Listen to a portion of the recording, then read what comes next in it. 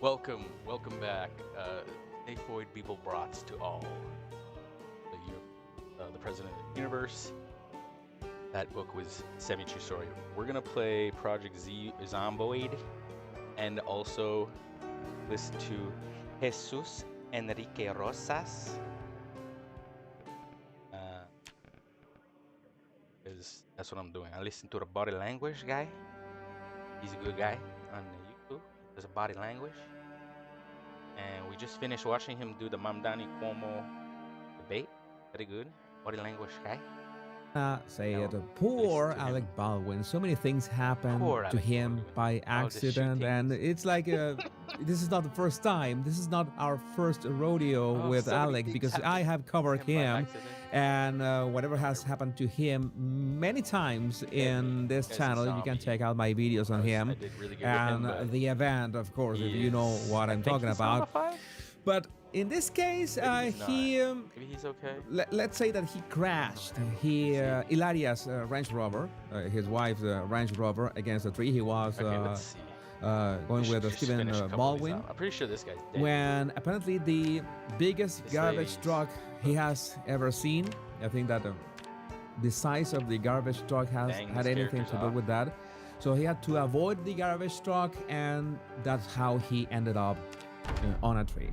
So that's against a tree, or I don't know how to say that, but let's watch the clip of the accident, because we have exclusive, not exclusive to the body language guy, exclusive to Fox News footage of the crash. Exclusive. And body language, yeah. I have a couple of things to say about the crash. It's not like I'm the crash analysis guy. I'm the body language guy. We're going to analyze Alec Baldwin's body language, but I want you to see the crash, so I want to make a point or two about this. So this was the event. This is the dash cam, or the front camera of the garbage truck that, quote unquote, caused the accident. I want you to look really closely, and I think the narration is a bit helpful. Dash cam video showing the moment actor Alec Baldwin crashed his SUV on the east end of New York's Long Island. I want you to notice that the truck stops before the intersection, before going in, right? So he must have seen that somebody was coming or not from the left side, like the other side. It's like this side, all right, of the screen. And then he enters very slowly that avenue to the right. I'm gonna keep playing. The video is from the front-facing camera on a commercial truck. You're seeing the truck here making what's believed to be a legal right turn, and then it's a completely legal right turn. And notice all the time until the crash. For the game, all right, because at this point the truck is already on the road on this avenue.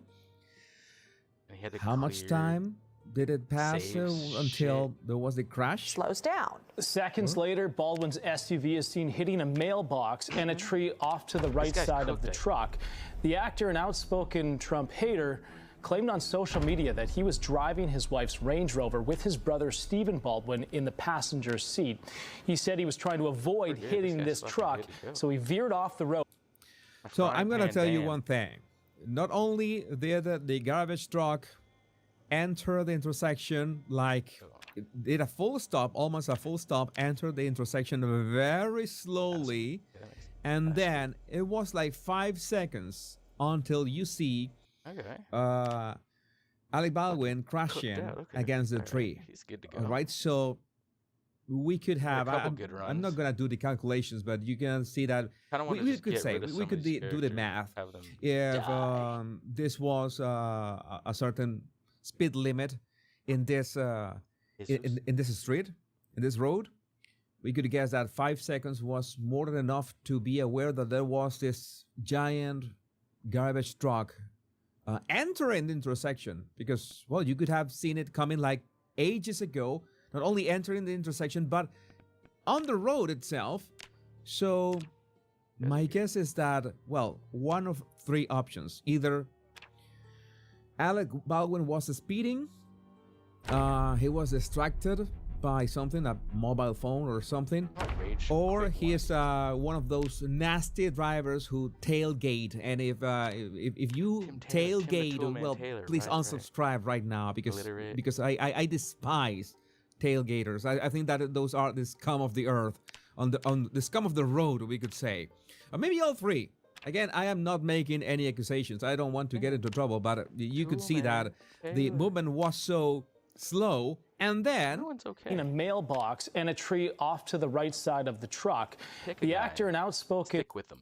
Is that I don't know. It is like he could have avoided that. It's like he was crashing at a certain speed. It was very strange. It was very strange what happened and the way it happened. But I'm absolutely sure that any normal human being could have avoided that crash should your eyes be on the road. So that's why I wanted you to take a look at the footage and see the timing. The timing is really odd. This does not look good for Alec Baldwin. And again, I think that he has to say some words, has to say something about this, because he ended up on that dash cam. I think that if nobody had found out about this, then why would you have to talk about this? Why would you have to record a video about this? Well, I don't know, but let's watch it. But this morning I was in this car accident. Guy cut me off in a truck. Big garbage truck. I mean, a garbage truck the size of... A guy cut me off in a truck. Okay, you saw the video and saw the time it took for him to dodge the garbage truck. A whale. I've never seen a garbage truck. It must have been something commercial for like taking away material from construction or something. You notice the pacifying gesture, touching his nose when he was saying that he had never seen a garbage truck as big as that. Never seen a garbage truck the size of a whale. I've never seen a garbage truck. It must have been something commercial for like taking away material from construction or something. It was the biggest garbage truck I've ever seen. Again, it seems that the size of the garbage truck has to do with it. If it had been, I don't know, a compact car, what would have happened? I'm concerned. I'm concerned about your driving, Alec. Anyway, I won't go into the details now and bore you, but to avoid hitting him, I hit a tree. I hit a big fat tree. Now this big fat tree. Next thing, I don't know, I'm sure that he's not going to say this, but next thing he could be saying is that the tree was walking and got in the way of him dodging the huge ass garbage truck. And crushed my car, my wife's car. I crushed my wife's car. I feel bad about that, but it's all fine, and I'm fine, and my brother's fine, and blah. Congratulations to everybody on the film festival. Thank you to the East Hampton Police Department, the town police department, for coming to my aid. Well, that was great that nobody got injured. They came in and we filed a report with them. Officer Gherkin is his name, Gerken.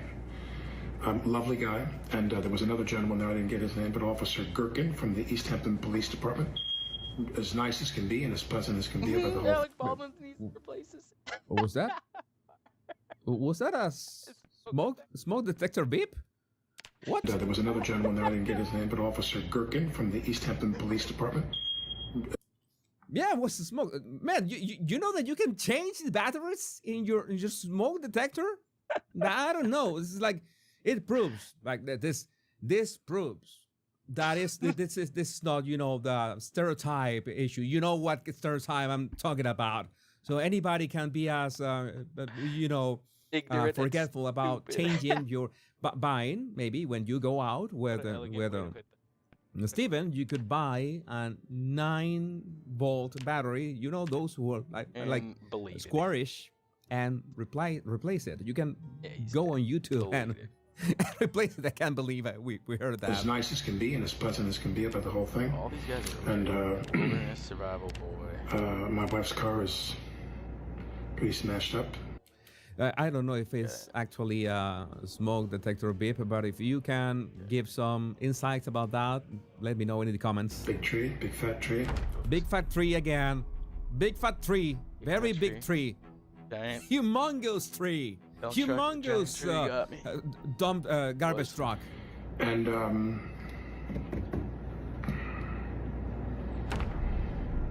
I'm going to LA to see my family. Oh, I understand. He's making this video for the people who are worried about him. Just to say that he is okay, alive and well, and nothing happened. Well, that is nice. I guess that Alec Baldwin, Ilaria, still have an audience, still have fans. That's normal. I've always said if Amber Heard still has fans, then anybody who appears on a screen can have fans. That is a fact. So maybe he wasn't making this video for his fans. Can't wait. Yeah, it looks absolutely natural. I'm going to LA to see my family. Can't wait. And his face. I'm going to LA to see my family. Can't wait. All right, yeah, it's absolutely. You're so happy that nothing happened to you, and you're going to LA to see your family. It's like the happiness is coming out of your pores in this, I don't know, outpouring of a joy. I went out to California to gather my family together, spend a few days out there, and then come home. And I'm still so proud of my wife. All right, it shows. Why would you record a video like this? Why would you say all this with this attitude? I mean, I always say it. It's like I always remember Alec from that Glengarry, Glen Ross, and so many other movies. But man, it's like he could use some of that acting here, and be in character. Get into character. Maybe that would help. But again, this is a bit. But it's great that nobody got hurt, even if it was a humongous tree and a huge garbage truck. But again, I would love to know what you think about this in the comments. My name is Jesus Enrique Rosas. I'm the body language guy. Yes. Much love Enrique and Rosas. bliss. The body language guy. That wonderful.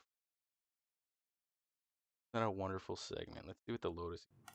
So I made this video a week ago about Hassan Piker, the left wing streamer, I kind of want to see who was apparently, has all the signs, as with all the videos that have surfaced, that he is mistreating his dog. It's basically this video in which he got upset of his dog just moving from her little bed, and apparently he shocked her with this shock collar. Now, first was the shock collar investigation that so many people have highlighted. A lot of stuff. It's insane. All the videos that are out there. I'm going to show you a few more details about this case. Just we catch up. Again, it has been a lot of content about this. First things first. Hassan showed the collar he uses on his dog Kaya, claiming it's a vibration-only collar. This is important. He said that it is not a shock collar. It's only vibration. He denied using a shock collar and suspects that her Duclaw got stuck on her bed. That theory from Hassan has already been dropped by himself. He has not repeated that theory, quote unquote, anymore. Video proof. Thanks, Tectone. You remove the prongs then use black electrical tape to cover the holes where the prongs go. It seems that these collars all work. Do you know that usually all these electrical devices have pretty much the same design? You have collars that are multi-purpose, that they can vibrate, but they can shock as well. But for the shocking, they have these prongs that have to be close to the dog's skin. So you can also remove the prongs, so you can use it only as a vibrator. But it is the suspicious thing that he was showing it, and it was not that hard to spot that he had covered the back of the collar with electric tape, so we could not see the areas where the prongs go.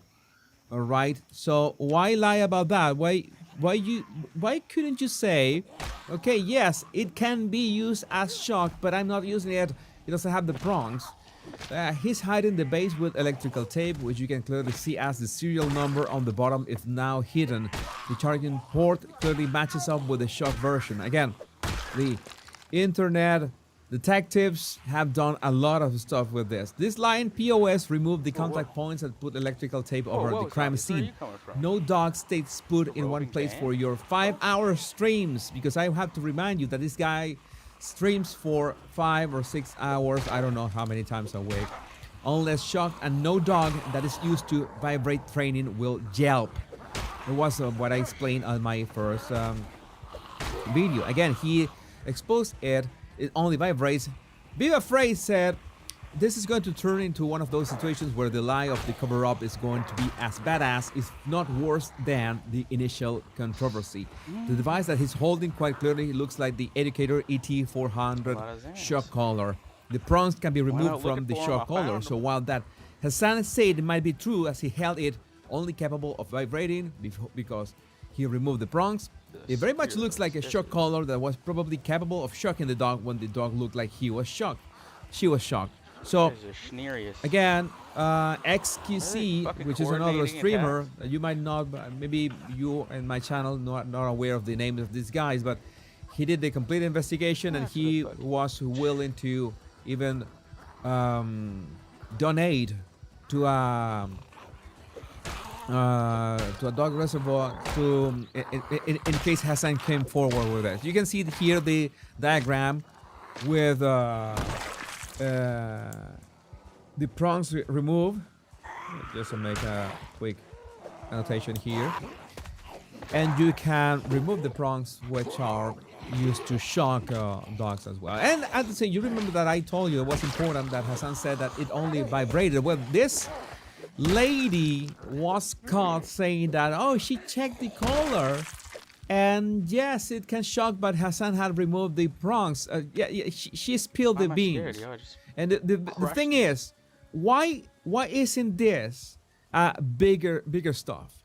Why hasn't this exploded? Well, the thing is that Hassan has actually a lot of power over so many streamers that are afraid that Hassan's crazy audience, because it seems that he's been doing this for years, they're going to go and mass report and mass attack those other creators' channels. So that's why they are afraid to speak up about this, and so many are afraid to come forward and say the thing that everybody is noticing. And this video, this is the actual video I wanted to show you.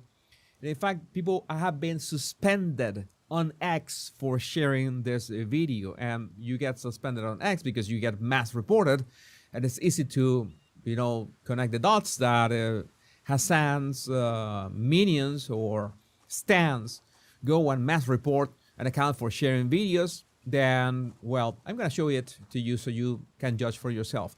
Hassan admitted on stream that he literally ties his dog to her bed to train her to sit still for hours and hours on end while he streams. Again, I made the point on my previous video that he is basically using his dog as a prop and to look relatable. Oh, it's nice that he's got a dog on the frame, right next to him. And since he streams for 5 hours, he wants to make sure that at any moment that anybody enters his streams, there's his dog right there. So she has to stay in her bed for hours on end. That would be that. I don't know much about dogs, but I don't think that is healthy for her. But this is the clip. And also, one of the parts of this training is also supposed to put her, like, we're using the elevated bed, as you guys can see. And one of the things with the elevated bed is that she has a leash on right now on the elevated bed, so she can't, like, really get off of it. So she now knows to sit in place for hours and hours on end. So he said that himself, and people are, well, his minions are upset that this video has been shared, and people are realizing, okay, so the plan all along was to make sure that the dog stays on her bed for hours on end, no matter what, no matter through which way or measure he's going to leash her to the bed for hours. So he's training her like that. And the moment that she gets out of the bed, she gets, well, that treatment, that vibrating treatment that somehow made her yelp. There's a lot of, there's a lot more stuff. I'm going to jump forward to a video that must be, I think this could be triggering if you like dogs. Fans of Twitch streamer Hasanabi have resurfaced an old clip showing him pulling his dog's tail. If you run right now, I will effing kill you. Apparently, this is not a new trend. This was with a different dog. Please, trigger warning. Okay. This is a bit hard to watch. Motherfucker, come here. Stay. If you run right now, I'll fucking kill you. Like, I'll actually kill you, okay? In front of everyone. Stay.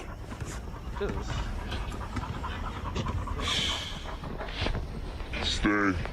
If you run right now. Yeah, you can see there that he repeats that, and they match it to an Instagram post that he did. So all that he was trying to do is for the dog to sit still so he could take a picture for Instagram.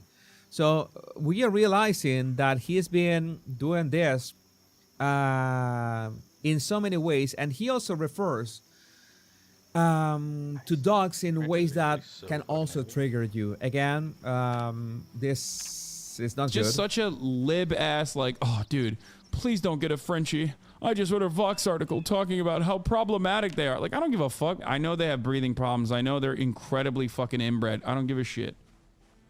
I know. I don't care. Like, I don't give a shit. This is a dog.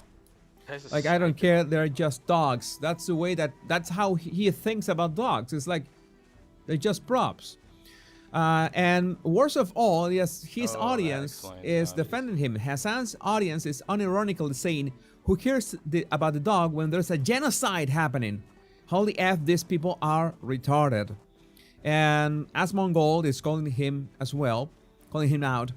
You guys really need to stop invoking Palestine every time someone you like gets criticized. It doesn't help you, and it certainly doesn't help Palestinians. Yes, that is absolutely not a good idea in any way. Again, there's a couple more videos that I can just skip, in which he just gets angry just because the dog is wandering around and is not on her bed. It's like there's more and more of them. At the recording of this video, I have counted 9 clips of him being upset from the dog being out of her bed. Again, another clip. This is more and more. This is so many instances of this. And Lacey, another streamer, reveals that his dog trainer, who also trains Kaya, Hassan's dog, asked him if he wanted to use an e-collar, a shocking collar. Oh, so interesting. Yesterday, during the stream, Hassan had the chance to very easily bring over the dog and show that there was no shock collar on it. That's all it would take to end the drama, and any normal person would immediately do that to stop the drama. Immediately. Okay, I'm gonna show you this. Oh, you think that I shocked my dog? He just brings the dog, takes off the collar, and shows it. Notice this just vibrates, but he didn't. He didn't, of course. And there's one more clip that I want to show you. Was interesting. Was this one, in which he was this lady, and the lady tells him that the collar is too tight. And in fact, for a shocking collar to actually work, you need the collar to be, you need the prongs to be in contact with the dog's skin. And now it's mainstream. I love. You see the captions. Love her. I think her collar's too tight. Well, it's here we get. It's, you have to be able to get 2 fingers, and I couldn't even get 1. I think you're choking her. She's like, it's she has a lot of neck meat. Again, there's another video in which there was like this Christmas that they were trying to fix the Christmas decorations, and he notices that the camera angle has the this kind of remote control on the table and he puts the remote control away. There's so much stuff of this happening. I just wanted to update you on this, have a follow-up video about this topic, but this is truly horrific. Again, I would love to know what do you think about this in the comments. My name is Jesus Enrique Rosas. I'm the body language guy. Much love and bliss. Very nice. Very, very nice, Jesus Enrique Rosas. As usual. Well, maybe you are already aware that Kim Kardashian has a very successful, very famous underwear brand, Skims. But you might not be aware yet that she just released a new collection featuring faux hair, like faux pubic hair. If this makes sense. The ultimate bush. What in the name of all that is sacred is this? What? Crazy. Check out what the photo seizures are. Gazingham. Birmingham is a no-go. Oh, great. The reminder, please check out Stelios' course on ancient Greek virtue ethics. You know we need them. You know you personally need them. I know I personally need them. We all know that we need them. So please check it out. It's definitely worth your time. I want to talk to you about how Enoch Powell was right about Birmingham, but from the lens of what's been happening with football. We had a bunch of MPs, the Islamo-communists, saying that an Israeli team, Maccabi Tel Aviv, shouldn't be allowed to play in Birmingham against Aston Villa. And they started a petition for that. It was Jeremy Corbyn, Ayub Khan, Iqbal Mahmoud, I think his name was, whatever. And they all joined in saying, no, this absolutely shouldn't happen. Basically, the Jezbollah brigade. And lo and behold, it worked. It was announced that they wouldn't be allowed to participate in it was announced that the fans wouldn't be allowed to attend, even though the match would go ahead. The decision was made by something called the Safety Advisory Group, and the West Midlands Police says that it had concerns about its ability to deal with protests when the Israeli side play at Villa Park. Who's going to be protesting them in Birmingham? Brummies. Yes, natives, I'm sure. Brummies. Natives. And so the Safety Advisory Group, which issues safety certificates, these are quite important because if you don't have the right safety certification, your insurance becomes extremely expensive. And that means that the cost of hosting the event becomes quite expensive. And that really affects everybody in the area because as a result of this, now everybody in Birmingham is going to have to pay higher insurance premiums for things like rioting. If you check out my Modad Geopolitics Substack, you'll find that I've been talking about the risk of rioting in Europe for quite some time. But anyway, what obviously then happened was that the Gaza MPs started celebrating that they succeeded, and that the Maccabi Tel Aviv fans won't be allowed to watch the match in Aston Villa. And they clothed it in the language of safetyism. That it was really for the safety of the people of Birmingham that this was decided. Now, the Tel Aviv fans are likely to destroy Birmingham? As a matter of fact, the Tel Aviv fans are quite nasty, and I'll get to that in a minute. I know. But I don't think they were the ones who were going to be destroying Birmingham. And the language here is, one, safetyism, two, the politicization of everything. Sports should be enjoyed by all, regardless of race, ethnicity, However, the political dynamics around sports spectacles cannot be ignored, and drastic action must be taken to ensure the safety of fans, players, staff, and local residents. So they touch on the language that is used by the British administrative state and the British left. If you watch my Realpolitik from Monday, I explain how the Muslim Brotherhood always uses the terminology of this culture in order to sort of undermine it and attack it from within. Please go check it out. And why, as always, this is the ever-pertinent question at the forefront of my mind. Why does it have to be our problem? Why did we have to import these Middle Eastern ethnic grievances in the first place? Good question. This is a completely unnecessary problem for us to give to ourselves. Look, another question is, this is a UEFA match, so the European Football Federation. And one of the questions is, why is Israel counted as a European country? I was just waiting to say that. It's the same question Eurovision gets. Yeah, I was waiting to say that. I feel like Europe ends at the Bosphorus. Yeah. I mean, even in Istanbul, it's called the European side and the Asian side. That's what they call it. Pretty much. So, yeah, like, Israeli teams shouldn't really be in UEFA, just geographically, right? But they are.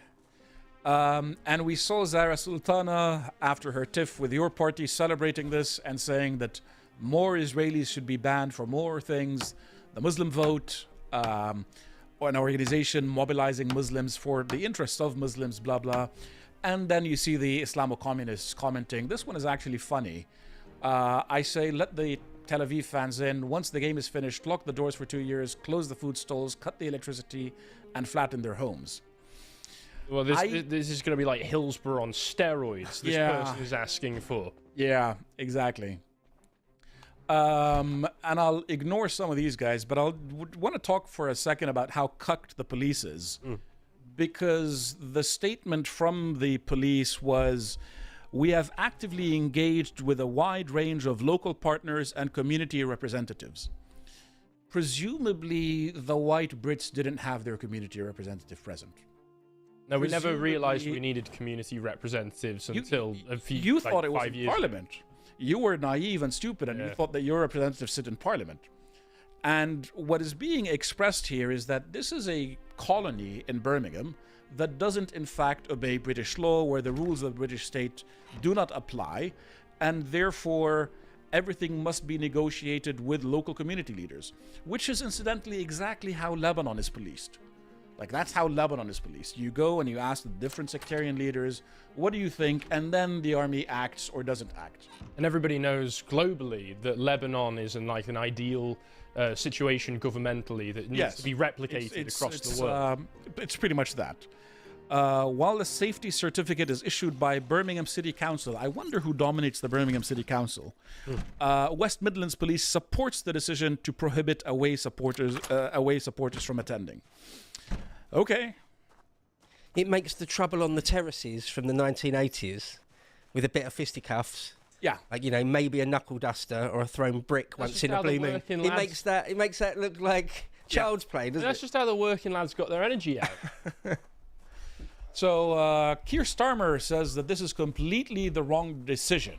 We will not tolerate anti-Semitism on our streets. The role of the police is to ensure all football fans can enjoy the game without fear of violence or intimidation. If only he was in a position of power and was able to do something about it. Yeah.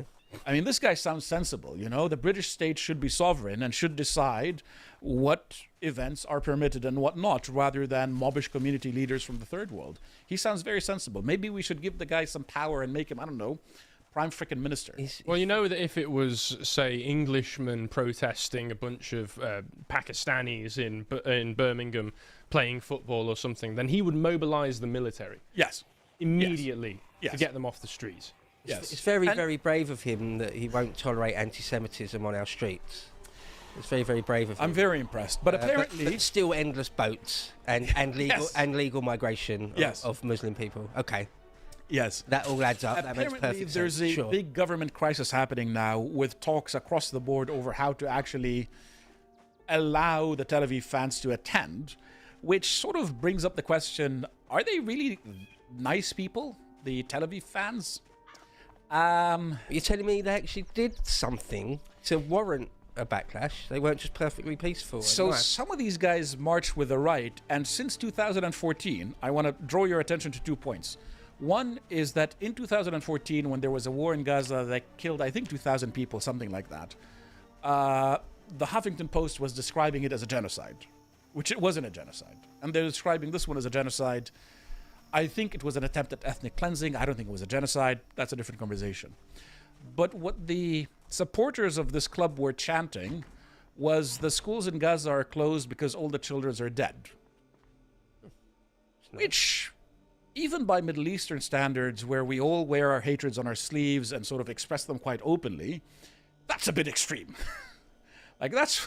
Not very polite. There's no school in Gaza, there are no more kids left. That's just evil. And these are the fans of the Maccabi Tel Aviv. There's no school tomorrow, there are no children left in Gaza. They chant nicer things like F the Arabs and so on and so forth. Let the IDF finish the job, blah, blah, blah. You expect some extreme nationalism, but celebrating that the kids are dead, that's just vile. That's just not cricket, chap. That's just not cricket, is it?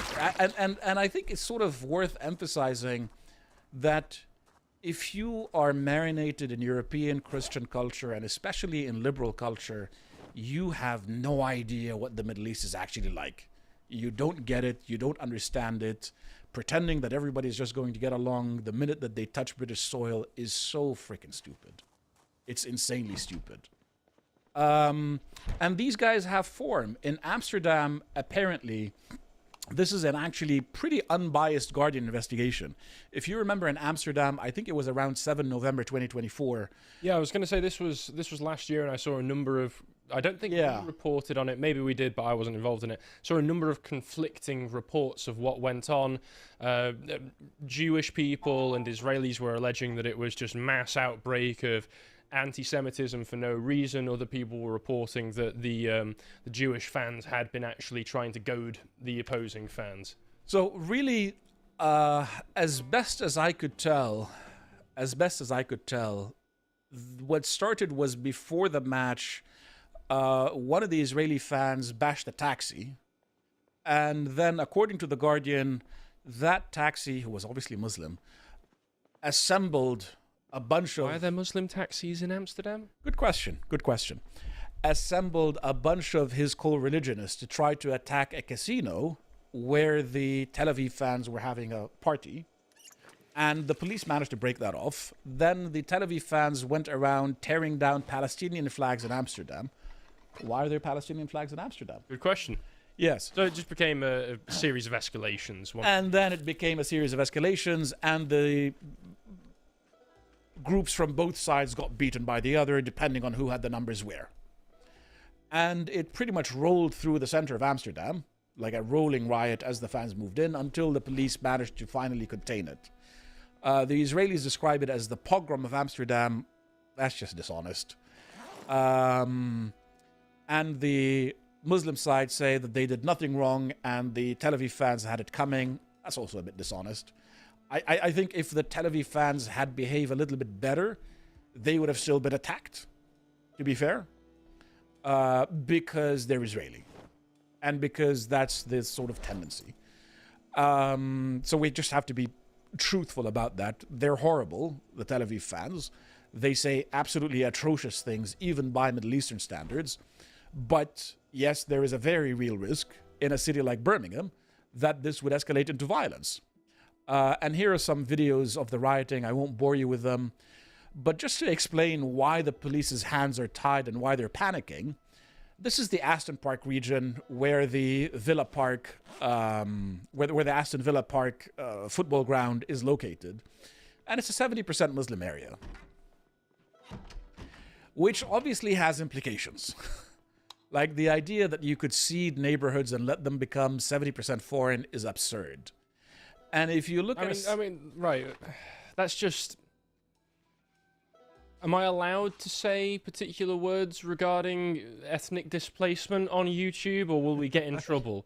Like, because, like, as Samson said, no. Yeah, I think everybody understands what's being said. I'm saying, yeah. But if you look at the area around it, it's 80% Asian British, British doing a lot of heavy lifting. The whole surrounding area is pretty much 82%, 80%. It's a big enclave. It's a big enclave. And the football field is located somewhere here in the middle. And you can easily see that getting people in and out is going to be quite risky because there is going to be... Say again? That's a tinderbox. That's a tinderbox. Yeah. That's a tinderbox. So the safety concerns are legitimate. but I don't think it was about safety. And I think had certain decisions not been made, and had this based gentleman been listened to, not this one, obviously, this moron. I was going to say, wait, what? Yeah. Based Lewis Goodall? Yeah. I mean, before I go to get to the based gentleman, I just want to remind you that a week ago, Robert Jenrick was saying that Birmingham isn't properly integrated, or that at least there were parts of Birmingham that weren't properly integrated. And all of the midwits said that he was absolutely wrong. And you have Lewis Goodall here saying that, no, it's a fantastic people, a success story, blah, blah, blah. But the obsession of the online right with it has been as transparent as it gets, by which he's trying to say you're racist. Fine, I don't care. So all he's saying is don't notice. Don't notice, and if you do notice, it's a good thing. You're allowed, because these people at the same time were saying, oh, it's such a beautifully multicultural city, which is a euphemism. That's just veiled language, which means it's not English. Yes. And you're allowed to say this if you're in favour of it, but if you're not in favour of it, then what are you talking about? You're crazy conspiracy theorist. A fantastic city where, okay, you're allowed your opinion. A success story, objectively not true. Objectively not true. Exactly. And you mentioned Powell at the beginning, yeah, because he was, I think, born and grew up in Birmingham, and certainly his constituency was just outside Birmingham. Yep. And so yeah, he called this like 50 I'll get to him, ago. but I want to insult the BBC a little bit first. Okay, go ahead. Feel free. When Jenrick said that there's a problem with integration, the BBC said that the 2021 census found 91.3% of Handsworth's population, the area in Birmingham that he was talking about, were black, Asian, and ethnic minorities. I don't understand how that's not English. Not English, exactly. It's significantly higher than Birmingham as a whole, which is 51% not English. But Handsworth demographic is not unique. Small Heath, Alum Rock, and Sparkhill are among Birmingham neighborhoods where the population is more than 75% Asian and British Asian, which is why this problem happened. For generations, the city has prided itself on its multiculturalism. Do you feel proud? Has it? Do you guys feel particularly proud right now? I can't imagine that all of the people who chose to leave Birmingham because of the way it was changing, who were born and bred there, were particularly proud of it. I wouldn't say so. It's like all of the Londoners who moved to Essex. Yeah, in pretty Kent much. I think we must be mad, literally mad. Yes. To have done such a thing. Like the Romans. Yep. I see that was the mouth of the river Tiber foaming with blood.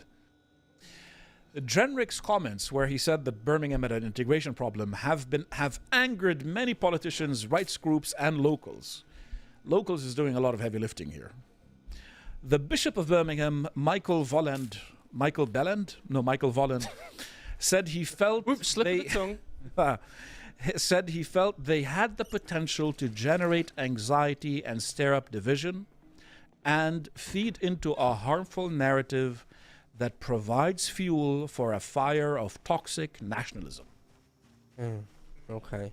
Don't pay I'm attention. so glad we avoided that toxic nationalism. You know, now every time Jews have to move around, they have to be in sort of armored vehicles, but at least there's no toxic nationalism. And again, this isn't a defense of the fans of Maccabi Tel Aviv. The point here is simple. If the British state is sovereign, then whoever it gives a visa should be safe anywhere on the territory of Britain.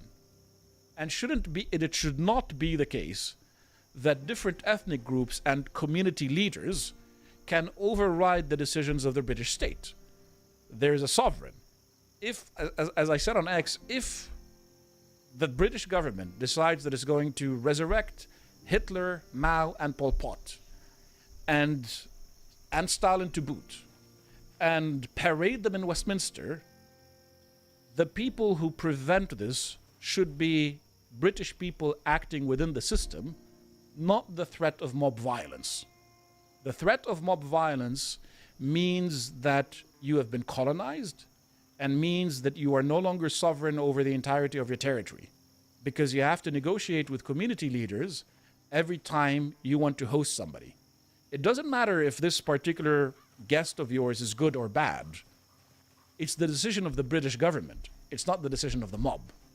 And what's happened here is that the mob has taken control of Britain's second largest city, and they're bragging about it while sitting in Britain's parliament. That's what's happened. I mean, for me, you know, I agree with most of what you're saying there. To me, I can't help but get the feeling that part of this is all by design. That the sovereign government because it sees these people as its own client group. Yes. It's not necessarily that they've entirely lost control. It's that they're allowing this to happen to foment confusion, to foment chaos, and also to be able to, as they have done with digital IDs recently, they make sure that the boats are still coming in to generate resistance to the boats, to give themselves consent, to manufacture the consent to say, here's the technocratic solution to this problem. Yes. They're not trying to solve the problem. They're trying to let the problem get worse so that people will eventually feel that they are willing to accept any solution that the British state proposes to them. Absolutely. Absolutely. Absolutely. This was always about divide and conquer, with the government acting as colonial administrators of the British people and treating them as a second-class group that needs to be subjugated and put down through the introduction of foreign elements that are more dependent on it. That's always been obvious, I think. And it's become more obvious with Starmer pushing for digital ID that is going to connect to everything that you do, that will eventually be tied to your social media and to your right to express yourself. This is very transparent at this stage. So let's listen to this base gentleman, Enoch Powell, and remember, if only more people had listened. A considerable proportion. In the case of Birmingham, it will be at least 2/5 will be occupied by the immigrants and their descendants by the early years of the next century. Fully separate, for the most part, from the rest of the population because of the numbers. If the numbers were small, then of course, like any very small minority, they would filter into the population. But nobody seriously imagines that if 2/5 of Birmingham consists of a first generation of descendants born here, of people from the West Indies, from Africa, and from Asia, there will not be a profound difference between that part of the population and the rest. You think nobody would notice? No, I think they'll notice, certainly. The question about is whether they will notice with fear and horror, unless someone announces to them that fear and horror are appropriate response to such a fact. And you think that human nature is such that unless somebody referred to it, nobody would notice that their own native cities were transformed, that the white population was moving out and a different population was... Yeah. It's an excellent series of clips from that interview, and Jonathan Miller, even back then in the early 70s, is presenting all of the same shit-lib mid-wit arguments that you hear to this very day. Oh, no, it's not that people notice, it's not that people don't like what's happening, it's that people like you point it out and tell them to be upset by it. Yeah. Yeah, complete dishonest bullshit. Yeah, Jonathan Miller's a scumbag. If you listen to Powell, I did a video again on the state of politics, and they were like half-hour, 40-minute odd one, all about the life and career of Powell. And he was so unbelievably prophetic. He's talking about 2/5. Yeah. Well, it's actually 70% now, or 90% in some regions. Yes, in he some was underestimating. So he's underestimating it, if anything. Yes. And he just calls it perfectly. He just describes the world we live in now, in places like Birmingham anyway. Just describes it perfectly. It's unbelievable that his name is just a byword, shorthand for insane, unreasonable, irrational bigotry or xenophobia. Well, not at all. I've noticed he saw the future almost perfectly. Yes, I've remarkable noticed thing. that because reality is now becoming unavoidable to certain elites, they are starting to not rehabilitate Powell, but at least acknowledge that factually, in terms of the demographics, he was right, even if they don't agree that it's a bad thing. So, is it the Rest is History podcast? State of politics? No, not the state of... No, not your... Not everything's about me, sorry. No, not everything. Somebody called you Pocahontas. Yeah, I like that. Not everything's about the big Pocahontas. No. I think it's the Rest is History podcast. With Tom Holland. Yeah, the Rest is History. Yeah, there was a recent episode. I think Dominic Sandbrook is that his name? The historian. They did an episode examining Enoch Powell and his legacy, and this Dominic guy, I saw a number of clips come out of it, was openly admitting that here's what Powell said about this city and that city. Here are the demographics now, and you can't deny by the light of those facts that he was correct. Yes. Now, he then went on to try to spin it and say you know, well, we did get all of these benefits from it, like the magnificent range of food that you could eat now, that kind of thing.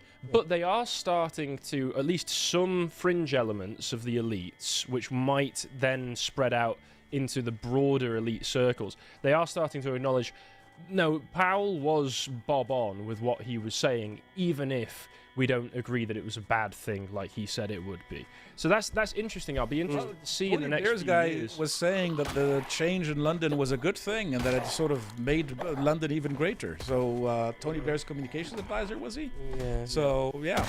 If you would like to watch the full uncut version that is also uncensored, head on over to lotuseaters.com to find out more.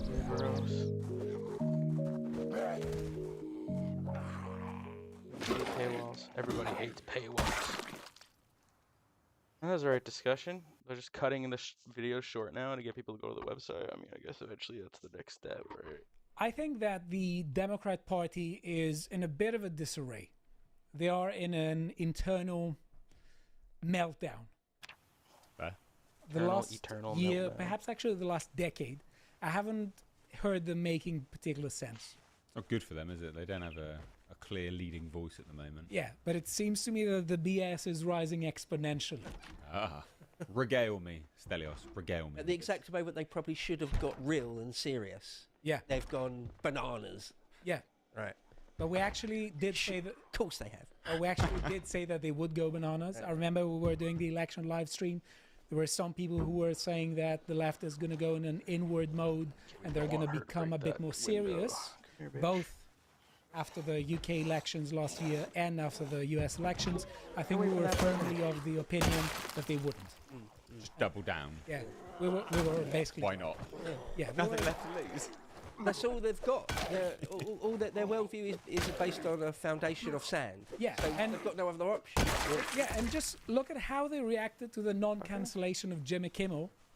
They basically started portraying themselves as the defenders of free speech and the First Amendment, and basically no one is buying it.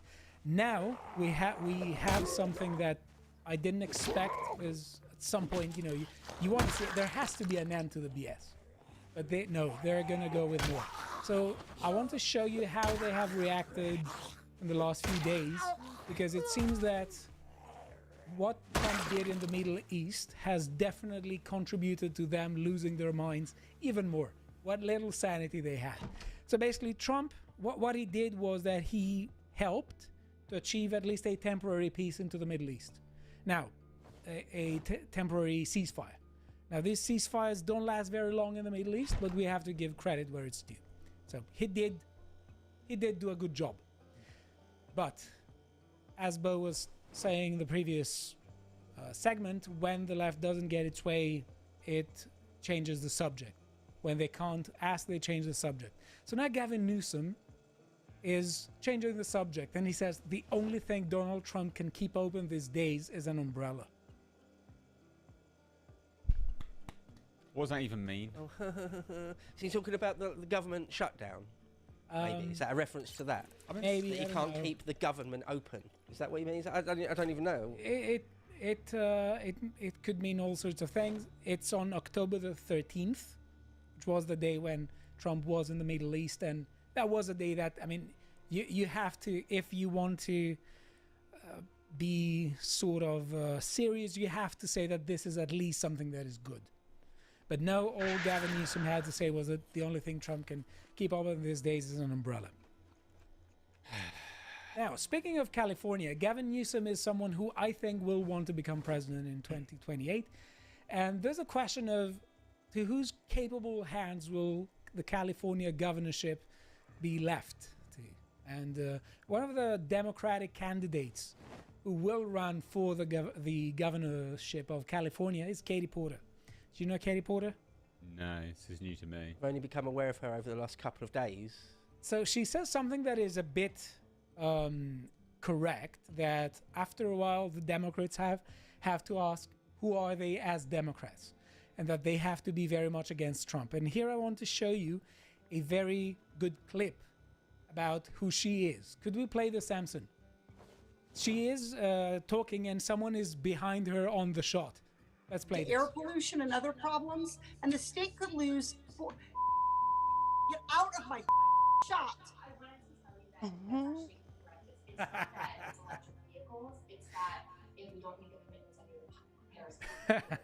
Okay, it does. Okay, you also were in my shop before that.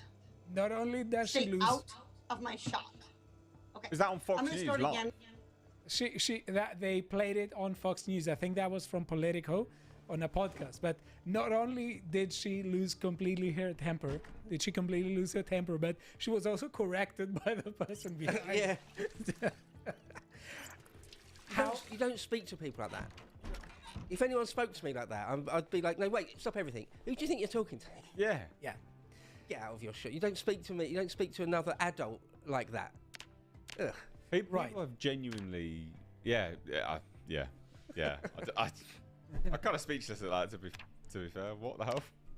Right. So after Gavin Newsom and Katie Porter, we are going to Kamala Harris and see what she's up to these days. October the 13th, she had a rant against Columbus Day, and basically she said European explorers ushered in a wave of devastation, violence, stealing land, and disease. They stop also the Aztec parties. Yeah. So this could have been us today. Is she making an argument against illegal migration? We don't want them people coming from overseas that bring diseases with. No, they're fine. Yeah, no, they're good. Those ones are all right. It's just the Europeans, the white Europeans, she's got an issue with. Yeah. They didn't bring anything else. They didn't bring any benefits of civilization. She's sober for this one, is she? Yeah, I was gonna say, is she still on the sauce? She's still sloshed out of her mind. Yeah, and now the Democrats are going the democratic socialist way, which is a way of them saying basically that they're socialists, but they try to sugarcoat it somehow. And one of the big names now is Zoran Mamdani. Oh, I hate this picture. Baby yeah. Let's look at what he said about Christopher Columbus. Here he is in front of a statue of Christopher, and he says, "Take it down." And this is from it's from June 18th, 2020. It's a port, mate. Yeah, and he is basically giving a middle finger to Columbus. Go back to Uganda. Yell that, brother. Just a quick word. Christopher Columbus got more guts and balls and tenacity than that man could ever dream of. He couldn't even comprehend the amount of daring do that Christopher Columbus undertook. And he doesn't eat with his hands. So civilized as well. Christopher Columbus did an unbelievable feat to cross the Atlantic, at least for the first time. I mean, he did do some other things when he was governor that were questionable, but still. No, but it's like the Europeans brought nothing good to the North American continent. That's it, because you can definitely... nonsense. What obvious nonsense. Exactly, because it's basically anti-European propaganda and anti-Western civilization propaganda. Because if you just look at the talking points of democratic socialism, that's exactly where it's going. Oh, yeah. It's the Europeans that made the United States the most powerful country in the world to end up winning the World War II on two fronts at the same time, and then the Cold War becoming the world's only hyperpower. That was European culture and civilization that did that. You're welcome.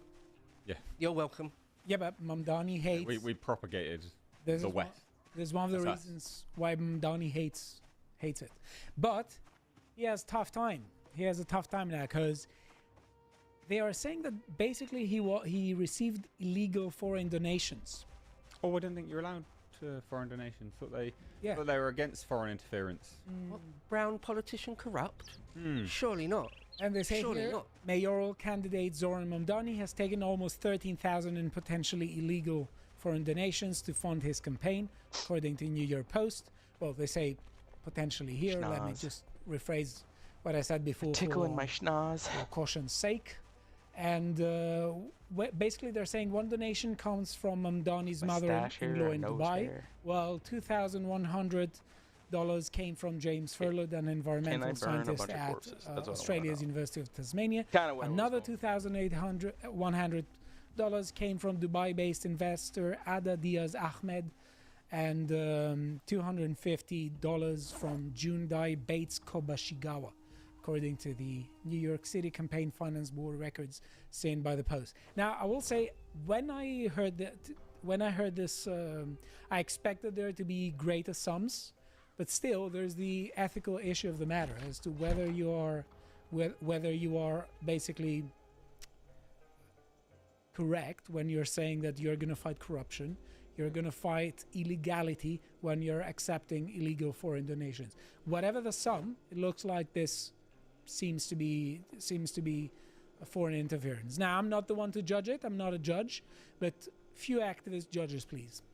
It's odd, isn't it? From Dubai to Tasmania. Yeah, because it's a bit weird. Like, what's a guy in Tasmania giving him money for? But okay, whatever. Right. So, do you know Letitia James? Hey, do you know Letitia James? Rings a bell. She's Attorney General of New York. She's one of the main people who prosecuted Trump. Oh, yeah. And she was saying, essentially, she accused Trump of inflating his assets in order to get favorable loans and engage in economic relations with favorable conditions. There's a clip from her saying, I think maybe it was before he got in. It must have been before he got in, where there's just a clip of her just explicitly saying, "We'll do anything it takes to get him."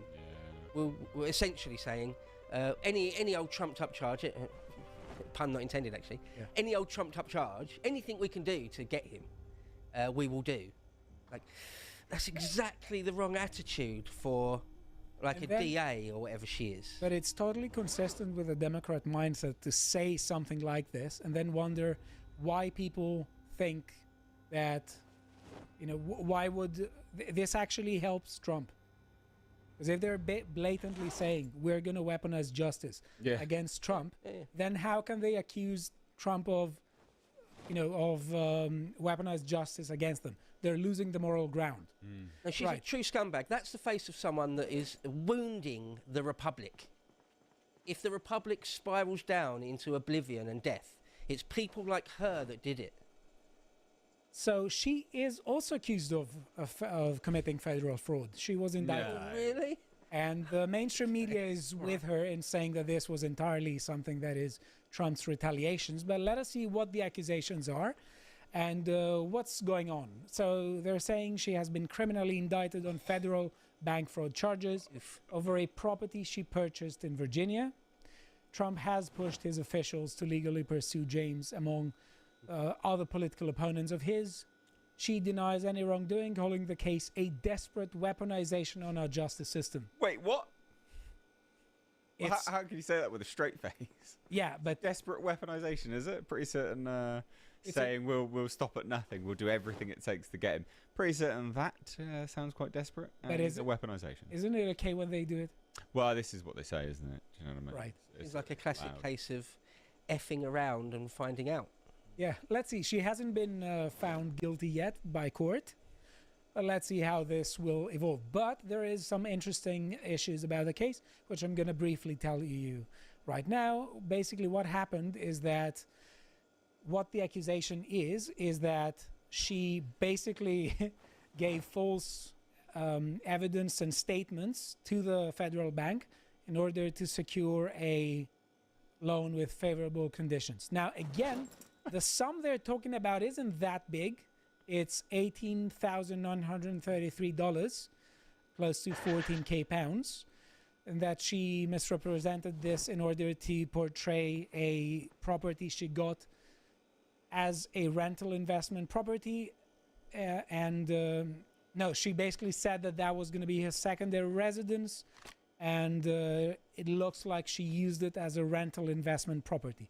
But if that, let's see what else happened, because it looks like she was harboring someone. She was giving shelter to one of her grandnieces in that house. Let's see here, Guardian and Letitia and Politico, they're basically framing this as being Trump's attack. And let us see this here.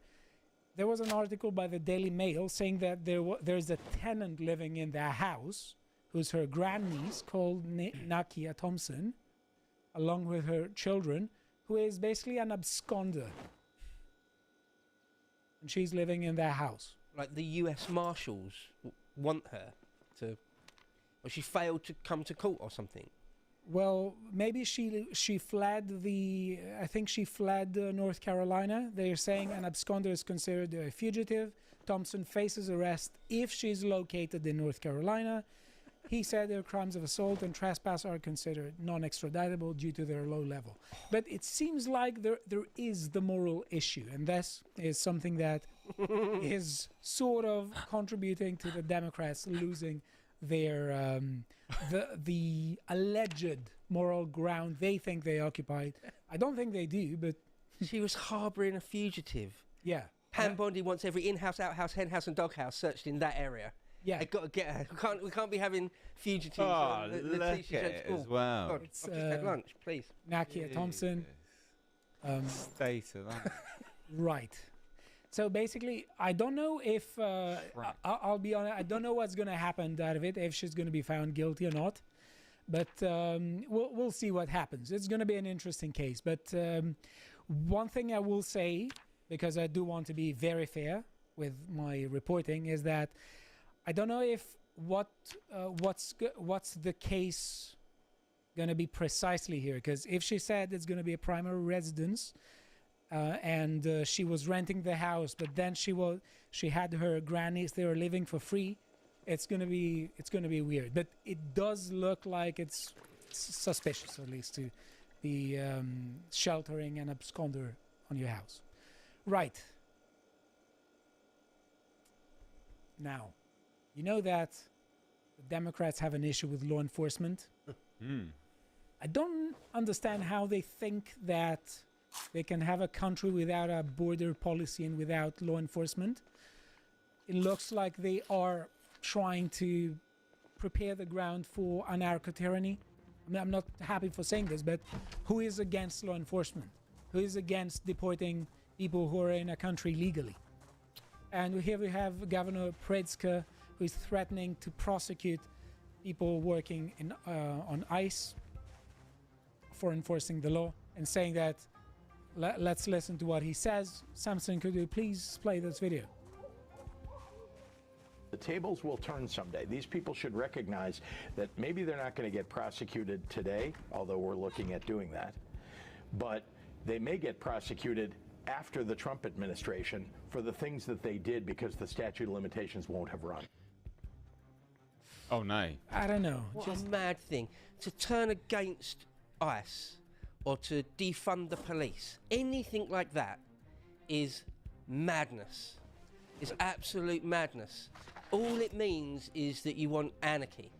That's all that means. I'm on the side that of means you want to destroy the country. That's all it means every time. On the side of violent criminals. Yeah. And I mean, people that shouldn't be in the country. Like, yeah. Aren't they the ones who have activist mayors and activists inside several institutions who are constantly pushing for giving criminals, and sometimes really hardcore criminals, many more chances? And they're releasing them all the time, like the Carlos Brown Jr. who murdered Irina Zarutska in 13 times, wasn't it? Yeah, 14 times released. And because basically they have activists who don't care about the common good but care just about their agenda. And here, just like the Chicago mayor who was outraged in 2023 about Texas bizzing illegal aliens to his city, and today he is basically outraged against ICE. They don't have any morals, do they? No. But they actually have no morals at all. Remember the previous mayor of Chicago, that female black woman? You remember her? Can't remember her name now, but she was all over the news all the time. And you thought that the new guy coming in would be better. He made a few noises that he wouldn't be as insane as her.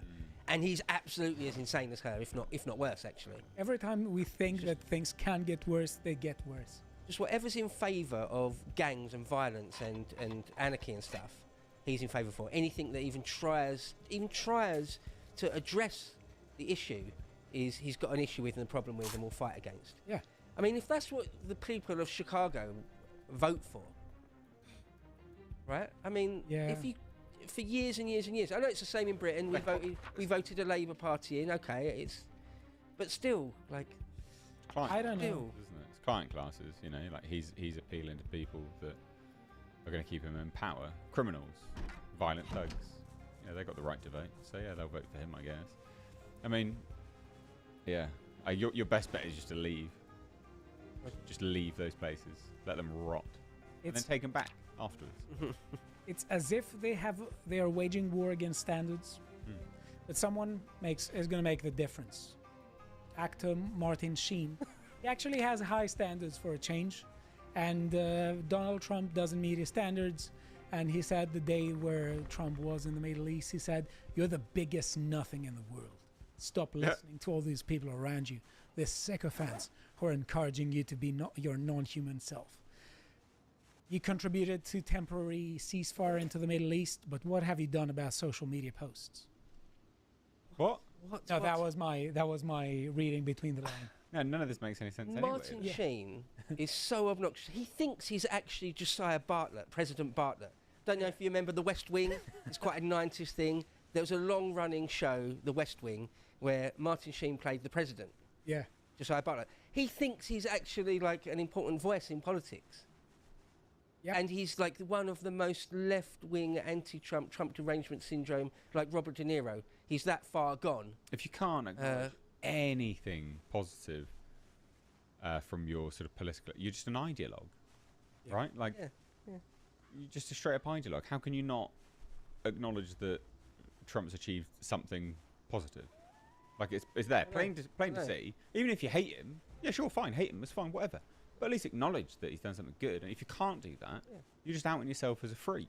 You're discrediting your voice, basically. Yeah. But I do respect the fact that he has high standards, and he focuses on the character gap on the left and says, let's raise things. We need to do more than what Trump did. Now, speaking of character, we have a new course out, Ancient Greek Virtue Ethics. Let's raise the standards upwards. Let's raise the standards, sorry, and discuss about timeless wisdom about the good life. I'm having this course, we're releasing it, where we're talking about the ancient wisdom of ancient Greek ethics and how we should raise ourselves from the gutter that contemporary society is trying to plunge us in. Right, so do consider buy this course, and also sign up for a webinar tomorrow at 6 p.m. It's going to be me and Bo. We're going to discuss about what this course is, what is most probably a course that's going to help you, who is it for, and we're going to ask Q&A that is course related. Right, so let's go back to the other celebrity, Mark Ruffalo. Nothing of a human being. Absolutely nothing going on in your brain, Mark. You're a moron. But aren't you a bit harsh? Imbecile. No. Aren't you a bit harsh? No, I'm being tame. I'm being super tame. I hate this guy. He's such a clown. But completely insufferable every time. Yeah. Yeah. Yeah, but isn't he a good guy? He is advocate. He wants fairness and equality and justice. No, he wants equity. Yeah. Yeah. That's all double speak for destroy America. Yeah. That's all double speak for communism. Yeah. It is. Destroy white people. And white people, yeah. Whose legacy is it? Because it seems to me that Obama was the one who took it out of the universities and basically mainstreamed it. It's Obama who brought it on the mainstream. I blame Obama. Here in hell. Obama is worried here. Because he says that on a podcast that a lot of what he and Michelle represented and tried to push forward, Trump is undoing. Yeah, great. You're good. Brilliant. Excellent. Let's go, Team MAGA. I don't see how this is against Trump, because it seems to me that Obama is the person who basically popularized all these victimhood narratives that are insanely divisive and try to make all kinds of lunatics saying that they're justified to using violence because they're just happy, because they're just faced with existential threats and they have to do it because they're in self-defense. That's not a legacy to be proud of. Yeah, no, right. Right, now, we're going to go to the next Democrat, Mrs. Freeze. Yeah? What is this? Sorry, I don't... Who is it? There's Mrs. Freeze, you don't know? No, what's this? Is the Democrat candidate for Virginia governor. What is this? She's Abigail Spanberger. She's what's she got on her head? She's Mrs. Freeze's head. Looks like one of the scientists from 12 Monkeys. See 12 Monkeys? Yeah, what is that? What was she... All right, everyone, chill. Let's look at this here, because she had a very bad debate appearance, and she was leading the polls, but now I think that's going to change, because she refused to condemn someone who was openly either calling for or being completely fine with political violence against a Republican and his 2 children. And there was a debate here, and we have the Republican candidate who was basically telling her that, are you fine with this political violence? You have nothing to say. And I want us to look at how, I want you to see how she reacted. Would it take him pulling the trigger? Is that what would do it? And then...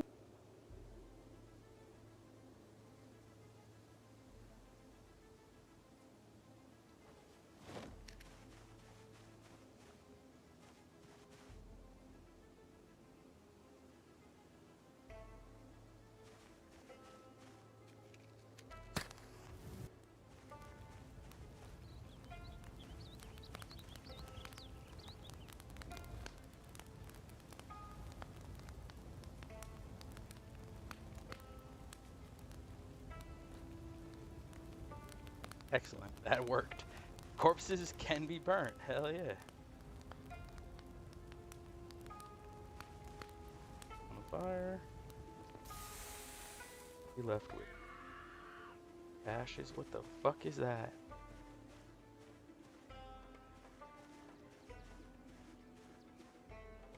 Hell is it? That was a little bit disturbing. Kept smirking, little Jupiter's delight, little... Yeah, exactly. The corner of the mouth starting to come up, and yeah, that's real bad. Yeah, I'm afraid. Disgusting. I'm afraid her condition has left a cold to her pleas of mercy. Right. So, and that was actually, I've not seen that before. Yeah. Area up a little they bit. Say here, I see reaction of woke them gubernatorial hopeful asked to condemn child murder text by her prospective AG. It's really not hard just to be like, yeah, that's gross. Yeah, I'm against political murder. It's not that hard. Yeah, no one should get murdered. Yeah. Right. Again, the point I made a little earlier about Letitia James, this is the face of someone. This is someone you can point to, an individual who helped undermine and perhaps ultimately destroyed the Republic. Yeah. Someone like her. I think basically this shows us that the Dems are basically rising in BS exponentially. Their rhetoric is just more BS. The more time goes by, the worse it becomes, and actually it frequently tries to conceal the moral corruption that we see in the justification of political violence or the refusal to condemn it. So it's become apparent that there's something wrong with modern morality. There is something wrong with what we think in which the good life consists. And that's why I asked Stelios to write me a course on how to be moral. Because thankfully, we happen to have a long history, written history of morality that we can actually call upon here, and we can actually reconstruct it ourselves. And so I asked him to write me a course on ancient Greek virtue ethics because he happens to be an Athenian philosopher with a PhD in philosophy. So who better to do it? Well, thank you very much for this. The course and the preparation for it and recording it was an incredible experience, and I'm very grateful for this. Really think, and I really mean this, like I think that actually it is our job in this time and this place to start putting all of this back together, and that's why I asked Stelios to do this course, and that's the purpose of this course. But we are also going to do a webinar where we answer questions. There'll be a Zoom call that you can get a link to. It'll be free. You can just come, we'll put it up on the website. Just follow the link in the description. And I really think this is a part of the reconstruction of the West more broadly. And I think that without someone undergoing a project like this, then the job will never be done. I just think we fall into the modern immoral rules-based order, and that's the future unless we do something about it. Come and join us. Like I said, it's going to be free, so we're just going to hang out and talk and explain exactly why this is so important. And if you want the course, the link is in the description, or go to courses.lotuses.com and pick it up there. And thanks for watching, folks. too much daylight left.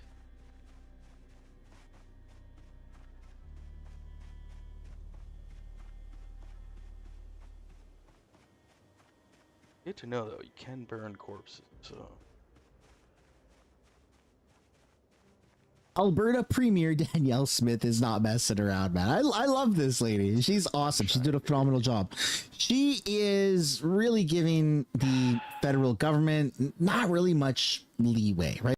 His name's Sorry Not Sorry now. Mr. Sunshine, baby. I think that... The reminder, please check out Stelios's course on ancient Greek virtue. Stelios. What else we got here? Trump's Israel-Gaza deal. They go over this? I don't know in what order this is playing. Did we watch this? Let's talk about the shaky and potentially already crumbling peace that has been enacted in Israel and Gaza over the past few weeks, and what's been going on with that. First, though, I'd like to say, a big thank you to everybody who tuned in to the webinar to speak to Bo and Stelios last night on Stelios' Ancient Greek Virtue Ethics course. From what I've been told, it was a great success, and everybody who joined in was very polite and cordial, asking very interesting and relevant questions. Anything you'd like to say to everybody? Yeah, no, it was really good.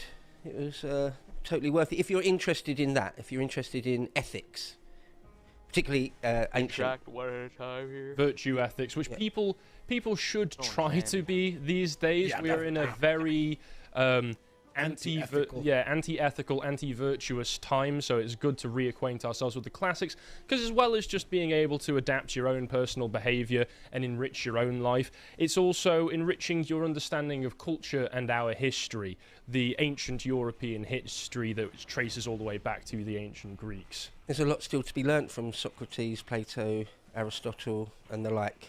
Yep. Don't believe the Karl Popper propaganda that Plato's bad. No, I certainly will not. No, that I've been talking about our. I was literally talking with Firas about that beforehand. Okay. Honestly, Karl Popper's critiques and ad hominem examinations of Plato, they just seem to be just bad faith attacks on what serves as some of the foundations of Western philosophy. When someone tries to attack the bedrock of your civilization, he's an enemy. Certainly. Yeah. That's not that everything Plato ever said was brilliant. In some ways, he's mad. But there's loads there that is fascinating and interesting and of value. And of eternal value. Yeah, big time. So if you're interested in that sort of thing, consider buying Stelios's 8 or 9 part lecture course. He's put a lot of hard work. The guy's a PhD, he's a real life Athenian philosopher, so you can do worse. The course is very worth it. You can find it on courses.lotuseaters.com, and you can select from 3 price options. If you'd like to just pay all in one lump sum, you can pay £325, or you can split it across 3 payments for £108.34. So please consider doing that. It will be very much worth your time. With all of that said, let's get more deeply into the news. So at the end of last month, in September, Trump presented a 20-point Gaza peace plan in full, which was set to be deliberated and agreed upon by the representatives of Gaza and Israel and Netanyahu. They said at this point that Israel and Hamas had signed off on the first phase of his 20-point Gaza peace plan, and in this BBC article, they include the peace plan in full. It says that he unveiled the plan at the White House on the 29th of September alongside Netanyahu, and on the 3rd of October, Hamas said it had agreed to return all 48 remaining hostages that were being held in Gaza in exchange for Palestinian prisoners in Israeli jails and Gaza detainees, because part of this was that obviously there were Palestinian prisoners who'd been given life sentences because of their involvement in Hamas and other events like the 7th of October. Part of this whole deal was to return those over to the Palestinian authorities. And there was also the idea of handing over the governance of Gaza to Palestinian technocrats, although one of the most important and I think consequential, if they actually get to do it, developments in this proposal is that there will be a technocratic, apolitical Palestinian committee who are also overseen by a supervisory international transitional body called the Board of Peace, which will be headed and chaired by Donald Trump, but also have other advisors like Tony Blair, because Tony Blair may end up being what he was always born to be, which is some kind of Middle Eastern colonial administrator, if he were born in more civilized times. But obviously this is at the same time comprehensive and vague in many of its points, because there comes, from the very first point, you can see that they state that Gaza will be de-radicalized, terror-free zone that does not pose a threat to its neighbors. And already in that kind of language, we can see where some of the disagreements and issues might pop up, because you ask the question, what does terror-free mean? Who gets to decide what terror-free constitutes? At what point do you measure that something has become terror-free or terror-free enough to meet the very first point of this proposal? And because of that vagueness and the fact that you are trying to bring peace to a very unstable region of the world in the first place, we can already see a lot of the cracks starting to emerge in the past week or so. And speaking of this week, as a result of these agreements going ahead on the 13th of October, I think that was Tuesday, was that Monday or Tuesday? I think that was Monday just past. Trump has declared an enduring peace and prosperity in the region, which may yet prove to be somewhat premature. Well, one of the things I said, I did a little video with Nate, Mr. Hate Reviews, that's on a little channel, The State of Politics. Again, The State Only of Politics. Little.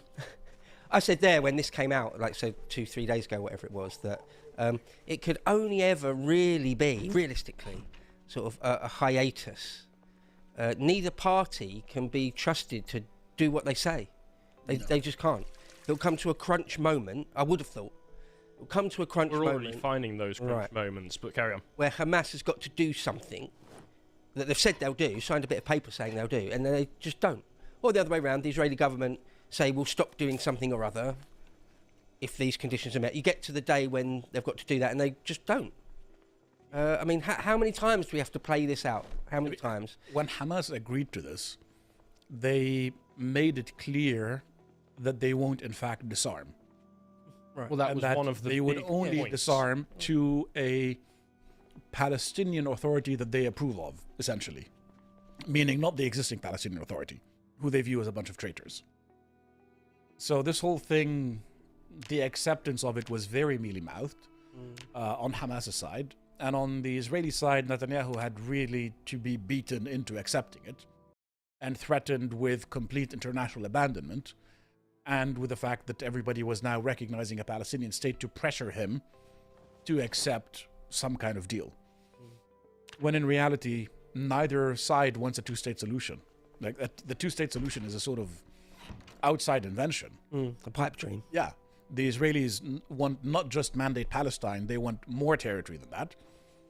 And the Palestinians, particularly, well, Hamas at least, they want a universal Islamic caliphate that includes Palestinian territories. So this is very fragile. The idea that it's an enduring peace, that's probably going to age badly. Well, I mean, one of the things with Donald Trump is that he likes to project strength. Yes. And he likes for all of his statements to be completely definitive, even if in the long run they prove to have been only temporary. And I think this is one of those cases, because already when he was doing his tour of the Middle East earlier on this week, when he was giving his speech in the Knesset, and when he was giving his speeches in Egypt as well, where it was, what was it, Sharm el-Sheikh. Thank you very much for the aid in pronunciation there, which was also being attended by people like, I believe Tony Blair might have been there. You've also Starmer was there. Macron was there. Meloni was there. The Qataris were there. The Egyptians, obviously. The Saudis and the Emiratis were not that enthusiastic, so they didn't send their highest representatives. But they sent high enough people because nobody wants to upset Trump. And if you look for the video of Trump humiliating Starmer, it's actually quite funny.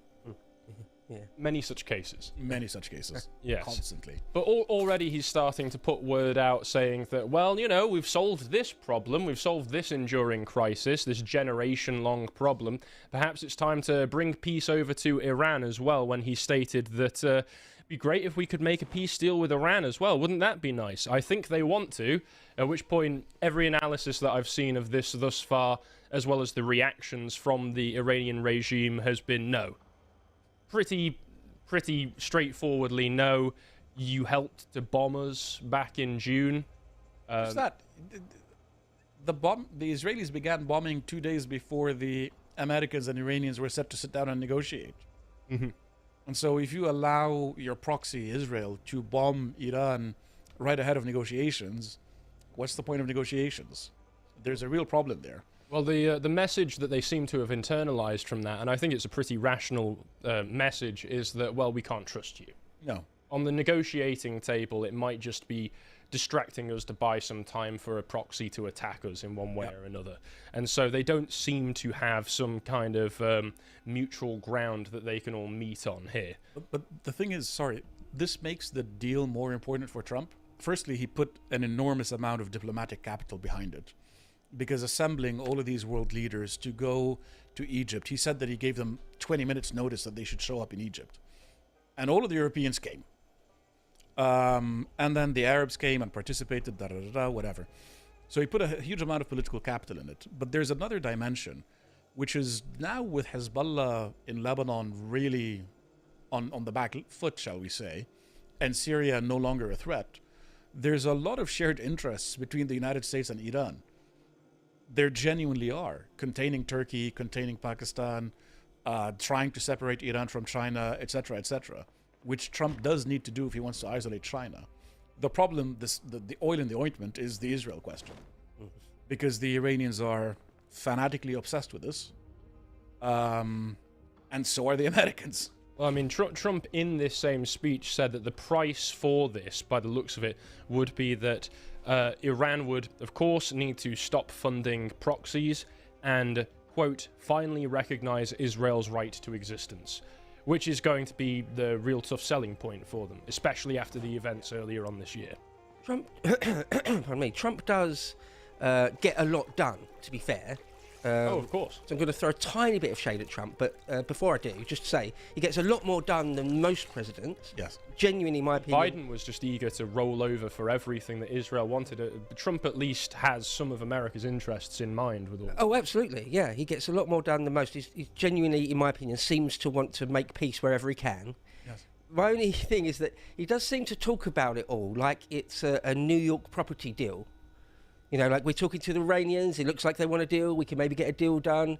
It's like, it's more than that, right? It's thousands of years of sort of ethno-religious conflict. It's not just getting two guys round a table, hammer something out, get your lawyers to agree, done deal, everything's sorted, end of story. It's not, it's not like that. I mean, everyone knows that. I'm not, you know, it's not a great insight, but that's just how Trump often seems to talk about it. I don't know, it's not really realistic. It's not realistic. And with that, already in this article and others that I've got here, there are other reports that within Gaza, a few days after the peace has finally been declared, we've got the ceasefire, we're getting the negotiations, Israeli hostages have been released back to their families in Israel, or the bodies have been reinterned back over to Israel, and Hamas and Gaza have had some of the Palestinians released back to them. Well, they're already reporting here that internal violence is starting to erupt in Gaza again. There have been videos shared online. I have not seen them myself. Supposedly they are quite gruesome, where Hamas militants are conducting summary executions of men who it's accused of being criminals and collaborators with Israel in the middle of a public square. And in Israel, with the crowds cheering and being highly supportive and showing for the most part that, yeah, Hamas is the only game in town. And even within that, in this report here from Fox News that I watched earlier, the analyst that they get here says openly that there are interfactions within Hamas, some of whom are collaborating with the IDF and Israel within Gaza. Yes. And they're the ones who seem to be being targeted by these more militant types as well. So again, if you are collaborating with the people that you're trying to strike a deal with, and at the same time there are militants within there who don't want you to do that and will just publicly kill you to cheering crowds, that again raises the question of whether these kinds of peace deals will be able to hold. in the long term. And it says further, in Israel, the largest group representing the hostages called on their government to immediately suspend all ceasefire implementations as it accused Hamas of violating the terms of the deal by handing back only 4 of the 28 remaining bodies of deceased hostages. In response, Israel has decided not to open the Rafah crossing between Gaza and Egypt, which is one of the crossing points for aid delivery. I am aware that they are taking in many more, a lot more aid than they were previously, but still keeping the Rafah crossing closed. They're keeping that as a negotiating tool, I would imagine. And further, they've started to say, Hamas are saying that, well, we want to return more of the bodies, but we can't because they're all buried under rubble. We need for more aid to come in so that we can have the technology to unearth this rubble and get these bodies back. Israel is saying, no, according to our internal reports, you do have access to at least 10 more bodies that you can get right now and return to us. So already the lines are starting to be drawn again. The disagreements are popping back up. We'll see what happens. I mean, the United States have been playing this game since the 70s, really. You get the leader of, some sort of leader of the Arab side, the Palestinian side, some sort of leader of the leader of Israel. And whether it's on the White House lawn or at Camp David, whatever it is, you get them to shake hands, you get them to agree to something, you get them to sign a bit of paper, and on the ground, they immediately start killing the militants. Just still do what they're going to do. Because neither side we've done this genuinely respects the written word and respects any kind of legal commitment. And because for the Palestinians, this is never going to be acceptable. And for the Israelis, what is acceptable to the Palestinians is a threat to their survival. Well, so it's an impasse. It's a classic impasse. How do you ever really resolve that? And it doesn't look like it's going to be resolved. And I think the best that can be hoped for is that Trump's force of character means that the deal is partially implemented. And everybody accepts that this kind of partial implementation is the best that they can get. So the Palestinians stop getting regularly bombed, and there is some aid, but there is no reconstruction and all of that fancy stuff about a Gaza Riviera and building economic zones in Gaza and solving this issue permanently. That sort of gets kicked into the long grass. Yeah, many of those 20 points were dedicated entirely to the economic recovery and trying to present some kind of international humanitarian human rights vision of Gaza and Palestine, where the Palestinians can begin to live productive economic lives again. But that is so far down the line from where we are right now, and so much of Gaza is just rubble. You'd need an international force going into Gaza and shooting what's left of Hamas or putting them in jail or subjugating them somehow, which is difficult to see because for the Israelis, having a international army on their borders that is actually possibly hostile to them or from countries that are hostile to them is never going to be acceptable. So the only way this can be policed is international forces with a very real aggressive mandate that applies to both sides. And for Israel, absolutely not. We have nuclear weapons. We will never allow this. And for the Palestinians, if you stop us fighting, Israel will attack you, which is what they did to the Jordanians and what they did to the Lebanese. So they attacked Jordan and Lebanon when the state in both of these countries tried to say, look, you can't just be running amok, doing your own insurgency thing while we're in control.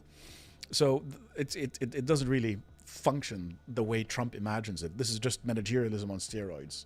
Plus, the UN will never be able to do that. The full-blown UN forces with the blue hats on and all that sort of thing, because there's far too many countries in the UN that would veto such a thing. Right, so that's not going. It's just not going to happen. And perhaps Tony Blair can bring them all back to the table. Yeah, will Tony Blair ever get to be the viceroy of the Gaza Strip? Maybe maybe Tony Blair is the secret to peace in the Middle East after destabilizing it so much in the first place. But what you're discussing there of the idea of, well, international forces would need to come in and basically administer the whole thing by force. Well, because of all of the tensions that have cropped straight back up, we're basically getting that, or at least threats to that effect, from Trump on his Truth Social post saying, if Hamas continues to kill people in Gaza, which was not the deal, we will have no choice but to go in and kill them.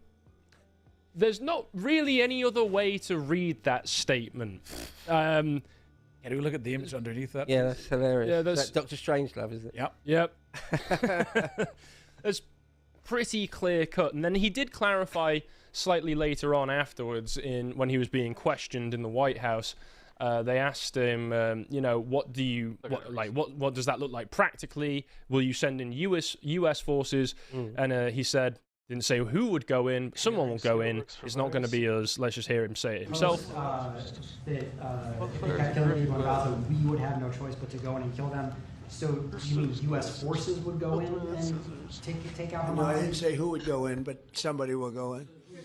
It's not going to be us. We won't have to. There are people very close, very nearby that will go in. They'll do the trick very easily, but under our auspices. Could I follow up? You also posted about foundational your method call. of gain tailoring experience. I wonder what that means. What, the Egyptian army? The Jordanian army? The Israelis would never accept the Egyptians. What does that mean? And so it would be some kind of, like the Indonesians have said, we're willing to send 20,000 people. Really? The Indonesians go in. Said that they're willing to send 20,000 curveball. Yeah. Out of nowhere, Indonesia. Isn't Ian Miles Chong Indonesian or is he Malaysian? Got no idea what. Ian Miles Chong leading the force for Trump. Could you imagine? He becomes viceroy of Field Marshal Chong with his marshal's baton. I'd pay to see that one. I'd pay to see that. That would get what I voted for. I think he's Malaysian, but that would be hilarious. Either way, that would be hilarious. It's just not happening. I mean, I don't see it. Yeah, I mean, who possibly would the Israelis accept to do that? So maybe the Emiratis and the Saudis, but even then, the level of Israeli mistrust of everybody around them is insane, and it's not coming out of the blue. It's not irrational mistrust or anything like that. Sure. And for the Palestinians, if you're going to end up with some kind of non-Muslim force governing them and trying to tell them you've got to like Israel now, and we're going to change your education system, and we're going to be managing your health system, and we're going to be sort of running you as a colonial province, they're not going to accept that either. They're not going to accept that either. The idea that you can just sort of bribe them into accepting it, okay, how? Explain to me the mechanics of doing that to 2 million people who have just been bombed to smithereens. If you look at aerial images of Gaza, the extent of destruction is just insane. The Israelis have been doing this thing where they send armored personnel carriers, load them with like a ton of explosives, put them on a remote control and just detonate them in the middle of residential areas to just tear everything down as a cheaper alternative to just bombing them from the air. Well, I mean, and currently, after you do this, you're not going to have a lot of de-radicalized, terror-free people. In the same way that if you go around raping and murdering Israelis out of the blue, you're not going to have a lot of de-radicalized Israelis. I mean, that's absolutely true, and you can see even now in the Independent article talking about how it had only been 24 hours, they said Palestinian health officials reported 7 people inspecting their homes in East Gaza were killed by Israeli drones, which is a violation of the ceasefire, and the Israeli military denied it, telling the Independent that the individuals had passed through a yellow line to which they had withdrawn.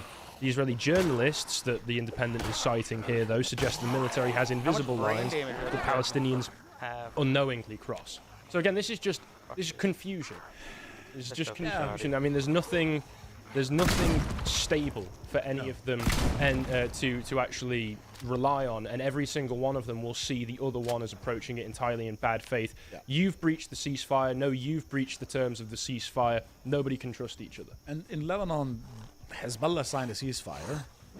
They didn't adhere to their side of it. They're not attacking Israel anymore, but Israel is bombing Lebanon, I want to say weekly, sometimes daily. And they're bombing the equipment that is used for reconstruction, saying that it's being used to rebuild Hezbollah positions. We can't verify either way. But I looked at some of the stuff, like not all of it is Hezbollah. They're just bombing stuff to make sure that people don't go back to South Lebanon, so that there's more pressure on Hezbollah through the civilians.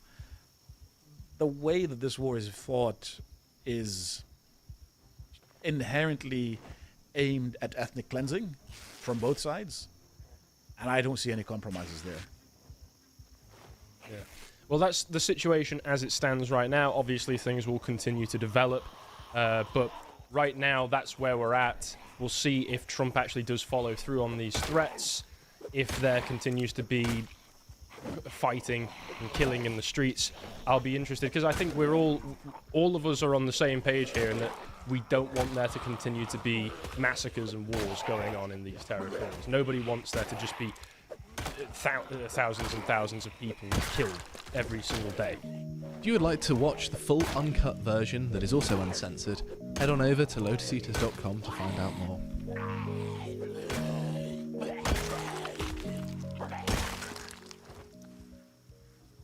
Alrighty.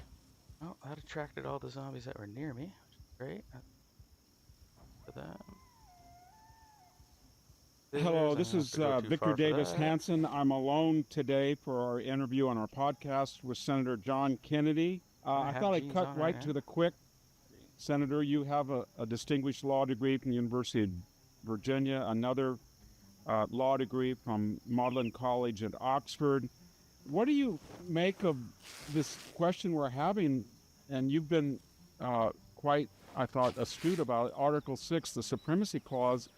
It seems to me that the federal government is trying to enforce something that's pretty clearly a federal matter, that is immigration, and we've got the Chicago Police Force not, I guess you would say, not responding to a call. We have governors and mayors who are actively urging people to resist federal law, even to make sanctuary areas where the federal government cannot go. Where's this all going to lead if we're not careful? Well, first, Professor, it's an honor to get to talk to you. I follow everything you speak and write. Thank and you. my wife at Becky's even a bigger fan. It is clear to me, after going through 4 years of this with President Biden, that the Democratic Party today listen to John Kennedy in believes the office that vetting people at the listening border to the conservatives in is racist. I think it's pretty. But there's no doubt in my mind. Some will say it, others try to mask it, but that they just believe in open borders. Now, that is their privilege, their right as an American to believe that. But they can't not follow the law, and the law is very clear. And most Americans, they look at the southern border like they look at their front door. Most Americans lock their front door at night. They don't do that because they hate everybody on the outside. They do that because they love the people on the inside, and they want to know who's coming in and out of their house. And so you can be both for legal immigration and against illegal immigration without being inconsistent. I've just finally concluded that the Democrats, they'd be much more honest intellectually if they'd just say, we don't think there ought to be borders. And you see it in their attitude about sanctuary cities. What they're doing, Professor, is clearly illegal, as you pointed out, the Supremacy Clause. What do you, I mean, we've had that in our past with South Carolina in 1832, and then events where states said that federal laws did not apply to them, or federal property even. That was a precursor. Are you worried that we're getting inch by inch closer to some kind of, I don't know, what would be the word? I don't think we're going to have a John Brown raid anywhere, but who knows? I mean, we seem like we're getting to that they know that what they're doing is wrong, and yet they feel they have the moral high ground to go ahead and do that legal wrong. And you're entitled under our Constitution to think the law is immoral. You still have to follow it. Yeah. And if I were king for a day, I'm not, and I don't aspire to be, I would do just what the Trump administration is doing. I would enforce the law. I would send in ICE agents, and I would offer to these mayors and governors who clearly have a crime problem, particularly in urban areas. I would offer to also send in law enforcement personnel to help them with their crime problem. I just can't, if I were mayor of a major city today or the governor of a state with a crime problem, I would welcome additional law enforcement help.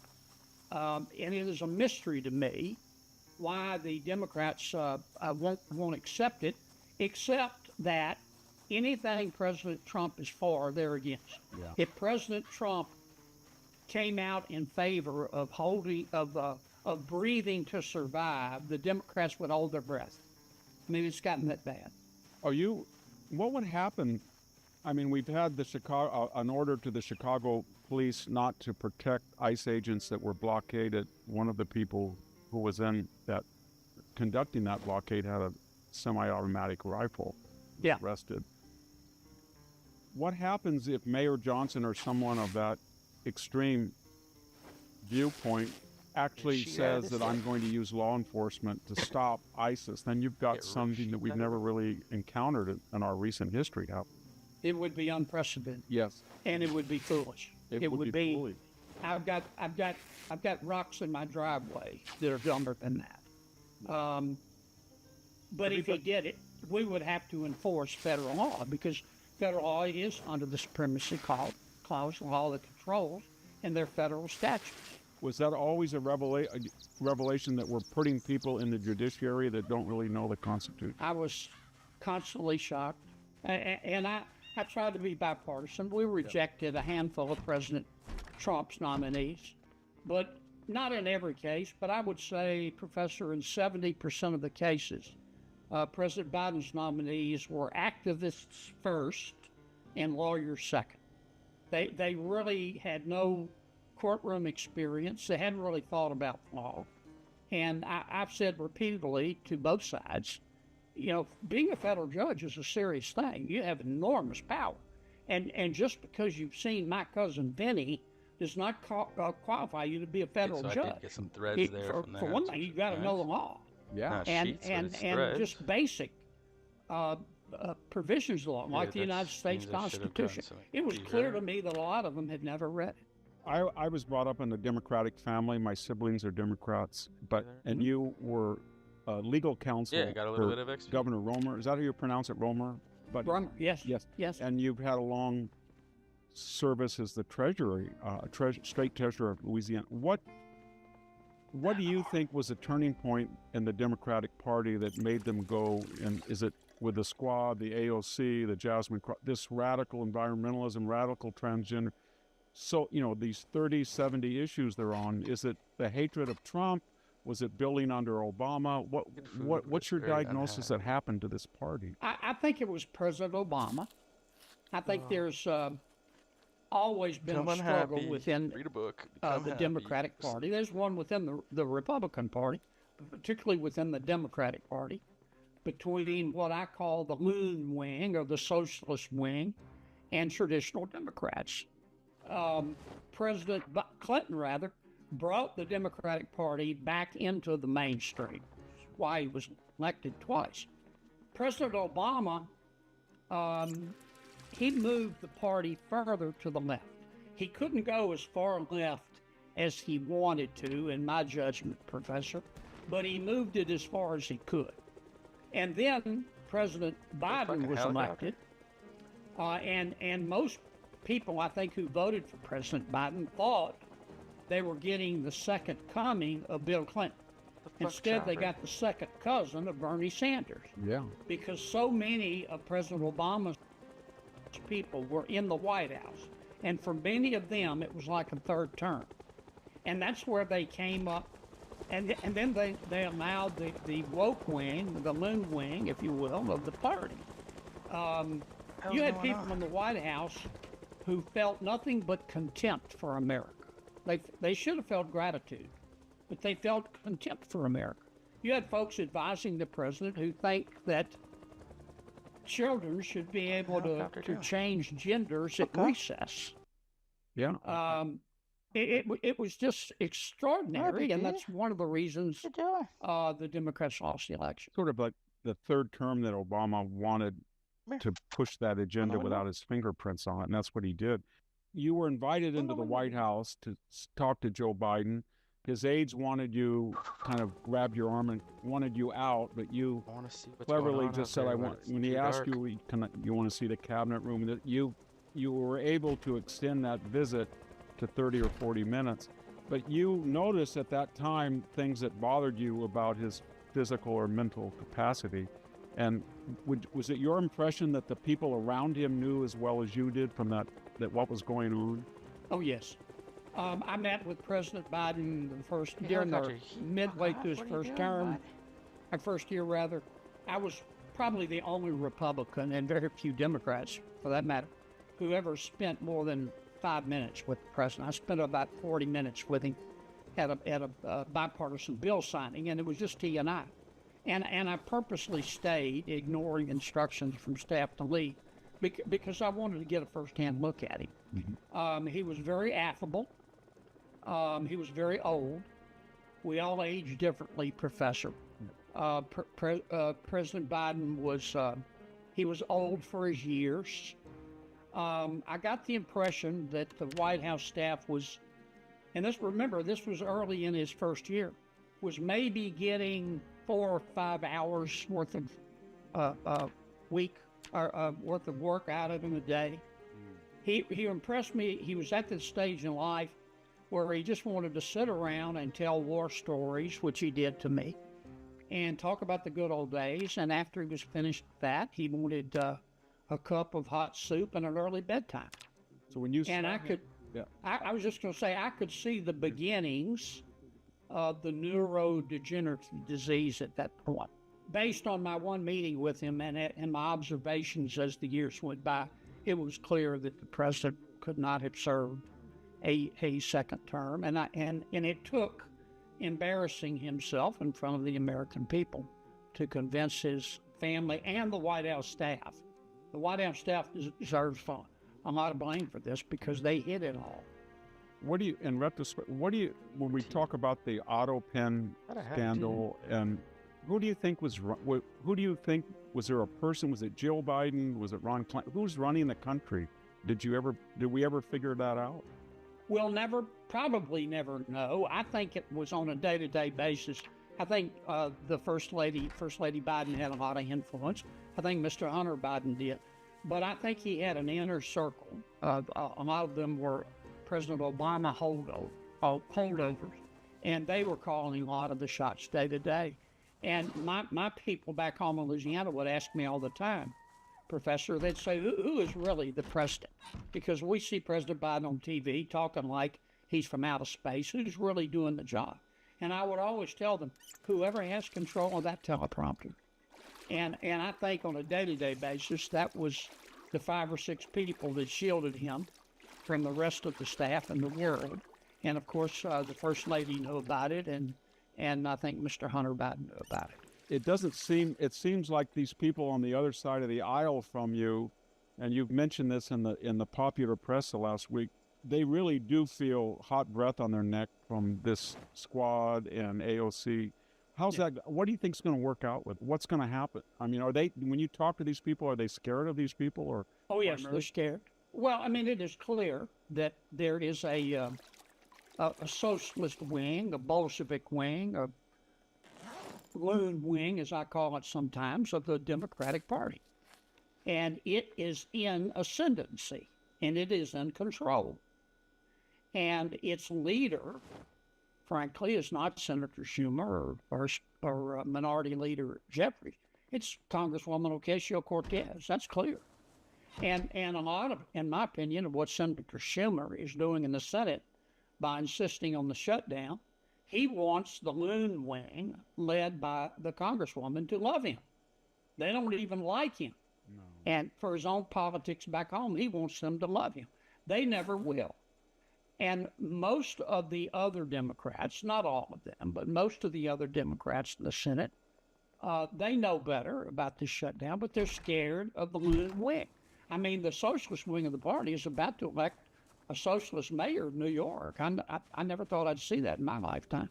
Why do you think they're not confident that when they looked at the 2024 election and they looked at these key issues on the economy and energy, transgenderism, the border, they were on the 30% side? I didn't realize that when I went to Why grab doesn't corpses, somebody I was in the putting away party my say, hammer. like Clinton did after the Like I thought McGovern, me putting away my 72, hammer was McGovern grabbing went the this corpse. way. He destroyed the party. It took him 20 years, basically, besides the Carter interlude, to come back. But why why can't some people say we can articulate a Clintonian, sinner, and we can win in a general election? They don't have the confidence. They're scared. If I were advising the Democratic Party, I'm not, and of course don't want to, but I would call Bill Clinton, and I would say, help us figure out how to become more commonsensical, and to divorce ourselves from the loon wing that hates George Washington and Thomas Jefferson and Dr. Seuss and Mr. Potato Head because they think they're all racist. And some Democrats are talking about that, Rahm Emanuel for one. But the socialist wing of the Democratic Party is extraordinarily well organized. They're very active on social media. They're very organized and active in terms of personal physical protests. And they're all over the Democratic senators like a bad rash, just all over them. And the Democratic senators are scared. They have a lot of money, don't they? And they have an enormous amount of money. We'll never know where they're getting all that money, but they do. Yeah. And I have many friends. Well, I get along with all of my colleagues in the Senate. I know many Democrats who don't believe in all this stuff, but they're scared to say anything. And Senator Schumer, is petrified. I think it comes through also. You were very proud of your parents. Your father came from the working class in Oklahoma, and your mother was sort of from an established family, well-to-do, and family in Louisiana. And you have two brothers. I was interesting because I'd had a collapsed lung the last month, and one of your brothers is a pulmonologist, and the other is a cardiologist.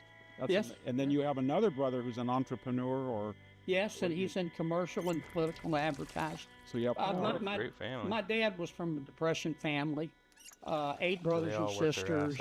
Left home when he was 15. Worked his way through high school and college as a janitor. Got a degree in petroleum engineering from Oklahoma. Came to Louisiana and met my mother. But in my household, education was drummed into us from day one.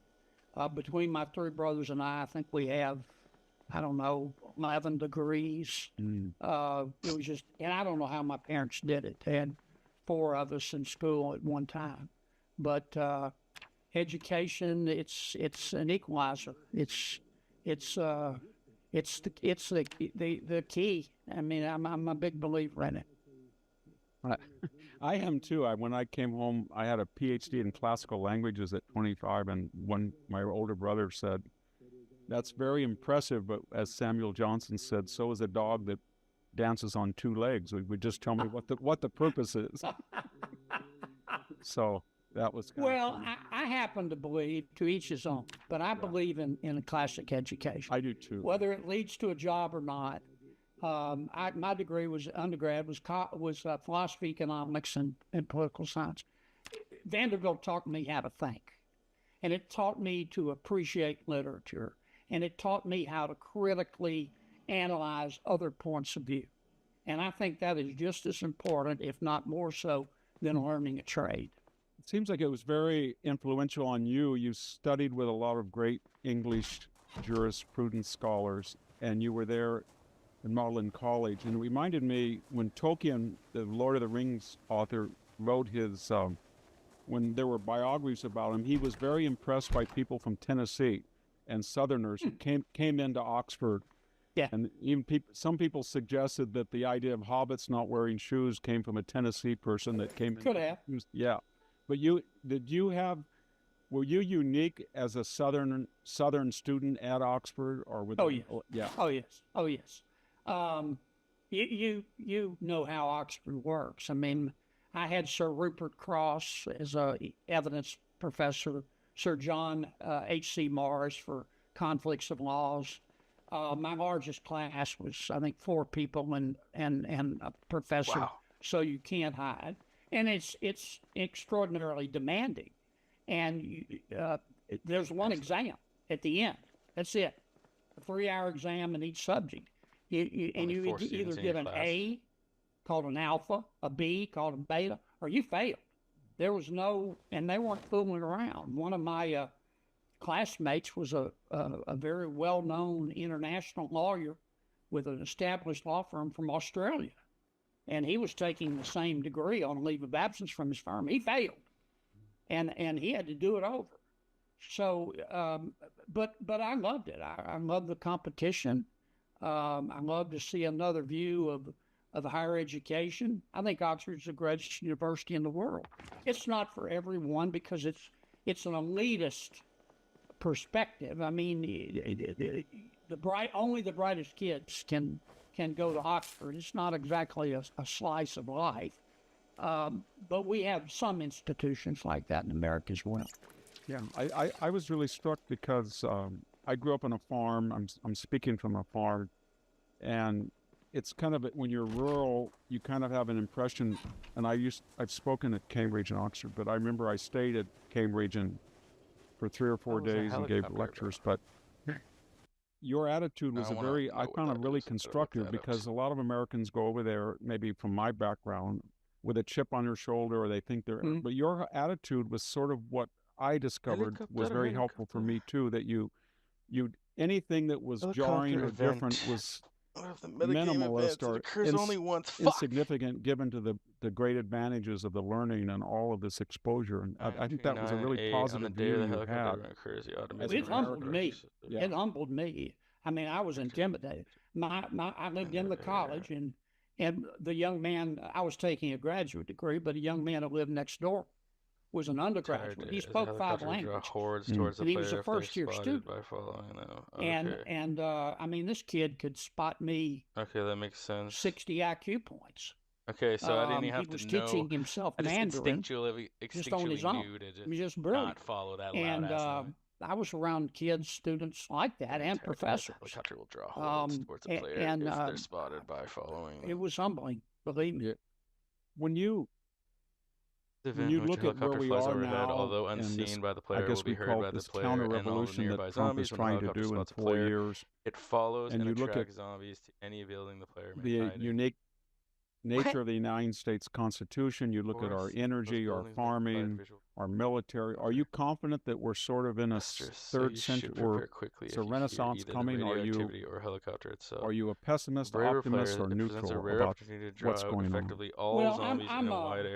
I'm an optimist. If characters now, I'm an optimist. Not being able to hear warnings of the helicopter, man. Sometimes I'm a paranoid optimist. Only occur once per playthrough. Okay. But I do believe that America's future can be better than our present or our past.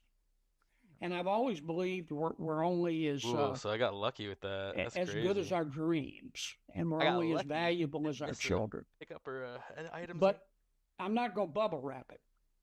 The water in Washington D.C. is not going to clear up until we get the pigs out of the creek. I mean, you just take the FBI and the Justice Department. It's all fucked up. Gotta fucking pump. Be done fucking.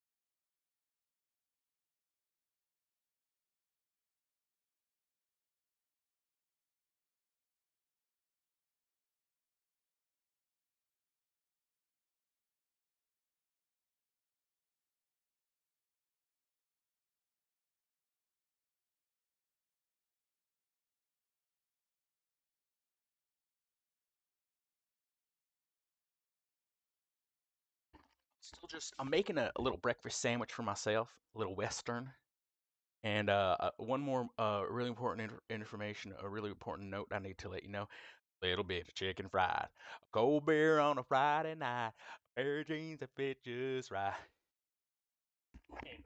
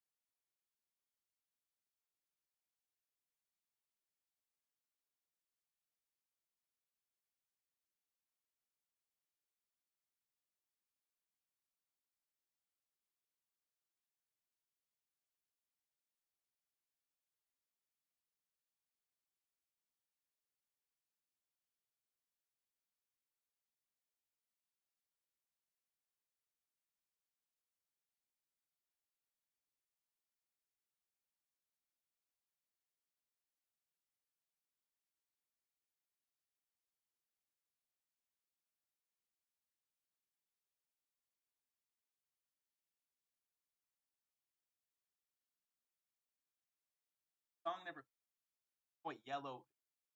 Fun is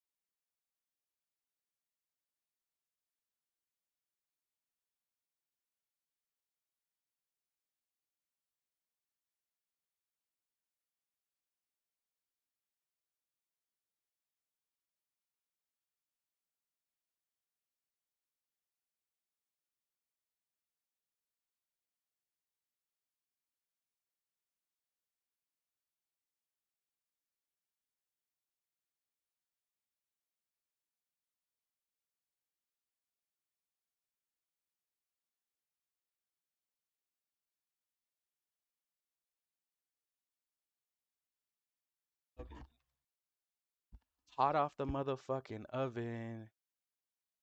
That survival shit. See that beautiful post? The reveal. Oh my god! I busted the yellow in it, but it's a nice Westie.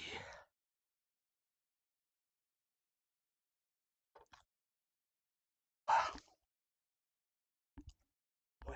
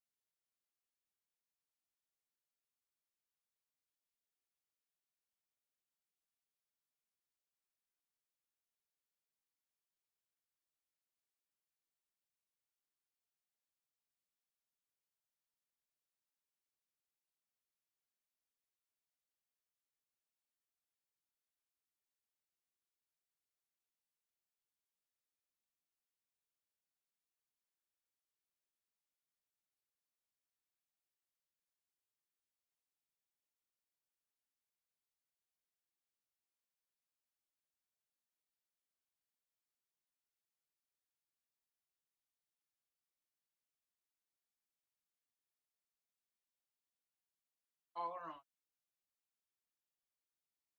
This is my cat, Smokey. This is my cat, Smokey. 11. Going for a walk by the pool.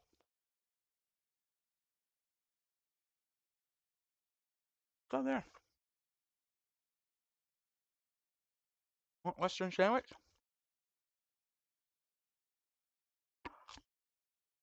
Oh, all right. I offered. With the old Senator John Kennedy's got to see. There's some good people there, but there were and probably still are some very bad actors there who think they're smarter. In Lafayette, and Senator more John virtuous Kennedy than was the American people, and they're going to impose their, if they can get away with it, their political beliefs on everybody else. You had a very, and that kind of power is dangerous. We're back with Senator Kennedy. You had a really, I thought, fair and fascinating exchange with Kash Patel on the confirmation hearing. Okay, and you expressed real confidence in him. Were you shocked when the FBI released that 9 senators were being surveilled? Yes. I didn't. What was that all about? Was it January? We had a Attorney General Bondi before us today in Judiciary Committee. Professor, she didn't know about it. In fact, Chairman Grassley found out about it from a whistleblower. They had hidden the documentation. Apparently, Mr. Smith, Jack Smith, the special counsel, went to the telephone companies and got them to turn over the phone records for 8 sitting United States senators. We don't know how. We don't know why the telephone companies cooperated with Mr. Smith. We don't know if Merrick Garland knew about it. I'm not saying he did or didn't. We don't know if FBI Director Wray knew about it. We don't know if the White House knew about it. But by God, we're going to find out. Might not have shoes on. And this kind of weaponizing of the FBI and the Justice Department has just got to stop. And when I found out about it, I heard about it on the news, and I said, "This is satire." No, I didn't know shoes are better than I didn't believe it either. Can't be true. It took my breath away. Getting ignored, boy. Yeah. And you want to play? I'm prepared. Now the FBI is investigating, really but I made it clear in committee today. I'm not going to sit here and wait 24 months for them to issue a statement. I want to hold hearings. I want to get Jack Smith in front of the Judiciary Committee. I want Merrick Garland to come in front of the committee. I want Chris Wray in front of the committee. I want to know who authorized this fishing expedition for 8 Republican senators, and what the basis of it was, and why they did it, and how they picked these senators, and why didn't they tell the senators, and why did the telephone companies just go along? This stuff is serious as 4 heart attacks and a stroke. Yeah. And I'm going to get to the bottom of it. We've seen a little bit of it with Obama when he surveilled. You remember the phone records of the AP report? Oh, yes. And then we had John Brennan lie to the Senate and say that the CIA had not surveilled the staff computers of Senate aides, and then he apologized, I guess, for perjuring himself. We saw it a little bit with John Brennan when he said the NSA, James Clapper, when he said the NSA is not surveilling Americans, and then he said he gave the least on truth. But we've never seen anything, I don't think, of this magnitude. I was shocked when we had these earlier revelations that Comey and Clapper and Brennan were in the White House, and they were basically told by the outgoing Obama that your subordinates' assessment that there wasn't collusion wasn't good enough, and you go back and then you try to. But this is a whole new level. That's what's scary about it. Well, the hits just keep on coming. I mean, they just keep on coming. It's breathtaking to me. The FBI actually issued a memo to have the FBI target Catholics, for example. Yeah. Based on pressure that the teachers' unions put on the White House, the FBI and the Justice Department decided to target parents at school board meetings. I mean, and all of this, most of this stuff came out through a whistleblower. We don't know what else is over there. How do you stop it? I mean, during Watergate, they went after. I think they indicted 30 people, but I don't see all these people being indicted. Do you? Well, no, but Mr. Comey, of course, has. Yeah. But if I were Mr. Jack Smith, and I don't have any inside information, but if I were he, I would I'd go call 1-800-lawyer right now. I'd lawyer up because this is serious as an aneurysm. I mean, he went. I don't think he had a federal court order either, but I think I don't know, but maybe he did. But he went and got the phone records of 8, not 1, not 3, 8 active sitting United States senators, and the phone companies better lawyer up too. They just handed over the records. They didn't try to quash if he had a subpoena. I would have thought that the general counsel to the phone companies would have said, look, we're not going to turn these records over unless a judge tells us. I'm going to file a motion to quash the subpoena. They didn't do that. They just handed it over, just vomited it forward. They're going to have to answer some questions too. And my guess is, I don't know for a fact, but these 8 senators, they're going to file civil lawsuits against everybody involved, including the phone companies. You have a lot of respect for Senator Grassley, the chairman, don't you? Yes. Came through. I have a lot of affinity because I was a farmer as well as he was. But Grassley is He's tough. One of the most unusual people in a good way I've ever met. Yeah. Rock solid, just loves his country, loves his state. He's Mr. I mean, whistleblowers, if you'll notice, it's always Chuck Grassley releasing the whistleblower reports. That's because they trust him. They know that he won't double cross them. People can go to him and tell him the truth. Break the glass, idiot. I don't know how many terms Chuck has been. Chuck's 92. He's probably really physically about 60. I wouldn't do a push-up contest with him. He's been around forever. I kid him. I say your first car, Chuck, was a Chariot, and he just laughs. But he's my favorite senator. You think that's one of Trump's strengths, that he has 10 or 15 senators that he can call and get good advice? And Chuck is one, and he will tell the president the truth. The president criticized Chuck over the blue slip and judiciary, and Chuck didn't miss a beat. He bit him right back. He put the president right back, and Chuck was offended, and he went right on social media and bit him right back, and the president's left him alone since then. And I told the president one time, I said, "You don't want to mess with Grassley. You just don't want to do it. You know, he's respected by everyone, and you'll never beat him." Thank you so much. It's been an honor, Professor. Thank you. Thank you. Bye-bye.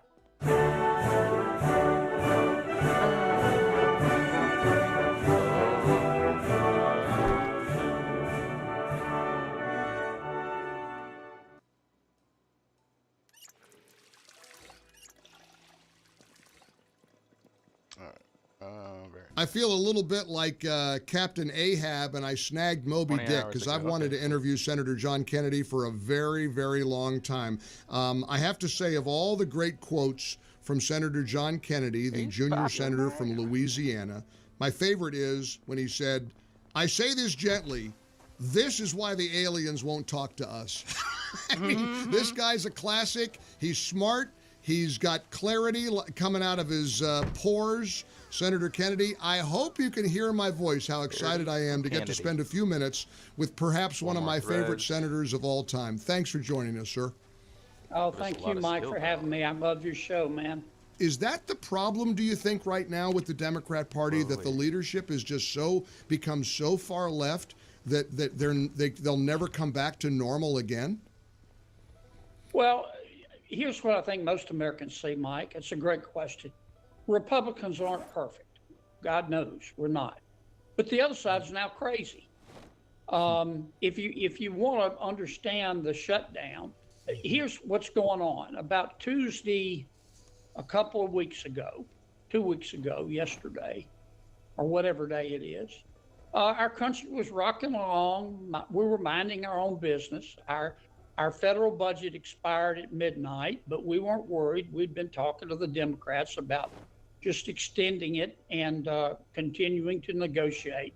And then all of a sudden, Senator Schumer comes forward at the last minute and says, I'm not going to vote to keep government open, and I'm not going to let my people vote to keep government open unless you give the Democrats $1.5 trillion, and we're going to tell you how it has to be spent. Well, you can imagine our reaction. My mother didn't raise a fool, and as I say, if she did, it was one of my brothers, and my colleagues felt the same way, and President Trump felt the same way. And that's what this shutdown is all about. The Democrats have tried to muddy the waters to make them look deep, but that's all this thing is about. Now, why is Senator Schumer being like that? Well, first, it takes 60 votes to get anything done in the Senate, which is why Senator Schumer has leverage over us. But number two, Senator Schumer is in trouble politically with his party. The Democratic Party is now run by the Hamas wing, the Loon wing, the Socialist wing, whatever you want to call it, of the Democratic Party. And they're mad at Schumer, and he wants them to love him. And the leader of the party is Congresswoman Ocasio-Cortez. And Senator Schumer wants to ingratiate himself to her. And really, that's why we're shut down. It's not a policy shutdown. It's a politics shutdown. Of course it is. And Senator, we're seeing the Democrats implode. And I know as a conservative talk show host, this might seem too good to be true, but it does feel like the Democrats are cratering. This week, you saw Nancy Pelosi blow up at a young reporter and scream, "Shut up," to her and stick her finger in her face when the reporter dared ask about the then speaker's actions during January 6th. You've got this communist who possibly is going to become the next mayor of New York. They're like adrift at sea. It feels like they're a cork bobbing around in the ocean right now. Or am I overstating that? Do you think they're in as bad a shape as I think they are? Well, they're clearly in disarray, Mike. I mean, and clearly the socialist wing of the party is in ascendancy. They're in control. And again, the leader is Congresswoman Ocasio-Cortez. It's not Nancy Pelosi anymore. It's not, though I think she'd like to be. It's not really Senator Schumer. And these people, they're crazy. They hate George Washington and Thomas Jefferson and Abraham Lincoln and Dr. Seuss and Mr. Potato Head. They think they're all racist. They think our children should be able to change genders at recess. They believe in open borders. They believe that cops are a bigger problem than criminals. I could go down the list. And that's why the American people, that's why they lost the last election, and why the American people are just scratching their heads. And I think they're as exasperated as I am. I don't want us to be in a shutdown, but I'm not going to agree to give them $1.5 trillion. Well, and we're not going to agree. I mean, health care for illegal immigrants, Senator Kennedy, is a bridge too far. And of course, they're gaslighting us. They're pretending, well, they don't want health care for illegals. Of course they do. They want illegals to be able to vote. They want to provide more benefits to illegals than they do many poor Americans who are desperate for assistance. This is the craziness that you're talking about with today's Democrat Party. Well, they do support free health care for foreign nationals in our country illegally. In fact, one of their demands is that we repeal the portion of the One Big Beautiful Bill that would crack down on the provision in the blue states of free health care to illegal immigrants. And the truth is that if you're in our country illegally and you want free health care, all you have to do is claim asylum. And we tried to, and a lot of people who claim asylum are not telling the truth. They're not here because they're being politically persecuted. They're economic migrants, which is fine. We have a legal immigration system. You're supposed to get in line and allow yourself to be vetted. So my Democratic colleagues are just not telling the truth when they say they don't want health care for people in our country illegally. But Senator, you're the kind of guy that I've wanted to ask about the Democrats' true intention. I've said as just a big mouth talk show host that when you see the intentional, the willful way Democrats oppose law enforcement, oppose border security, oppose things that make communities better, safer, cleaner, it feels to me and to many people in my audience that this destruction is intentional, that they either hate America so much that they want to tear it down, or they want to destroy our cities and our states because they want to take control. But do you agree, Senator Kennedy, that this feels like this is deliberate, that it's intentional, that they are absolutely with purpose trying to destroy our country state by state, city by city? Is that fair or not? Yes, it's fair. I mean, you just look at the facts. Now, I want to add this caveat. Not every Democrat agrees with the socialist wing of their party, but the socialist wing of their party has taken control. I call them the loon wing of the party. And the more moderate Democrats are scared. They're sitting back and watching the socialists about to elect a new mayor, a socialist mayor of New York. If the reasonable Democrats, the moderate Democrats, the non-crazy Democrats would stand up to the loon wing of their party, I think they would have the votes to throw them out. But they're scared of them. And frankly, I tell this to my Democratic colleagues who aren't crazy all the time. You need to go to Amazon and buy Spine online. Why do you want to allow these folks, the loon wing of the party, who do hate America? They feel animosity for America when they should feel gratitude.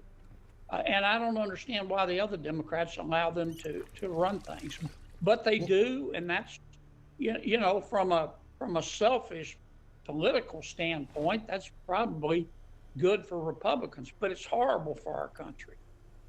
Oh, I mean, I feel that way about, as a longtime New Yorker, and finally I fled to Florida a few years ago, like our mutual friend Sean Hannity did and so many others.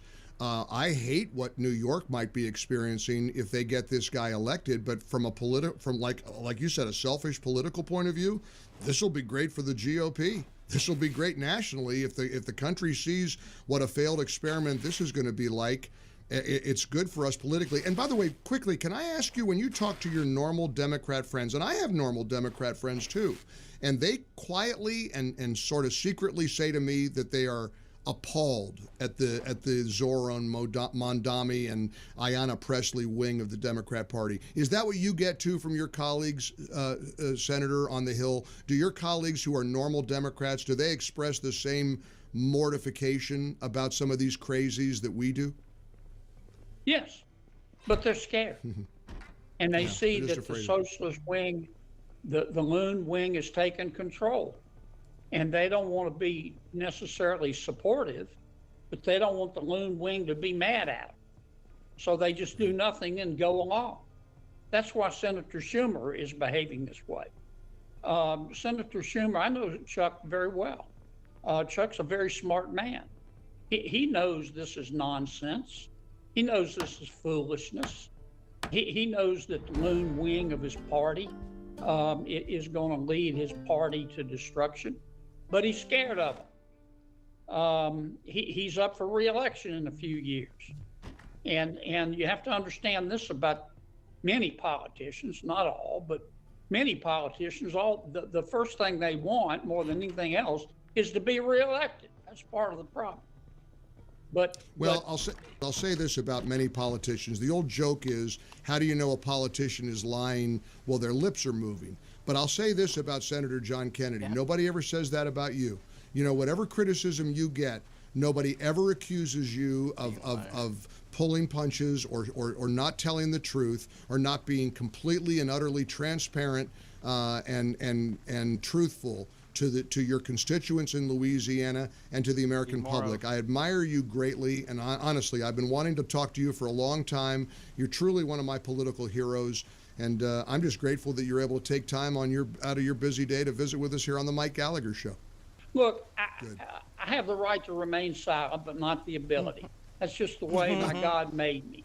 And some people like what I have to say. Some people don't. I try not to worry what anybody thinks about me, except dogs. I really like dogs. I want dogs to like me. But otherwise, if you could disagree with me, that's cool. I don't hate anybody. But I am going to say what I think. And I love your show. I thank you for having me, Mike. You're a rock star, man. Listen, like dogs, we all love you. Keep fighting the good fight. We appreciate you joining us, sir. Thank you, my friend. Thanks so much. Legend. You've heard me say this. My mama did not raise a fool. And if she did, it was one of my brothers. And my colleagues felt the same way. Here's how I predict Schumer's going to get out of it. I could be wrong. But I think we're not going to budge. And he's going to be forced to go to 6 or 8 of his Democratic Senate colleagues and say, look, I need a favor. Vote to get me out of this shutdown. Ladies and gentlemen, your attention, please. Keep the faith, hold the line, and own the libs. It's time for our main event. Fun Time Friday. Welcome back to the Ruthless Variety Program. I'm Josh Holmes, along with Comfortably Smug, Michael Duncan, and John Ashbrook, left to right across your radio dial. When we do Fun Time Friday, you have something to expect, and it's always got to be a fun time. And we've thought long and hard about how we can continue to improve the product. I can't think of a more fun way to improve the product with our guest, Senator John Kennedy. How are you, sir? I am walking on sunshine, guys. I'm just happy to be here. Always walking on sunshine, despite your surroundings, which it's a little glum around D.C. these days. Well, you know what it's like. I mean, the Senate is like high school, but no one ever graduates. All right, maybe we'll listen. They just stick around. Yeah. You know, we've got some guys that have been in the 10th grade for 37 years. So we want to ask you a couple serious questions, but it gets into a larger, funnier conversation, which is like, look, the government shut down. The House did their job. They passed a continuing resolution. But, you know, like I've been around a little while, and when that happens, it's a clean CR, as they say, which is basically just continuing what you're doing. There's nothing really to negotiate against, unless, of course, you're in a perilous political standing and you happen to be a majority leader from the state of New York who's up, and you have a young upstart with initials as her name, and it turns out you almost lost your job as majority leader 6 months ago because you did the clean CR and they wanted you to fight and things. Is that kind of your takeaways? Chuck Schumer, is this just like a political vanity project? Yeah, look, the Democrats have done a pretty good job of muddying the water to make it look deep, but it's very simple. Tuesday a week ago, the country was rocking along, minding its own business. Our budget ran out at midnight, but we'd been talking to the Democrats about just continuing the current budget, no strings attached, for 6 or 8 weeks till we could negotiate a new one. And at the last minute, Schumer came to us and said, here's the deal. We're going to vote to shut down unless you give us $1.5 trillion, and we're going to tell you how to spend it. And we looked at each other, and, you know, you've heard me say this. My mama did not raise a fool. And if she did, it was one of my brothers. And my colleagues felt the same way. Yeah. Obviously, this really was such an unserious offer. It's not about policy. It's about politics. Yeah. Senator Schumer is nervous as a pregnant nun because the loon wing, the socialist wing of his party, does not like him. He wants them to like him. And so he's trying to ingratiate himself to the loon wing of his party and its leader, Congresswoman Ocasio-Cortez. Yeah. And that's what's going on.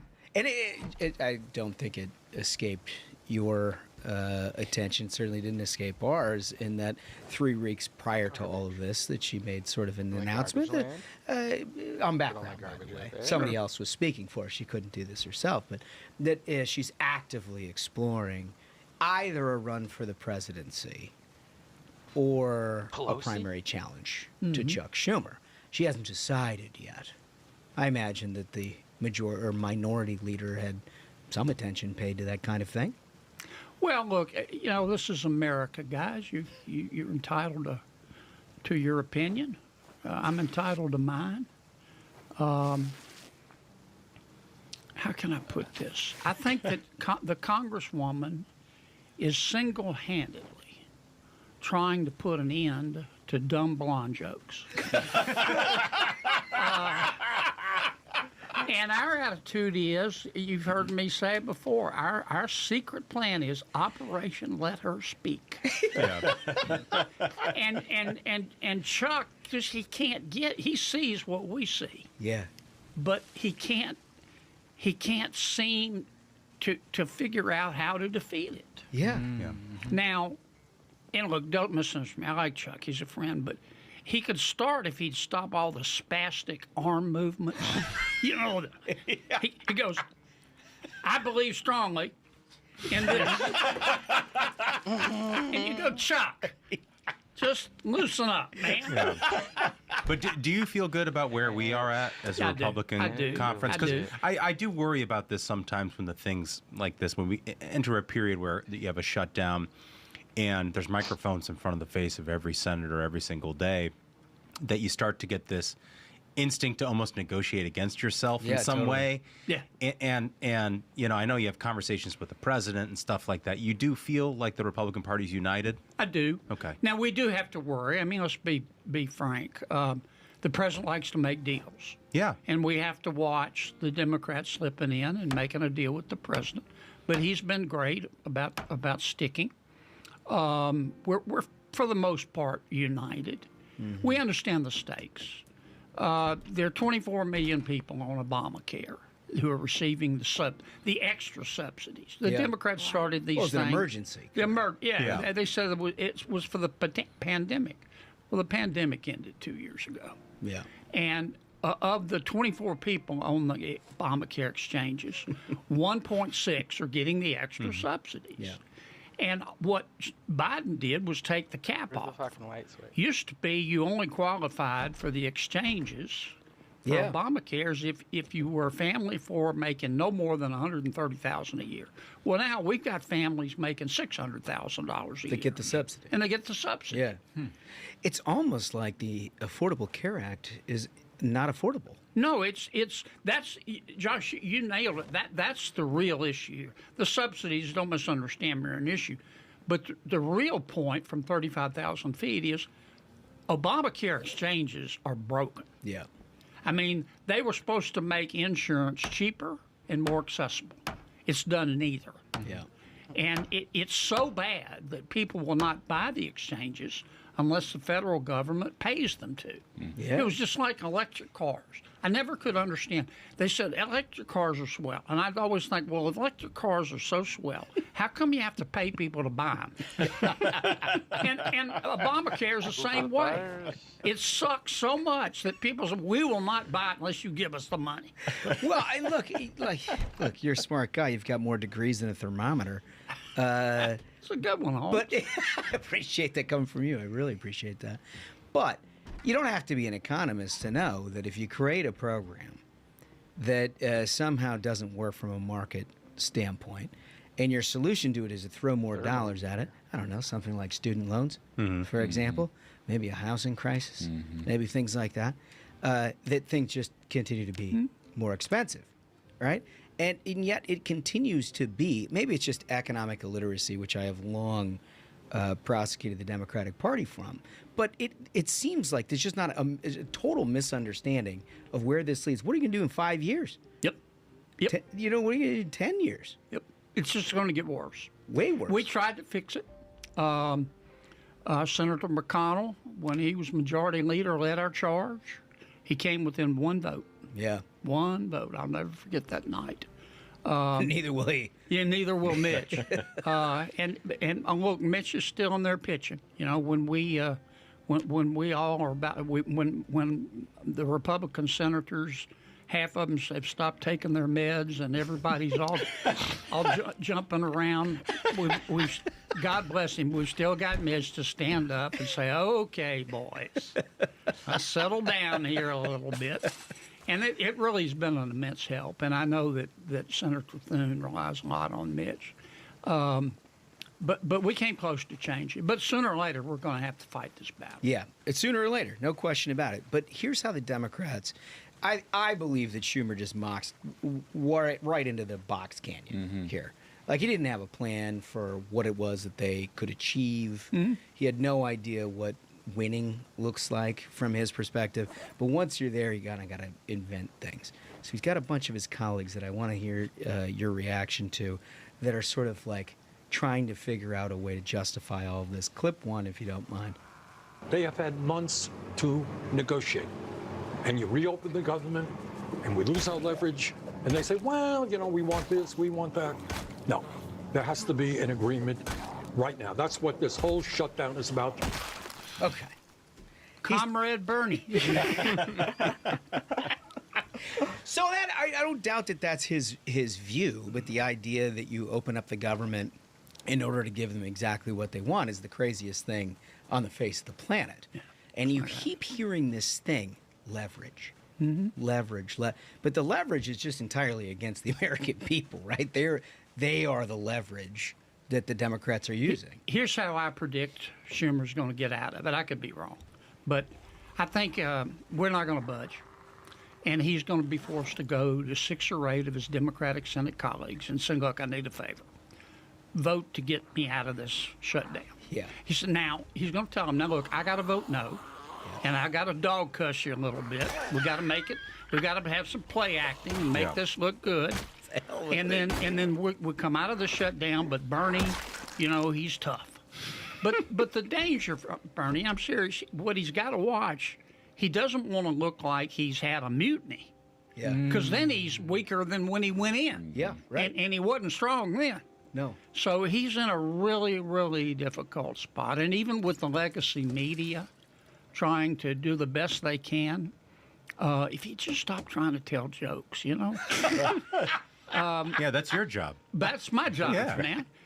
But that's probably, in my opinion, how we'll get out of Well, this. it sounds like a real big favor that he's asking of these members, and I'm sure they're going to come. But he's got with some some. ideas. You're right. You're right. But he's got some that are up for re-election. Yeah. Gene Shaheen. I shouldn't single out anybody, but Gene's not up. Peters. Gary's not up. He's got some other folks not up and who are going to continue as senators, but they're in safe seats.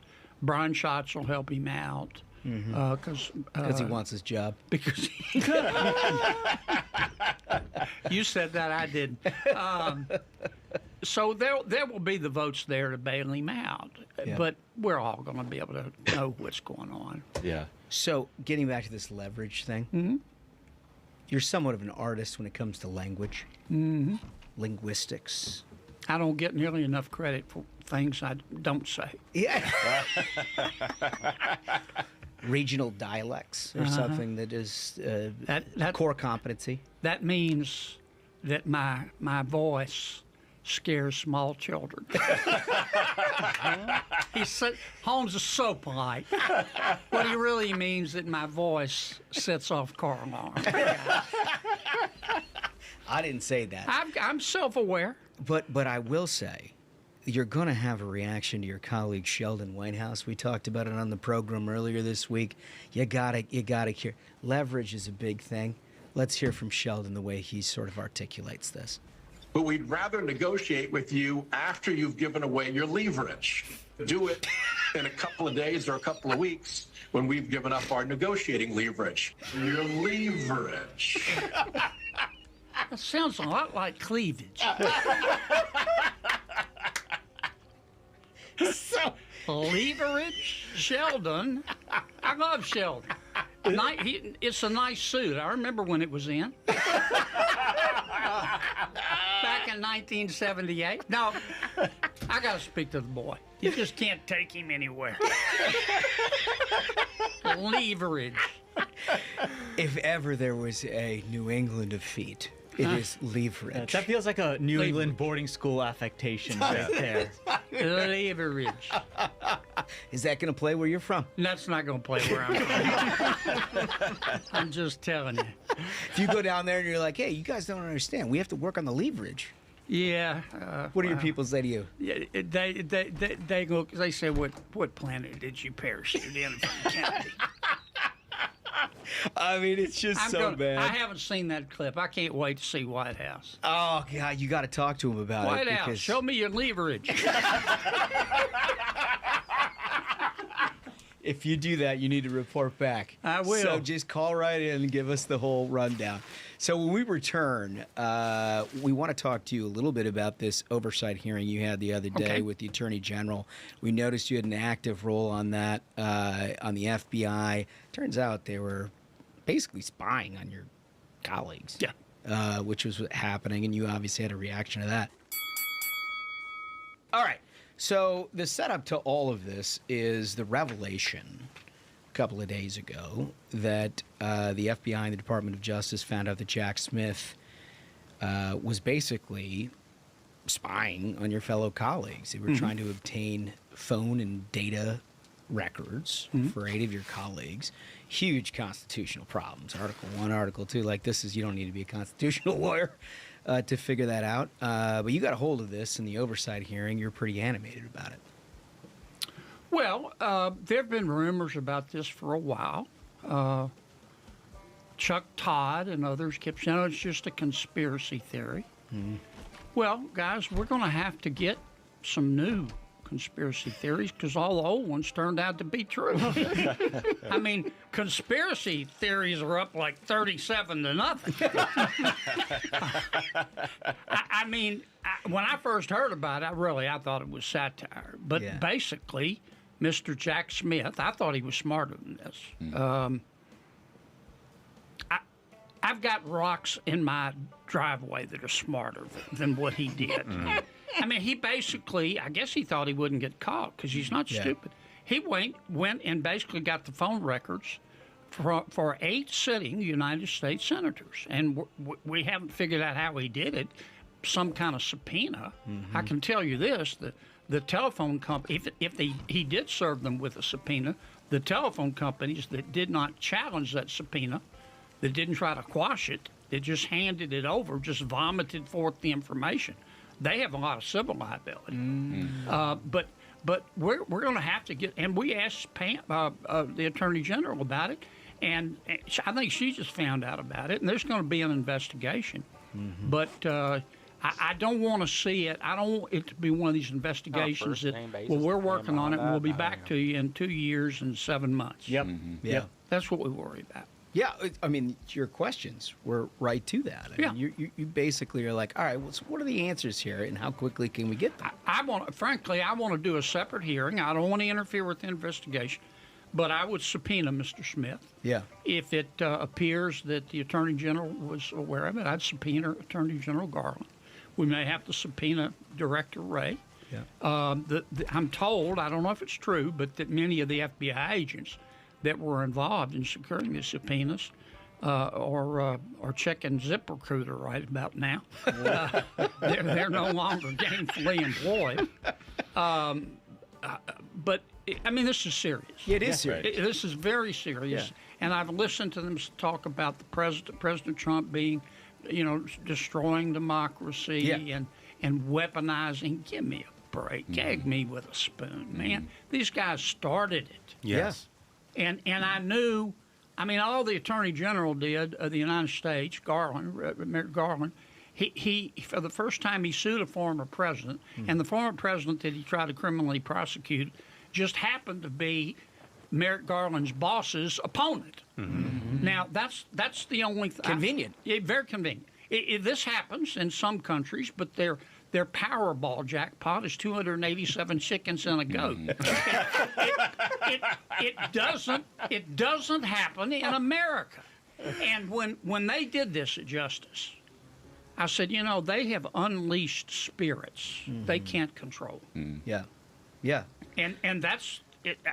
We've got a serious problem. And none of these processes, I don't need to tell you, none of these processes move quickly. But if you were to subpoena those others, as you mentioned, I mean, is it possible that the subpoenas could go out and they could be before your committee as soon as this fall? I hope so. I'm pushing for it sooner. Nice. Wow, that's right. And look, this is the danger.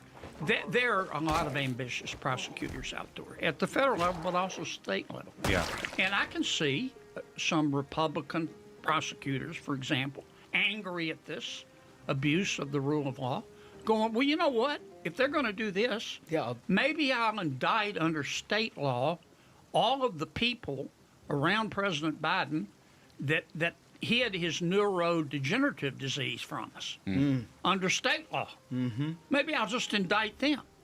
And then it's off to the races. Full Banana Republic style. It's off to the races, and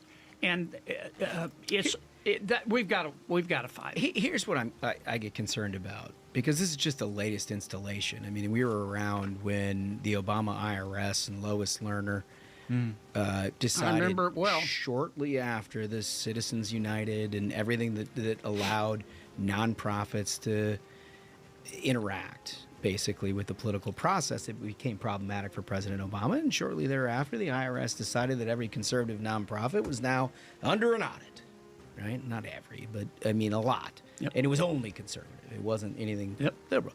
And that kind of like went away, right? And then we got to a point where the press became problematic for President Obama in 2016 and 2017 because he wasn't doing a good job. The country kind of turned against him, and this is before the President Trump election.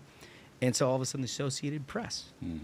And, the freedom of press, I thought that was a sacrosanct thing amongst your liberal colleagues. But all of a sudden, you find out the Obama administration was, unbeknownst to the Associated Press, subpoenaing and obtaining phone records from editors and reporters of people reporting stories out against them. And then you get all the stuff with Trump, right? And then you get all the stuff that just was revealed this week. And then we hear stories that was reported in the New York Times this week about Hunter Biden and all the nonsense. And it's like, I understand what political hay is, and you and your colleagues make a good amount of that when these guys step in shit. But we're now into a point where it's like, this is a very intentional, deeply problematic, and historically, you can set your watch to it. Every time these guys get in power, they do the same damn thing. Am I wrong about that? No, it's got to be stopped. And when Attorney General Bondi was before Judiciary for confirmation, we talked about it. But it's difficult because our charge to her, I said, General, you need to go over there and get rid of the bad people and lift up the good people. Yeah. And that's easy to say. But when you're getting rid of the bad people, their friends and supporters go, political weaponization. Yeah. No, we're getting rid of bad people. Yeah. But that's why it's a delicate exercise, but it has to be done. There's some really good people at Justice, and there's some really good people at the FBI. But there were a bunch of folks over there that were total ass clowns. It's so good to have you. Always a pleasure having you in here. You just Thanks, keep doing guys. a great Y'all have been great so job. kind to me for having me. I love Total ass clowns. Let's see if our Canadian politicians have anything cool to say. Who's my bulldog? Who's the bulldog that I love so much? Fucking Lanceman.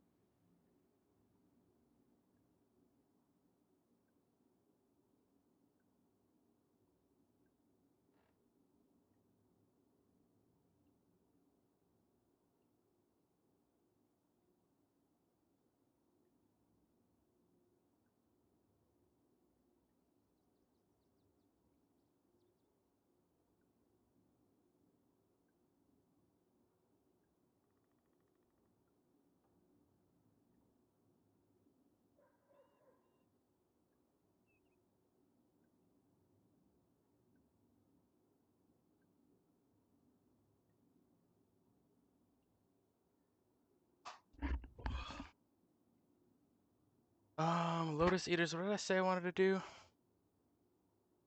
Lanceman?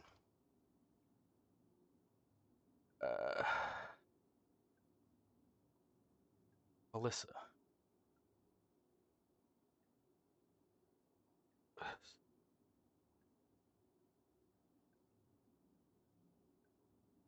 11 days ago, it's a 2-minute discussion.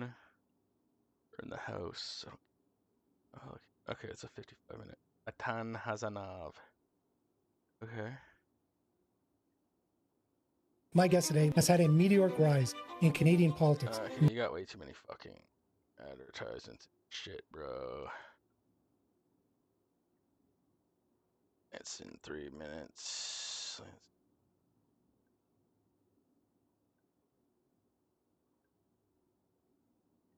Typical cancer. Carney doesn't qualify for it. Weird.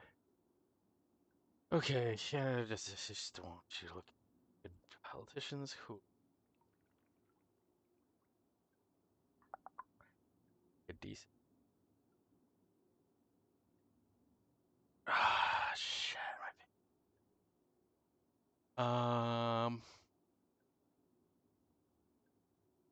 Lois Eaters have to have come out with a new.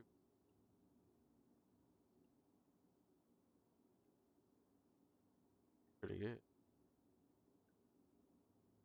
Simon and Dan, do we want to hear him debunking flat Earth?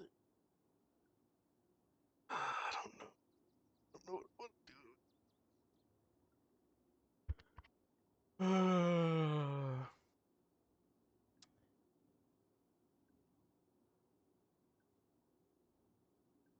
Not that, The Wire.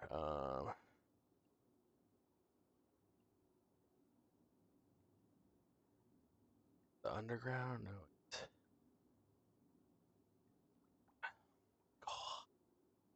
What are my SIGINT channels? SIGINT boys.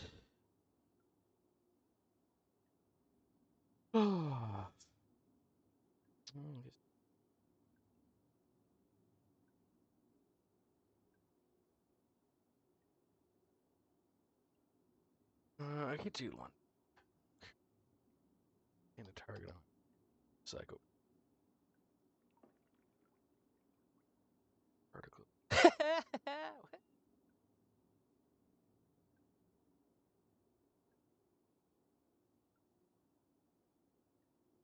Alright, fuck it. Quite possibly the most ridiculous headline that I have ever written in my entire career. And I've written some doozies of headlines for the Lunduk Journal and before that. There's been crazy news over the last several years. But Framework Computer has Hitler particles, says GNOME spokesman, is nuts. And here's the craziest part about that.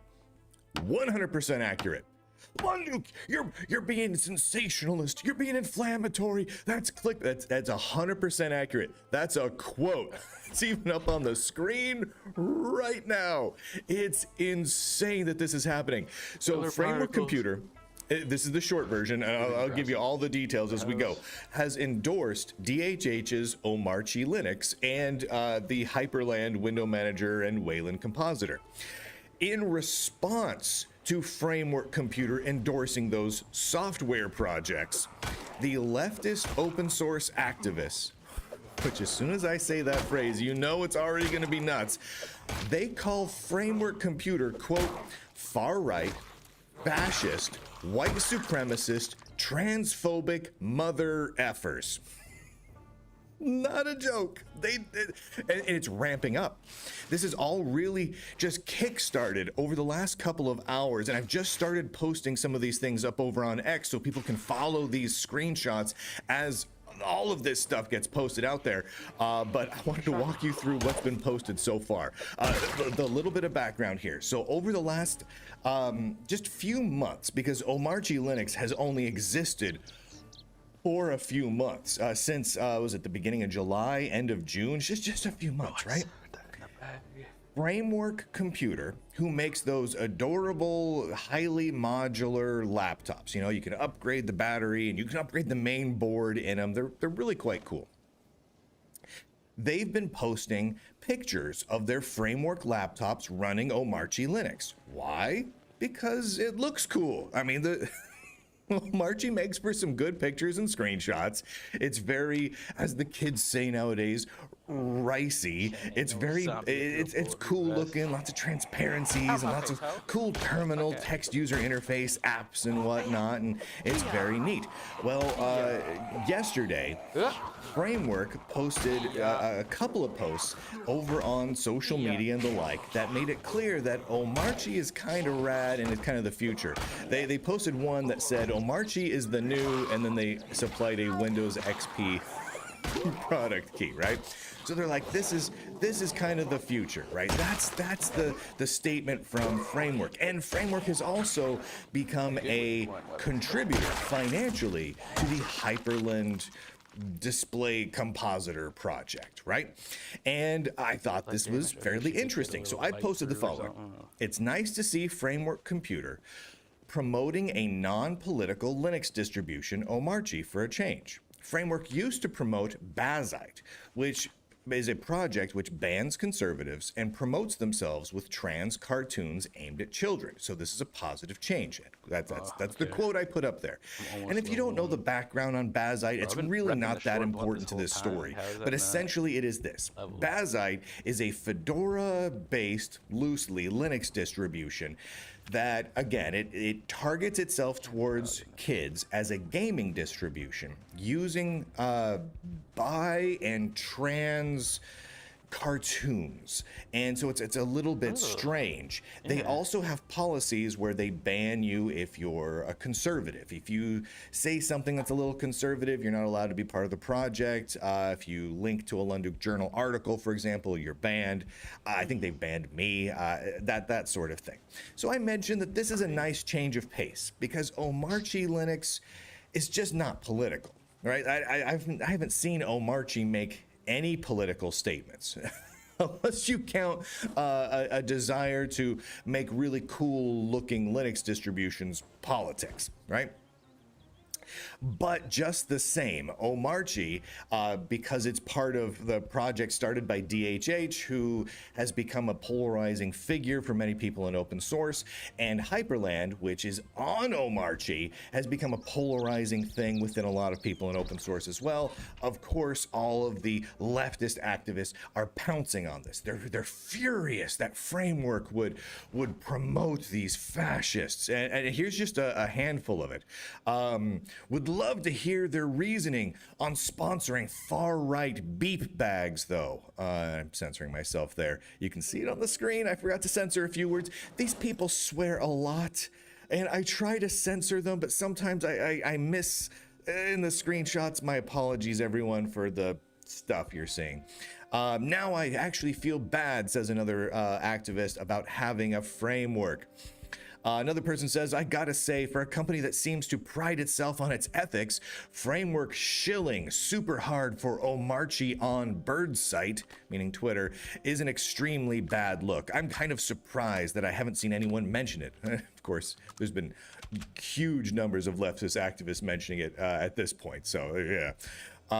When the Framework desktop was announced and pretty much all of the marketing that was AI crap, I found it a little off-putting, but okay, it's not for me, I guess. Going out of your way to promote a white supremacist dot files cosplaying as a distro is so beyond the pale that I can't even wrap my head around it. Come on, Framework Computer. These are the people you are pandering towards. And then they link to the Lunduk Journal. They don't like the Lunduk Journal. Doesn't make them happy. And of course, that was early on. It ramped up from there. And when I say early on, I mean 3 hours ago. This has just been escalating over the last couple of hours, and it's getting pretty extreme. Here's some more. Here's another person with a Palestinian flag in their bio, in their name, actually. Good job, Framework Computer. I now know that if I buy any upgrades or replacement parts for my Framework 13, I am directly contributing money to a bunch of loser transphobes and racists. This is exactly what I want from a niche laptop company. Why are you destroying your reputation to throw money at bigots? What next? next going to announce an all-white laptop edition in partnership with DHH, right? Oh my gosh, white supremacy, right? The other people are like, they're sponsoring Hyperland. Mother beepers. Mother effers. They're sponsoring Hyperland. And then, of course, the GNOME Foundation gets into the play. Jordan Petrides, who is one of the spokespeople for GNOME, actually writes GNOME press releases, writes what's new in GNOME blog posts, is one of the most prominent spokespeople for GNOME and the GNOME Foundation, says the following: F fascists and everyone who is willing to collaborate with them, especially pathetic when it's done to leech Twitter clout. Someone responds, framework? Yeah, that is so disappointing. The GNOME Foundation, this is where it gets great. This is my favorite of all of this because it's so off the charts. It's crazy. Here's again the GNOME spokesman. Even if they backtrack, it won't change the fact that they entertain this beep. You need to have Hitler particles within you to even consider this to begin with. End quote.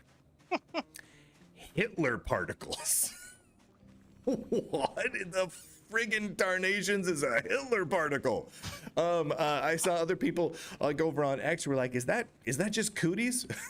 Are Hitler particles cooties? I don't, Hitler particles. I'd never seen anyone accused of having Hitler particles before. That one's a new one for me. I mean, I've seen the fascists, the far right, the white supremacists, the transphobe, all the swear words in the book. Okay, yeah, sure. I'm used to being called that, whether or not it's accurate, it doesn't matter. I'm used to being called that. But the Hitler particles. So the Framework Computer Company, the company that makes modular laptops, has Hitler particles, according to the GNOME Foundation and the GNOME Project. Now here's where another little turn this all took. Let me go down here and make sure I get this right. So the CEO of MNT, which is a Linux laptop maker, decided to get involved in this. This happened just within the last hour. They've latched on to these attacks coming from all of the leftist activists against Framework Computer, because Framework Computer is a competitor of theirs, right? MNT makes, some modular laptops and computer hardware as well. They're over in Europe, and that's what they do, right? So Framework is one of their competitors. And they decided to use this, MNT did, as a marketing opportunity. Quote, I appreciate how Framework are doing a bit of all involuntary marketing for us today, says Lucy Lucas Hartman. And Lucy Lucas Hartman is the CEO of MNT Research, the people who make the MNT laptops and whatnot.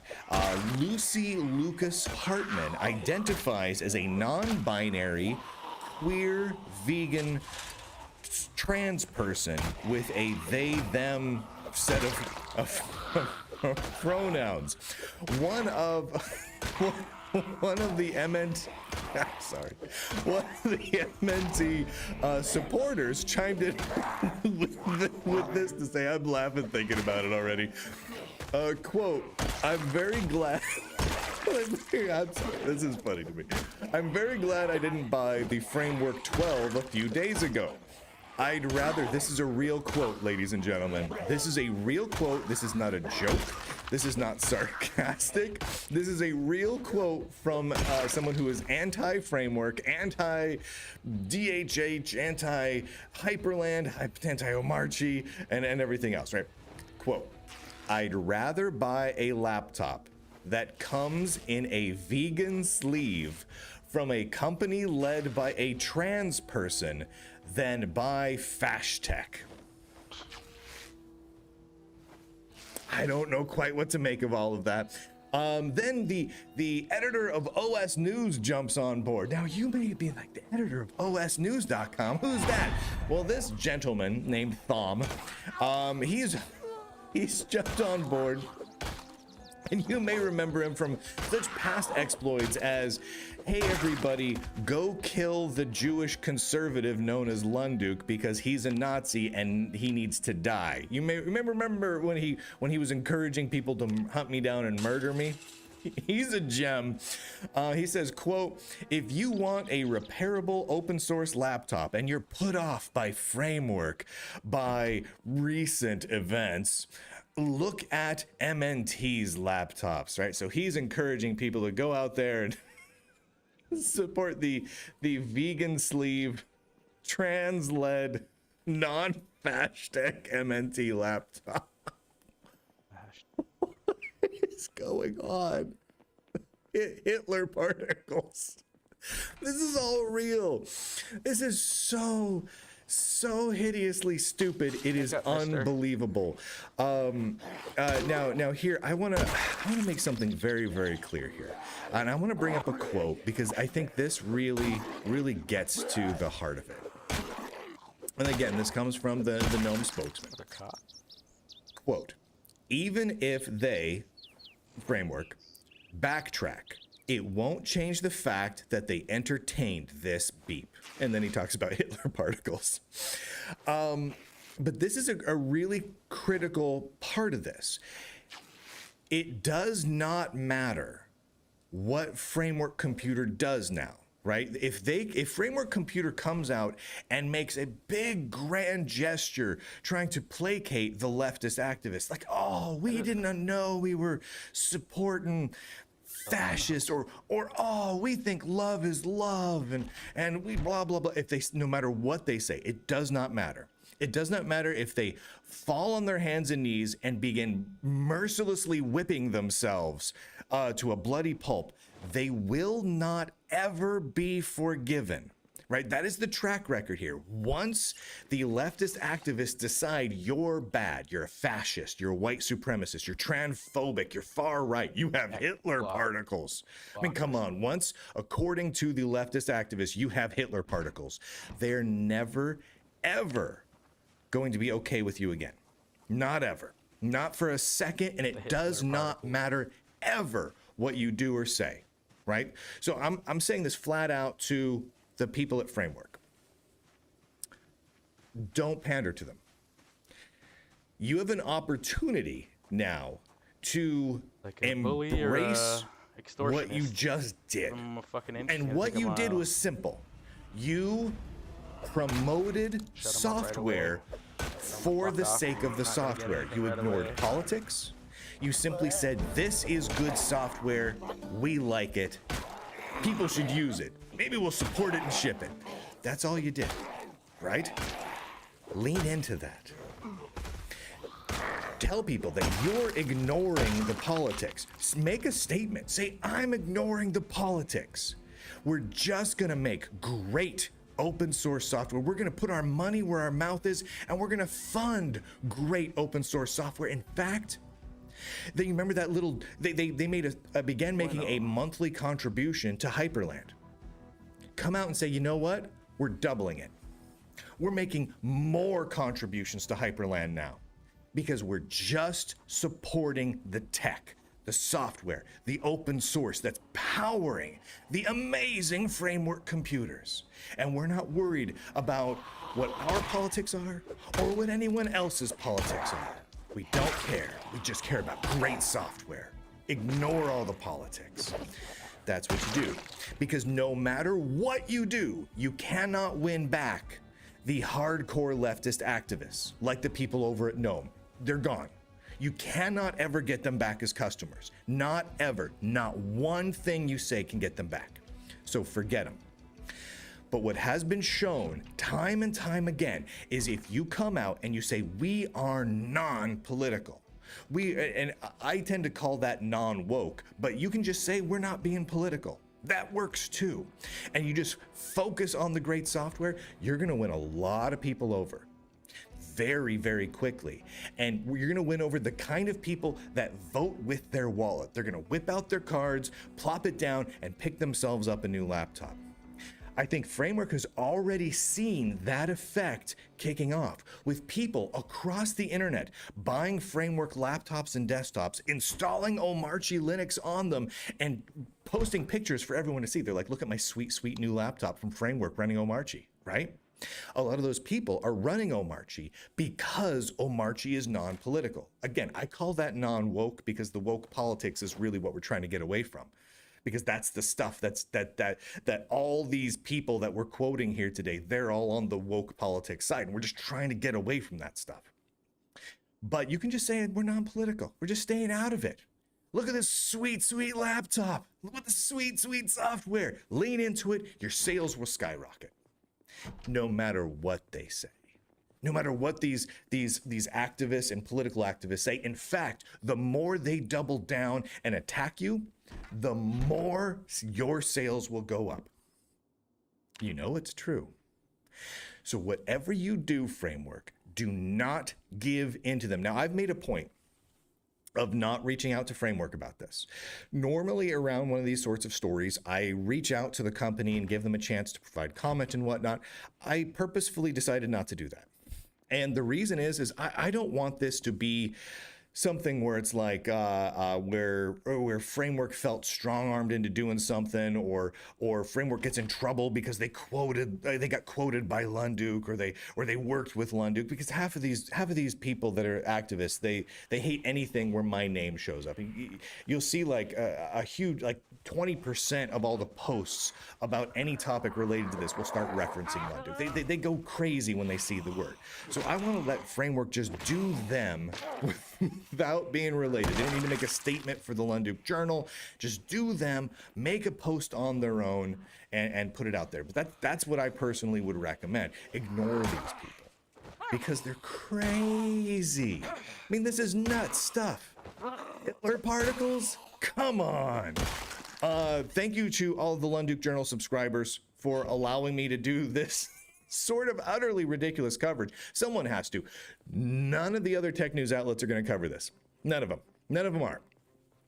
The only way it will be possibly covered a tiny bit by a few tech news outlets is if this story explodes, like really explodes. That's the only way that any of them will ever cover this stuff. And I was looking over it. So far this calendar year, I think the Lunduk Journal has published 250, some odd stories. So far this calendar year, roughly one a day, right? Roughly one news story a day. I think around 9 out of 10 of those stories, roughly 90%, were not covered at all by any other tech news outlet. Not one. Not a podcast, not a YouTuber, not The Verge or Wired or Gizmodo or Ours or The Register or any of them. They didn't even touch it. Not that they covered it wrong, not that they covered the alternative viewpoint, not that they didn't cover it enough, but they didn't cover those stories at all. And you know, this story is probably just statistically going to be yet another example of the only place this gets covered is the Lunduk Journal. And it's an important story. I mean, when we've got leadership and spokespeople from one of the largest Linux open source organizations and foundations and desktop environments in GNOME speaking out and calling Linux hardware manufacturers people who are filled with Hitler particles, that's crazy. That's craziness. And it's not craziness coming from the Lunduk Journal. All I'm doing is saying, click. Look at this, guys. That's crazy. And it's just, they just keep doing it. Someone has to record this insanity because it's happening and it's affecting a lot of companies. It's impacting a huge number of contributors and users, and people need to record this sort of thing. So thank you to all the Lunduk Journal subscribers for making it possible. All of the shows, everything the Lunduk Journal produces, every single story is released for free on a million platforms. An RSS podcast feed, it's on Substack, it's on YouTube and Locals and X and Rumble and on and on and on and on. And if you want to support what the Lunduk Journal is doing, getting this out there, go to lunduk.com, and there's a couple of links On the right-hand side of the page, it say how to support the Lunduk Journal. You can become a monthly or yearly subscriber. You can become a lifetime subscriber. There is a metric boatload of perks. All the shows are free for everyone, but you can also get access to an exclusive forum. You can get access to all of the shows as DRM-free MP4 files. So yeah, if you're a subscriber, you go to Lunduk.com and there's a link that says here's the perks for subscribers. Click that link. It'll show you how to get access to the exclusive forum. And once you're on the forum, which is free because you're a subscriber, you get access to all of the DRM-free downloads for every show released this year and last year and going forward. They're all MP4s, they're all DRM free, they're all cataloged by date and by headline. So you can just grab the shows you want, throw them on a thumb drive, burn them to a DVD or a DivX disc or whatever you want to do. Convert the darn thing to a format viewable on a Palm Pilot. I don't care how you want to watch it, but you've got it. And there's a whole bunch of ebooks on history, on goofy stuff and jokes and all sorts of things. And of course, if you want to become a lifetime subscriber, that's available as well. Again, it's all up at Lunduk.com. And huge thank you to absolutely every subscriber, because I couldn't do this without you. If I was one of the tech news outlets that was completely reliant on big tech money in order to stay afloat, this story wouldn't get told by anybody. Nobody. I mean, seriously. Look at the hundreds of news stories over the last year to 2 years that no one would have covered in the tech industry at all. It wouldn't even have been mentioned by any news outlet if the Lunduk Journal didn't exist. And that's because of all 100%. Of you. You guys made that possible. If big tech sponsored the Lunduk Journal, I wouldn't be able to cover any of this. The moment I covered this story, I'd have 5 different companies pulling their their sponsorships and ad runs and everything, and I would go out of business immediately. So this exists because of all of you becoming subscribers. So thank you. Go to Lunduk.com, click on all the things that are on Lunduk.com, and make it happen. And with that, ladies and gentlemen, boys and girls, nerds and nerdettes, across this inner tube of ours, I do declare end broadcast.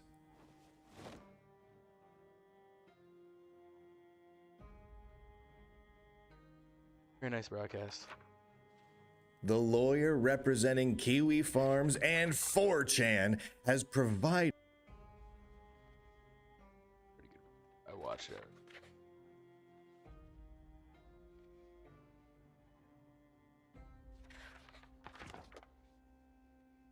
We're entertained.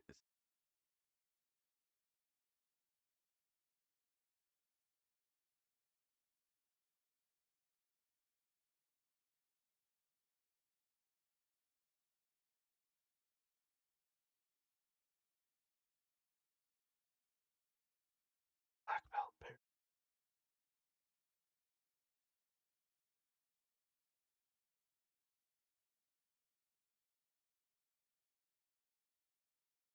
Clip.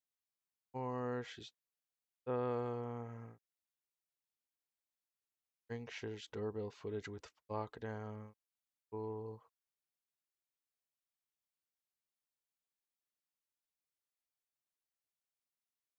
Two Randys. Yeah, he disappeared, didn't he? Made a shit ton of money and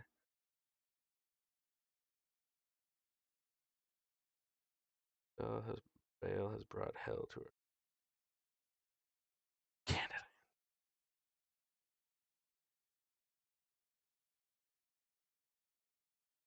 Parliamentary shit.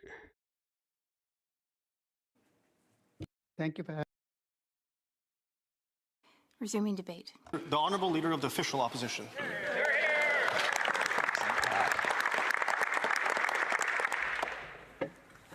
1,600. 1,600, Mr. Speaker.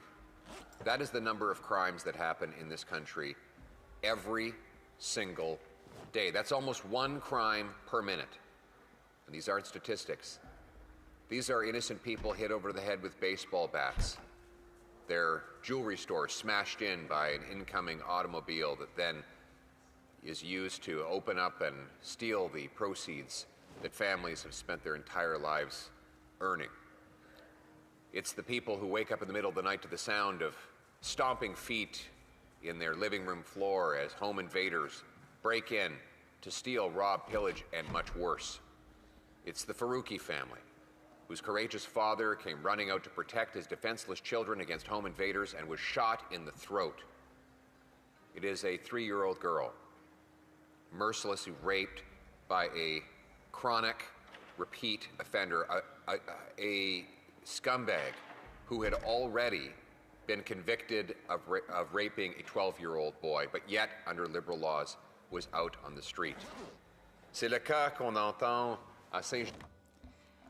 Or in Saint Jérôme, a woman was killed by her former partner, a partner who had already been arrested 30 times and who had gotten bail 16 times before killing his partner. Beautiful young mother, Bailey McCourt, murdered by her ex, who was out on bail, and he had only been released 3 hours earlier. He was only 4 kilometers away from the courthouse that granted him that liberal bail. Now, these are not just sensationalist stories as liberals like to dismiss them. These are facts. While the Justice Minister condescendingly dismissed these crimes as we are not the Wild West, well, the facts would beg to differ, Mr. Speaker. Under this Liberal government, since they have taken office, violent crime is up 55%. Extortions up 330%. Homicides up 29%. Sexual assaults up 76%. There is a cause and there is effect. We know the source of this crime. It is liberal bail. Liberal bail as passed into law by Liberal Law C-75. It requires judges to release the accused at the earliest opportunity under the least onerous restrictions. Those are the words embedded in the law. And as a result, the same offenders can commit literally hundreds of offenses and be released often within hours of their latest arrest. Police say that often they're not even finished the paperwork on the arrest and the offender is back out on the street. I've had police officers tell me they've arrested the same offender 3 times in the same day. One police officer in the Toronto area told me that most of the arrests this time, the criminals happily confessed to the crime in the backseat of the car because they actually don't care about getting convicted anymore. They know that liberal laws will turn them loose regardless of the outcome of the trial. Now, Liberals pulled a bait and switch in order to get elected. In the last election, they knew that Canadians were fed up with liberal bail. So they said, give us a 4th chance and we'll reverse course. What happened? Well, it's now been 6 months since the Prime Minister was elected on the promise that he would reverse liberal bail. And where are we? There's not been a single Liberal bill to reverse the bail system that they set up. Not one. We're 6 months in, Mr. Speaker. We all know what needs to happen. The police have basically written the legislative repeal that is necessary for us to fix the Liberal mess. And yet, no bill, nothing, zero, zip, zilch. Maybe it's because the Prime Minister took the unprecedentedly reckless act of appointing Justin Trudeau's most incompetent minister to the job. The now Justice Minister was the immigration minister who literally destroyed the best system in the world, increasing the numbers by 300% over the previous norm, allowing criminals to come into our country unvetted, swamping our housing, job, and health care with too many people too fast. And then he went on to the housing portfolio, where he created the worst housing crisis in the OECD, and now he's in charge of the criminal code. Not compound that problem with the Minister of Public Safety, someone who should resign for having gone ahead with a bill with a plan to confiscate property from law-abiding firearms owners that he was caught on tape saying would not work. This is who we have as the Keystone Cops in charge of reversing the liberal crime wave of the last decade. Now, some people say we need bail reform. We have bail reform. It's called C-75. What we need is to undo the liberal bail reform. Hence, today, we are calling for the government to scrap liberal bail and replace it with jail, not bail. And so today we put forward a motion that would allow Parliament to adopt Bill C-242, the Jail Not Bail Act, put forward by the brilliant Member of Parliament for Oxford, Ontario. This proposal is backed by police, by crime victims, and by everybody who wants to stop crime. You will hear more from the member for Niagara South, with whom I'm splitting my time on this matter, Mr. Speaker. And I will note that this government doesn't need to do anything. They don't need to do a thing. They just need to get out of the way. If they get out of the way, they've already broken the bail system. They brought in the chaos that we are now experiencing. We're not asking them to put on a cape and come to the rescue. We're asking them to simply get out of the way. If they do one thing, it is this: sit on their hands and let the House of Commons pass this motion to quickly push through the Jail Not Bail Act. We can lock up the criminals that have been terrorizing our streets. That's all we need them to do. One criminal, like, legal worker, she's just like... Some people say they're doing nothing. It would be great if they did nothing, actually, because nothing would be a massive improvement over what they have been doing, which is they have been doing violence to our criminal code, and our criminal code has allowed criminals to do violence to our people. We need the answer is actually very simple. Liberals, pseudo-intellectuals in liberal circles love to say the problem is much more complicated. It's not a complicated problem, Mr. Speaker. The statistics tell us the extent. We have a very small number of criminals doing a phenomenal amount of crime. The same 40 offenders in Vancouver got arrested 6,000 times. That's 150 arrests per offender per year, and those were just the occasions on which they were caught. Almost all the crime is done by a tiny group of rampant reoffenders. If you keep them in jail, they cannot reoffend. It is very simple. We did this under the previous Conservative government. And one thing happened that was unsurprising, and one that was maybe counterintuitive. The first thing is, unsurprising, crime went down by 25%, plummeted. Biggest drop in crime in modern Canadian history. It worked. The second part was a little bit counterintuitive. You know what else went down? Incarcerations. What the hell, bro? After Liberals warned that we'd have to build new jails to accommodate all of the prisoners, in fact, fewer people ended up in jail. Why?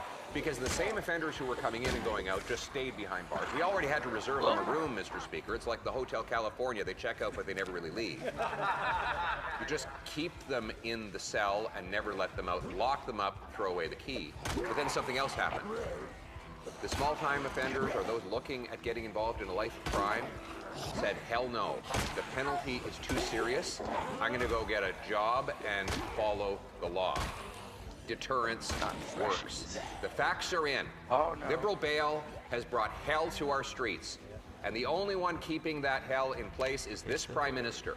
He and his government need to get out of the way so Conservatives can scrap liberal bail, lock up the criminals and throw away the key, and do this not out of vengeance or spite, but out of love for the law-abiding people, so that our children can once again play safely in our streets, so that people can go to bed at night in peace and tranquility, so that when they wake up in the morning, their car is still there, so that we have a safe country where law-abiding people can live good, secure, happy, worry-free lives. That's what we're working for. Will the government get out of the way and let us get it done? Questions and comments? Questions et commentaires. The Honourable Secretary of State for Combating Crime. Thank you, Mr. Speaker. It sounds like the leader of the opposition is against a comprehensive plan coming forward. It takes time to put a plan together, and we've done exactly that. We've done exactly that in the new reform legislation that will deal with not only bail, but also sentencing. I know the leader, he likes to mock and call people incompetent when they don't exactly agree with him. But Mr. Speaker, does he agree that we need comprehensive reform, and we should also be dealing with sentencing? We should also be working with provinces to make sure that their courts are implementing bail appropriately, judges are trained. Would he not admit that comprehensive reform is what we really need? The Honourable Leader of the Official Opposition. Well, they brought in comprehensive reform over the last 10 years. Let's talk about their reforms. Their reforms require judges to release offenders at the earliest opportunity under the least onerous conditions. That was the reform. That's why we have chaos in our streets. They brought in another reform, house arrest, for sex offenders, extortionists, gun criminals, and other serious offenders. That's why so many recent convicts are able to reoffend with ease. They brought in another reform, which is to waste billions of dollars chasing down law-abiding people while turning gun criminals and gangsters on our streets for free. We know what their liberal reform is. It is to unleash crime and chaos in our communities. We need to reverse liberal criminal justice reforms, scrap liberal bail, lock up the criminals, throw away the key, and restore safety for Canadians. Questions and comments? Questions et commentaires. The Honourable Member for Windsor West. Thank you, Mr. Speaker. Mr. Speaker, in January 2023, working as a police officer, I attended the funeral of Constable Greg Prishala of the OPP, who was killed by someone who had already been denied bail, but was released anyway.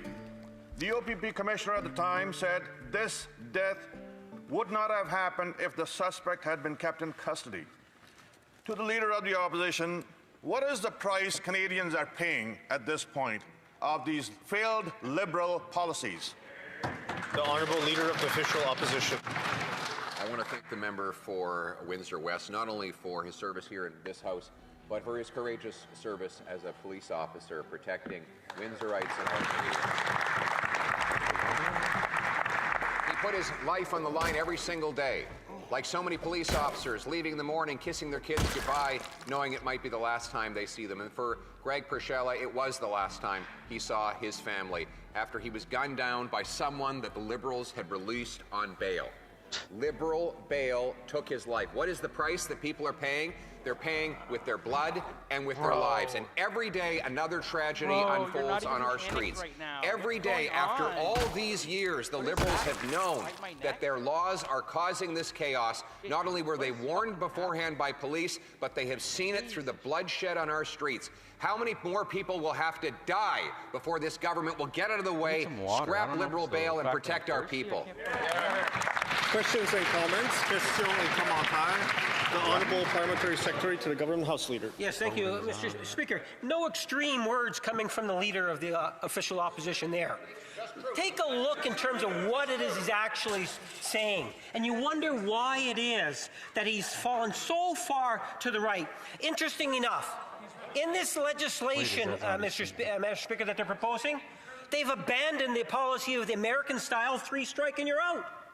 I wonder why. Can the Leader of the Conservative Party indicate to his caucus colleagues, to Canadians, and make a policy statement? Has he abandoned his three strikes and you're out? If not, why didn't he include it in the legislation he's proposing? What do you mean? Why would you The Honourable Leader of the Official Opposition. No, Mr. Speaker, we support three strikes, you're out. Criminals who commit three violence offenses should go to jail. We should lock them up and throw away the key. But that member just revealed how radical and extreme he and his party has become. Here he says that it is extreme to lock up criminals who've committed 7 or 8 offenses. You know what is extreme, Mr. Speaker? I'll tell you what's extreme. When someone gets released for the 16th time after 30 arrests and then goes and kills his ex-spouse. These are the stories that are happening on our streets every single day. The extreme bloodshed and violence that Liberals have unleashed, that is what is radical. That is what we need to put an end to. Will they get out of the way so we can scrap Liberal bail?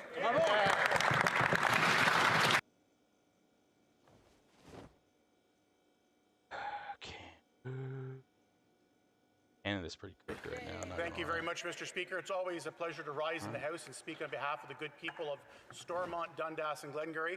Also proud that I'll be sharing my time today with the great new member we have in our caucus from Edmonton Northwest. As an official opposition, we have a role to hold the government to account on what they promise and what they deliver. Or in many cases, we have with this new Prime Minister, but same old Liberal government is. They talk a big game, they have these photo ops and make these flashy announcements, but the follow-up, it leaves something to be desired. The Prime Minister himself said when he was sworn in with the Cabinet that he wanted to be judged by the prices Canadians pay at the grocery store.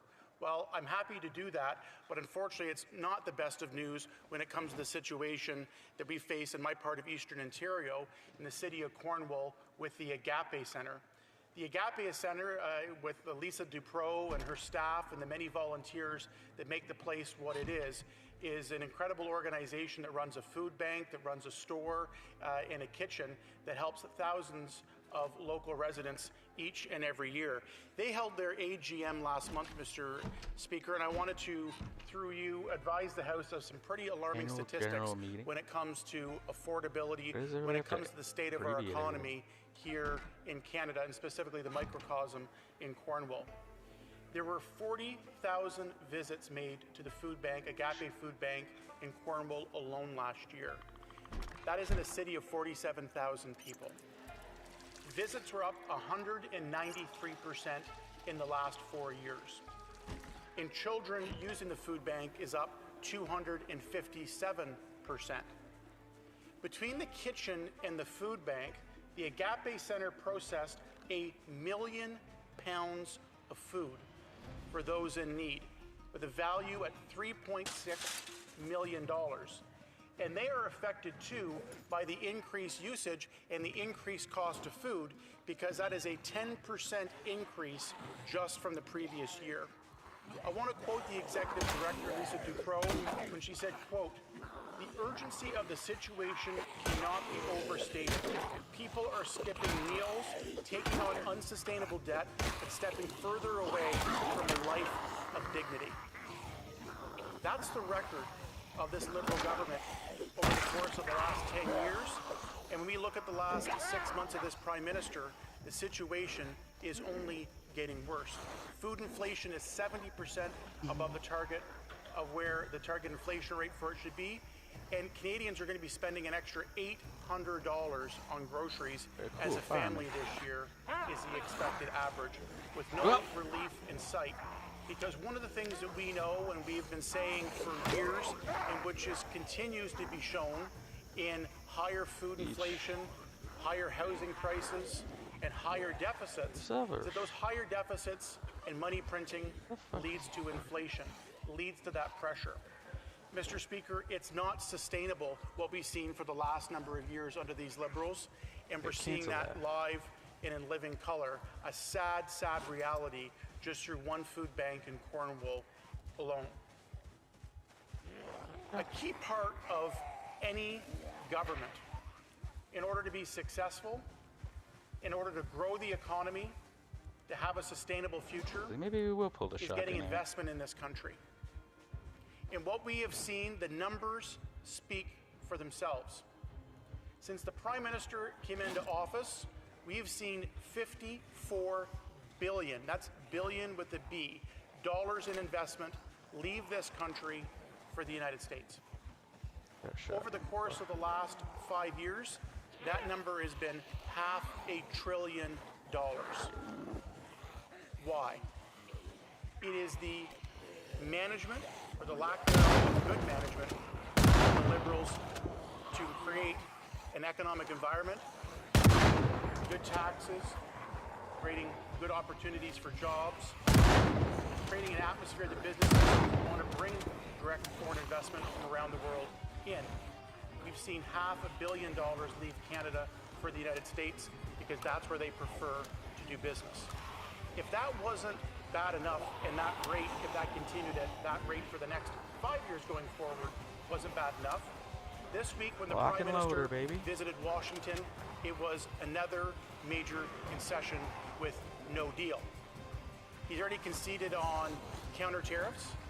He already conceded on the digital service tax.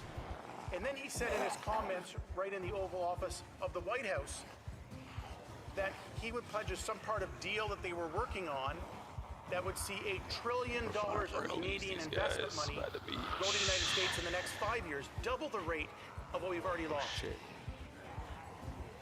That is absolutely ridiculous. That is an absolute betrayal of Canadians and Canadian workers in this country.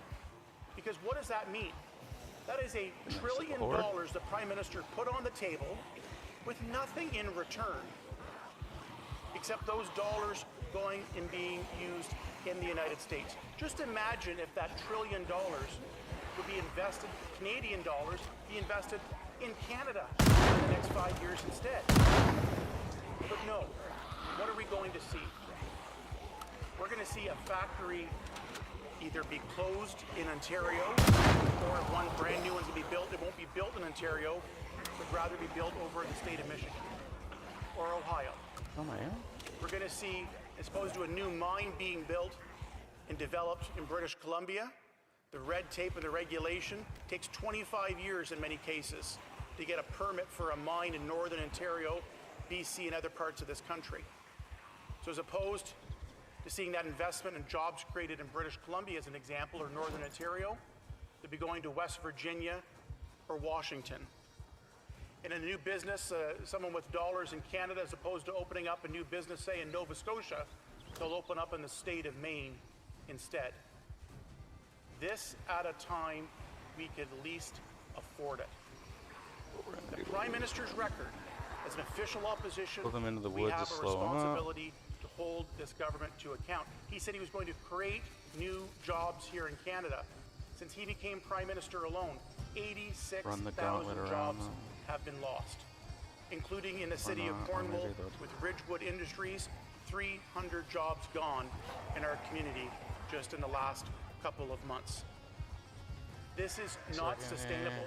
And over and over and over again, we just see the Liberal government repeating the same failed approaches. And we're now seeing a Prime Minister going out and openly advocating and creating deals with the United States with nothing in return that's going to see $1 trillion of Canadian investment money leave our country and flow down south. Mr. Speaker, the Prime Minister knows that very well because he did that just before he became Prime Minister when he was the chair of Brookfield. Brookfield is part of that. I mentioned that $500 billion of Canadian money that moved to the United States in the last 5 years. The Prime Minister's own company, Brookfield, was one of those when they moved their headquarters to New York City. Eggs survived that encounter. Leading by example in completely the wrong way. We need to see some fiscal responsibility from this government.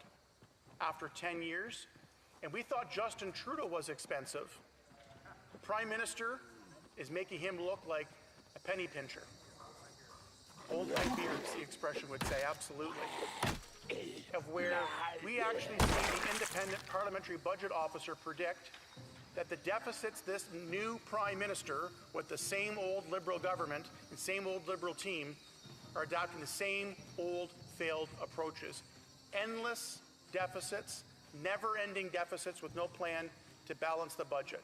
And they are double, the deficits are at least double what Justin Trudeau's deficits were going to be according to the parliamentary budget officer.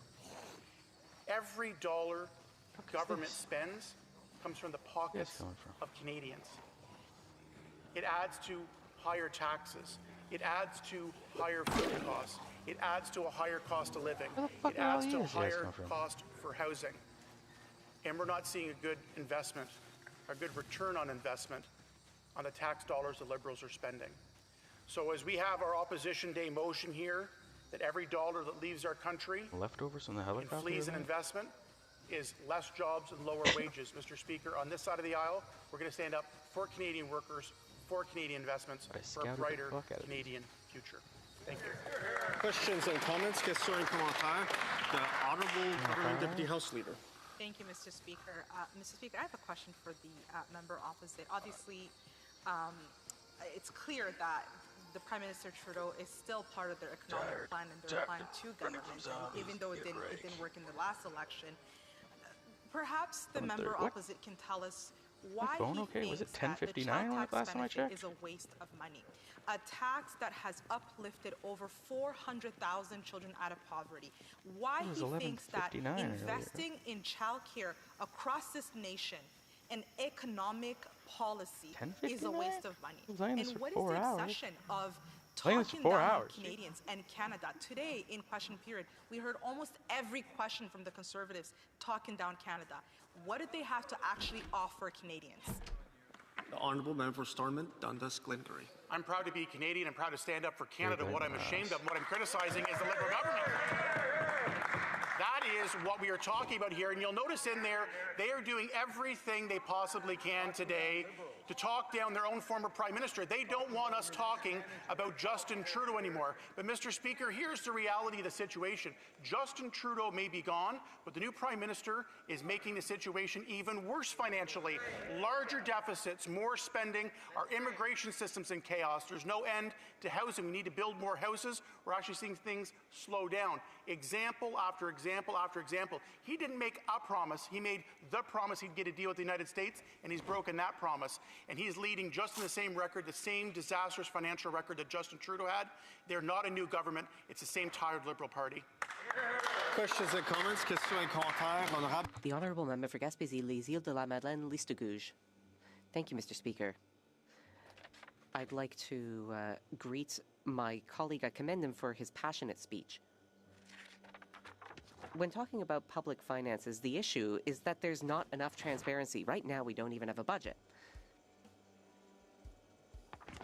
In the credits that were tabled in June, we did notice certain things.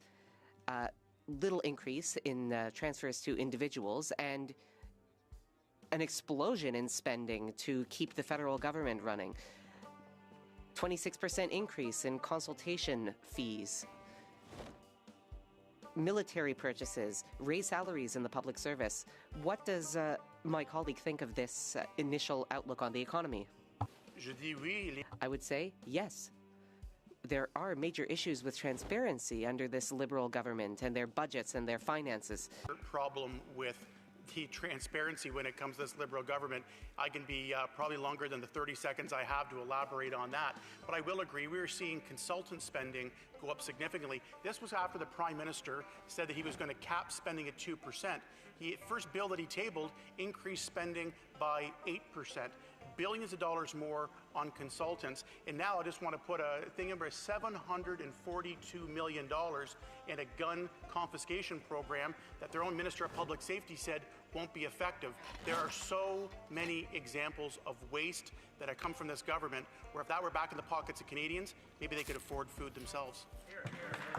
Questions and comments to Honourable Member for King Vaughan. Thank you, Mr. Speaker. I'd like to ask my honourable colleague, we have a serious situation in this country. There's 86,000 people out of work.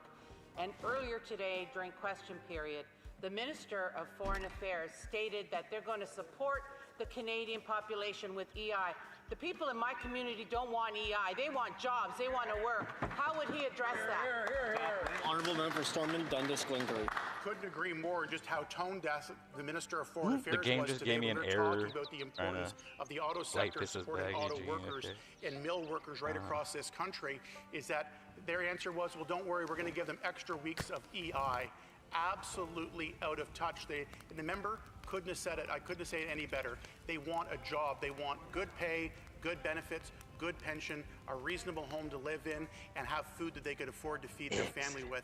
And that's sad after 10 years of these Liberals and the continuation with a new Prime Minister. It's the same old Liberal Party, and here they are. Canadians are struggling over and over and over again to meet the basic necessities. It's shameful, the country they've created after 10 years. Way to go, Aaron.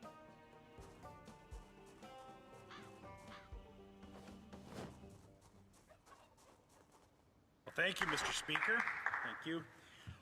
$100 billion. No, that's not Dr. Evil's ransom demand from the world. That's today's headline in the National Post. $100 billion. That is the potential deficit that will be tabled in the budget in November. This is today's front page headline. And it's important that we consider how we got here. $100 billion deficit, staggering, Mr. Speaker. That's almost twice what the national transfer to provinces for health care. That's the amount of extra borrowing that is being piled on, and which the interest from that will eventually make us unable to spend money on health care and national defense and all the things that Canadians rely on from their governments. But how did we get here, Mr. Speaker? Well, this government in 2015 promised that they would run deficits, limited deficits for 3 years. They were the only party in that election promising to do so. Even the NDP back then knew that you could not borrow with impunity forever.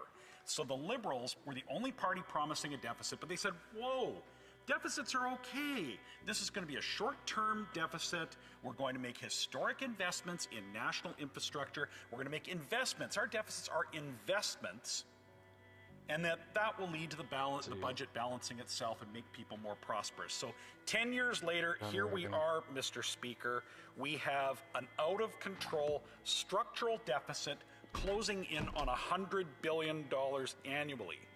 When they were elected, this promise of limited deficits followed by a balanced budget was immediately discarded. It was never, ever acknowledged after that.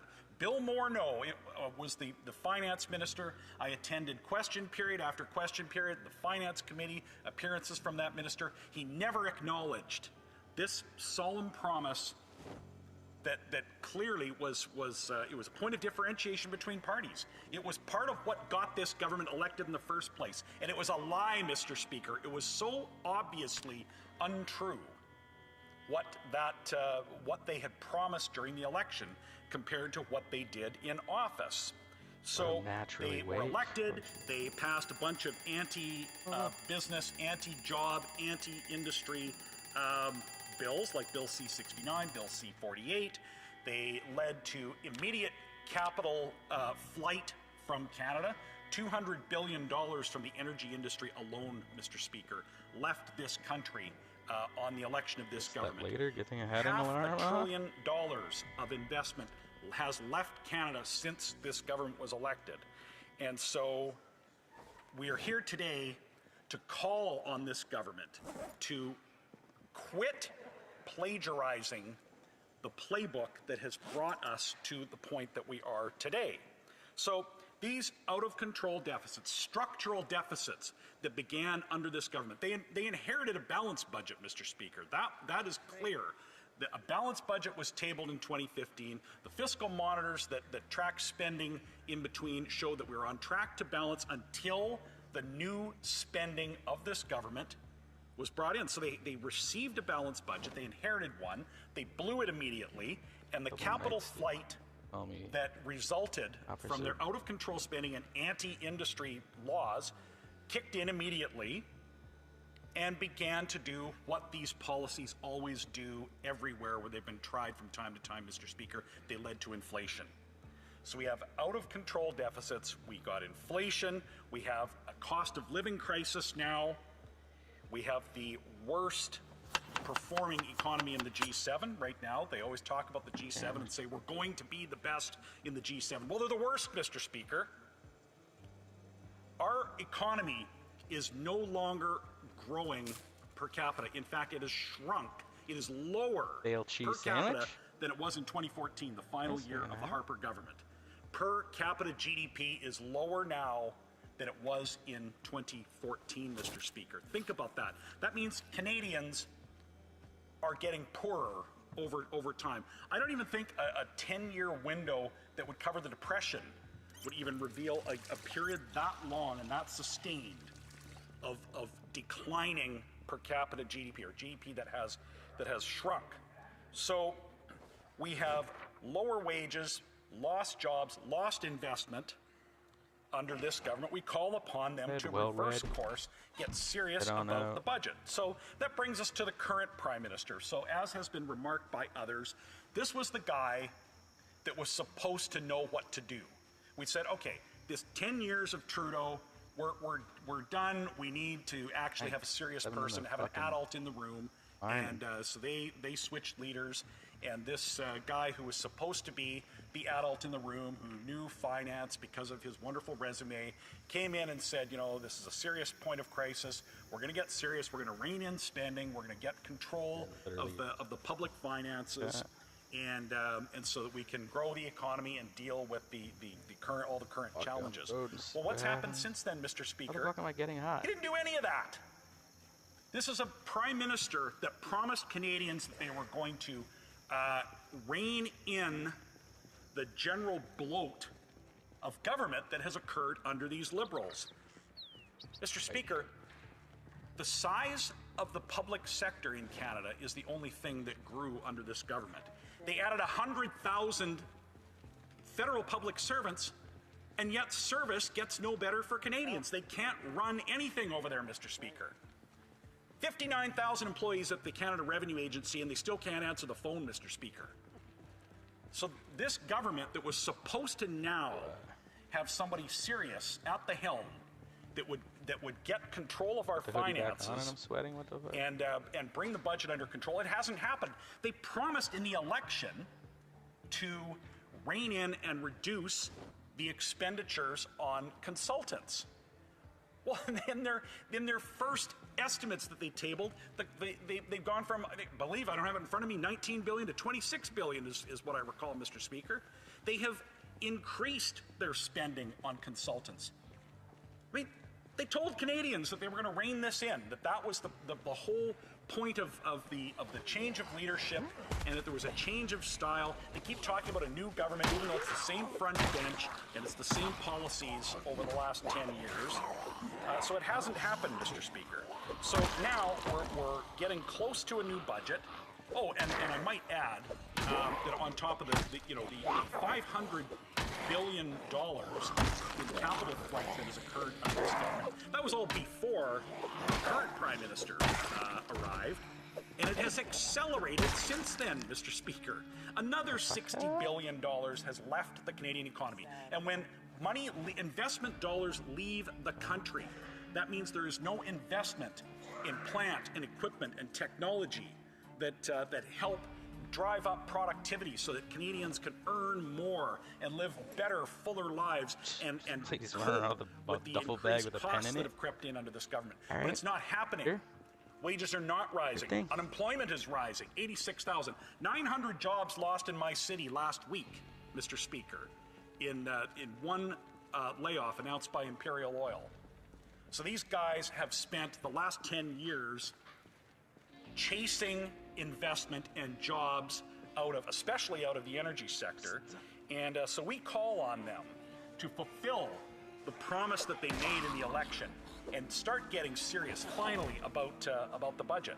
We had a PBO report and a PBO committee appearance in the last couple of weeks, Mr. Speaker. Just devastating.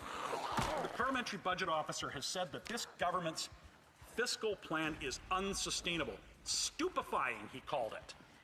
Fucking scratch me. He said that it is unsustainable, and he has said that, and we know, Mr. Speaker, that the latest thing, they're back to they always claim these different measurements. Declining debt to GDP ratio. Well, then when the debt to GDP ratio started to come up, then it was our AAA credit rating. You'll see them bait and switch every time on their goalposts here. But that credit rating is at risk because they've now got they're trying to trick Canadians with a new accounting methodology. And as their deficits continue to get even worse and worse and worse. So it is time, Mr. Speaker, it is time for the House to call on the Liberal government to stop plagiarizing Justin Trudeau's failed policies and recognize that deficits drive investment and jobs down and the cost of living up. Thank you, Mr. Speaker. Gentlemen's question and commentary, the Honourable Chief Government Whip. Thank you very much, Mr. Speaker. So let's talk about the deficits and how Conservatives left this great surplus, as the member alluded to in his speech. Stephen Harper had 3 surpluses. The first one was a $13 billion surplus. Now, you ask yourself, how did he end up with such a large surplus? Well, that's because Paul Martin left him with that $13 billion surplus the year before. The second year Harper was in this House, he ran a $9 billion surplus. And then after that, it was a deficit after deficit after deficit. Finally, when it got to 2015, like how he referenced how a surplus was left, how did they leave that surplus? They left it on the backs of veterans and by depleting our military investment to under 1% of GDP, the first time in recorded Canadian history. Can the member please explain how this great surplus in 2015 was left? The honourable member for Calgary, Crowfoot. Mr. Speaker, his remarks reveal exactly the point here. There were 5 prime ministers between the 2 Trudeaus, and all 5 of them took fiscal responsibility seriously and... Order. The honourable member on a point of order. Brian Mulroney didn't run a single surplus. Order. Obviously, that's debate. The honourable member for Calgary, Crowfoot, in about 25 seconds. He's correct, Mr. Speaker. It wasn't long enough for Brian Mulroney to undo the damage that Pierre Trudeau did to this country. That's right. Why every time we've got somebody named Trudeau running this country, they destroy the energy industry in my city and bring fiscal and economic vandalism to Canadians. Questions and comments. Honourable member for Lac Saint-Jean. Thank you, Mr. Speaker. It's always amusing to listen to my Conservative and Liberal friends really dig their heels in about who had the lowest deficits or the biggest surpluses. In fact, Paul Martin had a surplus but cut transfers to provinces. That's the first thing. Second, my Conservative friend, I congratulate him for his speech. And I agree with him that the fiscal management right now is a catastrophe from the Liberals. It has been for quite some time. And one of the reasons it is that there's subsidies to oil companies and big oil. And my Conservatives, do they not agree that we need to cut the oil subsidies? You know, I'll address one specific the oil subsidies. We need cheaper gas.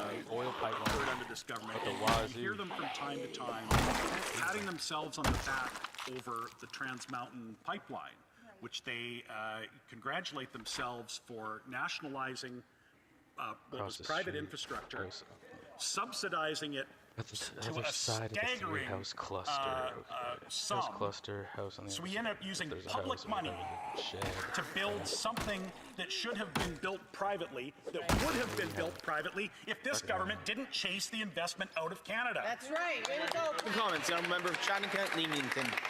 Thank you, Mr. Speaker. And to my, through you, Mr. Speaker, I want to congratulate my colleague on an excellent speech, but I take no joy in it. And I take no joy in us as opposition having to bring this motion before this chamber. But my question is why?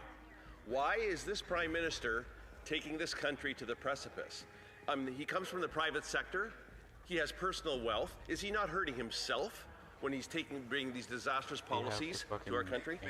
You know, member for Calgary, Crowfoot.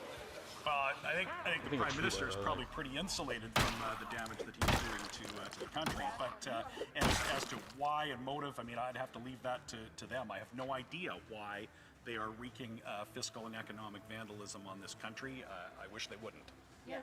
Comments. I'm member for Courtney Alberni, about 33 seconds. Thank you, Mr. Speaker. Look, my colleague, I have a ton of respect for him, and he brought up the job losses at Imperial Oil, 900 people.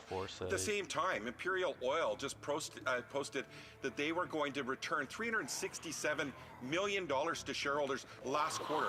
Hey, we all want to see, you know, when somebody wins, we want to see them do well. But when there's excess profits like this, does my colleague, the Conservatives and Liberals, ever agree that there should be an excess profit tax that could help reduce deficits? The honourable member for Calgary, Crowfoot. You know, the phenomenon of share buyback is symptomatic of just how horrific the investment climate is in Canada. Businesses generally would love to invest in plant and equipment and technology and things that would increase productivity, but in this country there is no opportunity. Well done.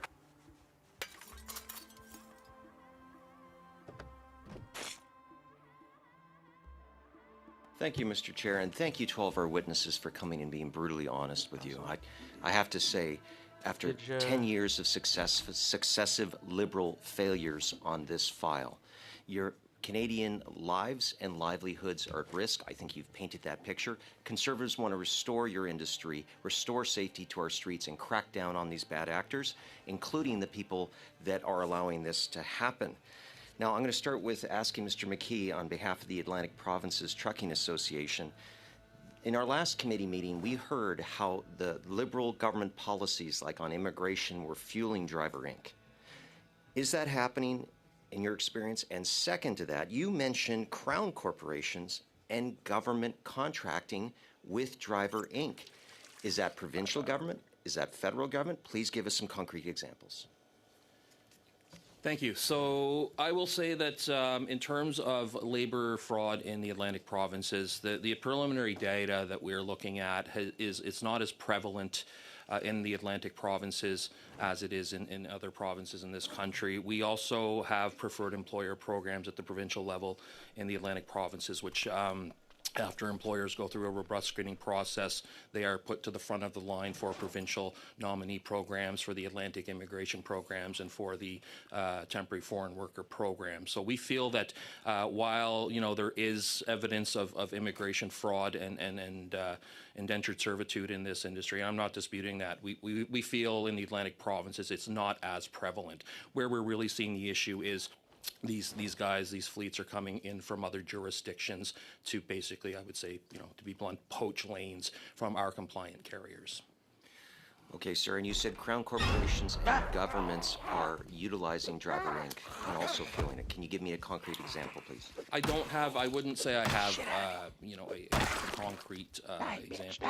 It's anecdotal at this point, but we really feel that, there is not a screening process with the federal or provincial governments to ensure that these Crown Corps are not being utilizing this model. And we do know from many of our members that Canada Post is one organization that seems to be utilizing Driver Inc. companies when possible in order to save money, and we all know Canada Post is under financial pressure. Yeah, we're going to need to talk about that more, but I have limited time.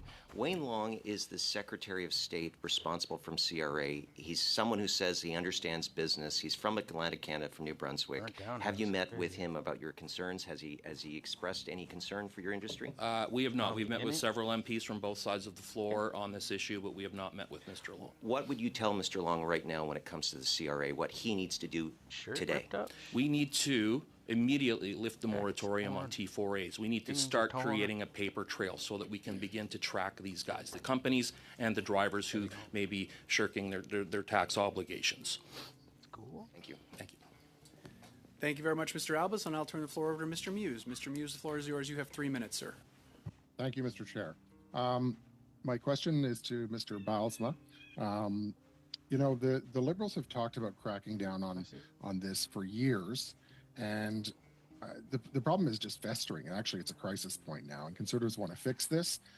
When you talk about your business that's not going to succeed to a second generation, and you broke down the numbers very nicely, which I think paints a very stark picture. My constituency office is 30 minutes from your shop, and so I know in that area that this is a huge issue in Ontario and throughout Ontario. What is the single biggest failure of federal enforcement that has allowed this to persist for this long? Thank you very much, and through the chair. The biggest thing that would impact my presentation was mostly about the numbers. So I think the biggest thing the federal government can do is through the CRA, and as my colleague to my left said, is lift the moratorium on the T4As. What we need to do is start allowing a paper trail to occur so the government can find the bad actors. And it's not a matter of spending more money as a government, because the billions of dollars that will be collected by hiring the necessary staff to go track these people down and enforce it would pay for itself and then some. There'd be a significant return on investment for the government to go after that direction. So would you say this isn't a problem of, a solution? You mentioned one very obvious one, and there are others, and I know there were others in the CTA report as well, and the OTA has been advocating. So is this a problem of political will? Is it bureaucratic inertia? Or is it simply the government doesn't understand your industry? I mean, you painted a picture of the economics of it. I believe, it's my personal opinion, it's a matter of a lack of political will. We've been chasing this up the chain for probably a decade. This started in 2011 when they put the moratorium on T4As, and it's gotten out of control. Some crafty lawyers and accountants have figured out ways to work around some of the rules around PSBs and that type of a thing to create this lawless portion of our industry. So it's as your colleague said, fraud. Correct. Absolute fraud. Thank you very much. Damage, rip shit. Thank you very much, Mr. Muse. Next, we'll go to Mr. Kellaway. Mr. Kellaway, the floor is yours. You have 6 minutes, sir. Thank you, Mr. Chair, and thanks to the witnesses today and the previous witnesses on Tuesday. This is an important study, and I'm glad that it's being brought here in this form. Most of my questions will be directed towards Mr. McKee, but I wanted to get a sense from just all three of you on a particular question. If the move by Harper to deregulate the industry in 2011, in hindsight, was a good idea, yes or no? We start with Mr. Basma McKee. Deregulation is fine. Like I said in my presentation, I'm a capitalist. Yeah. I have no problem with deregulation. The only problem I have with is that there's legislation, and I'm part socialist. Like I know we have bills to pay. As a government, you have bills to pay. Yeah. But we need to collect evenly and equally from everybody, so that I'm paying CPP, EI, WSIB, employer health tax, et cetera, et cetera, et cetera, so that I'm paying my drivers for 10 sick days, 3 personal days, bereavement pay, overtime, and all of those things. But they should be as well, not just billing them as contractors and not paying any of those employee rates. So that's somewhere in the middle. Yes, no? So what do you mean? Was it a good idea to deregulate? Absolutely, it's a great idea. I'm capitalist, but I still believe that we should all pay our fair share. We should all pay our fair share, right? So if I'm paying all those things, so should the driver and crowd, and they're having me for breakfast, lunch, and dinner because they're not paying for those things. If you want to give, and I'm not looking for a handout. I use the number 1.5 million. Thank you, sir. I just have a few. I don't have that much time. I apologize. I wish I had more time. Mr. McKee, was it a good idea? Yeah, I echo the comments of my colleague. Again, as I said in my statement, our carriers are not losing because they're inefficient. They welcome healthy competition. We just want a level playing field. We want the laws that are in place enforced. Right. That's it. Right. And Ms. Gagnon? Ms. Gagnon? Oui. La même chose que mes collègues ont dit. The same thing that my colleague said. I think that it's a good idea. Catching the corner of their eye. I think everything's been said. Last session and now in this session, I think what we're learning is that there's definitive roles for industry. The provincial governments have major roles. And so, as you said, you put forward some recommendations in terms of Revenue Canada, which was brought up in the last meeting. So I want to go back to Mr. McKee, and just in a news release on your website. It says the provinces and territories have a key role to play in the oversight of the industry, and it can't come fast enough. So what role do they play, and how can they address this issue in terms of the provincial government? Because I appreciate we're here, it's a federal committee. You're talking about the existing rules that need to be tightened considerably, in particular in the CRA. But there's a whole other realm in terms of the provincial governments and their responsibility. Case in point, we heard in the last meeting with respect to training that individuals are getting 2 days of training and then being put on a transfer truck. How that happens in any provincial regime is astonishing to me. So I'm wondering if you could speak to the provincial side of things, and you can dovetail it into the federal side of things if you want. Right. Yeah, sure, thank you. So I would say that, from a provincial perspective, and we're having some measures of success with some of our provinces out east. So when it comes to truck driver training, there's the training site of the oversight of the training schools in each province. There has to be a solid system in place to ensure outcomes are, good outcomes.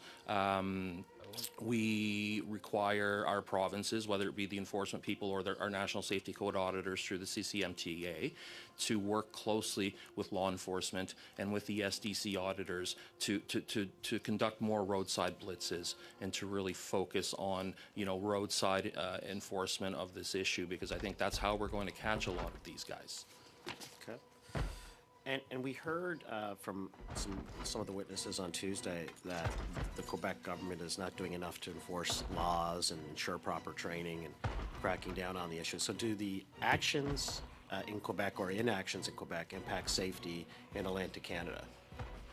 I don't want to speak for my colleagues in Quebec, and I'm really not, I guess, well versed enough on what is not being done in Quebec to point a finger, but I will say that any inactions, whether it be in Quebec or in Ontario, are certainly impacting the safety standards on New Brunswick and Nova Scotia and Newfoundland highways. Absolutely, 100%. And I ask, and maybe we can go to Ms. Gagnon in a second, I ask because everything is interconnected. So when we heard testimony about some of the stories, Ms. Gagnon, that were previous witnesses brought up in terms of training and development and safety in Quebec, for Quebecers alone, that's got to be terrifying in terms of the people that drive the trucks and also the people that are on the roads that have in their mind that the individual behind that wheel has the requisite hours in, has the training in. So I wonder if you can speak to that in terms of the anxiety that you face in your industry, but also the people on the roads in your province.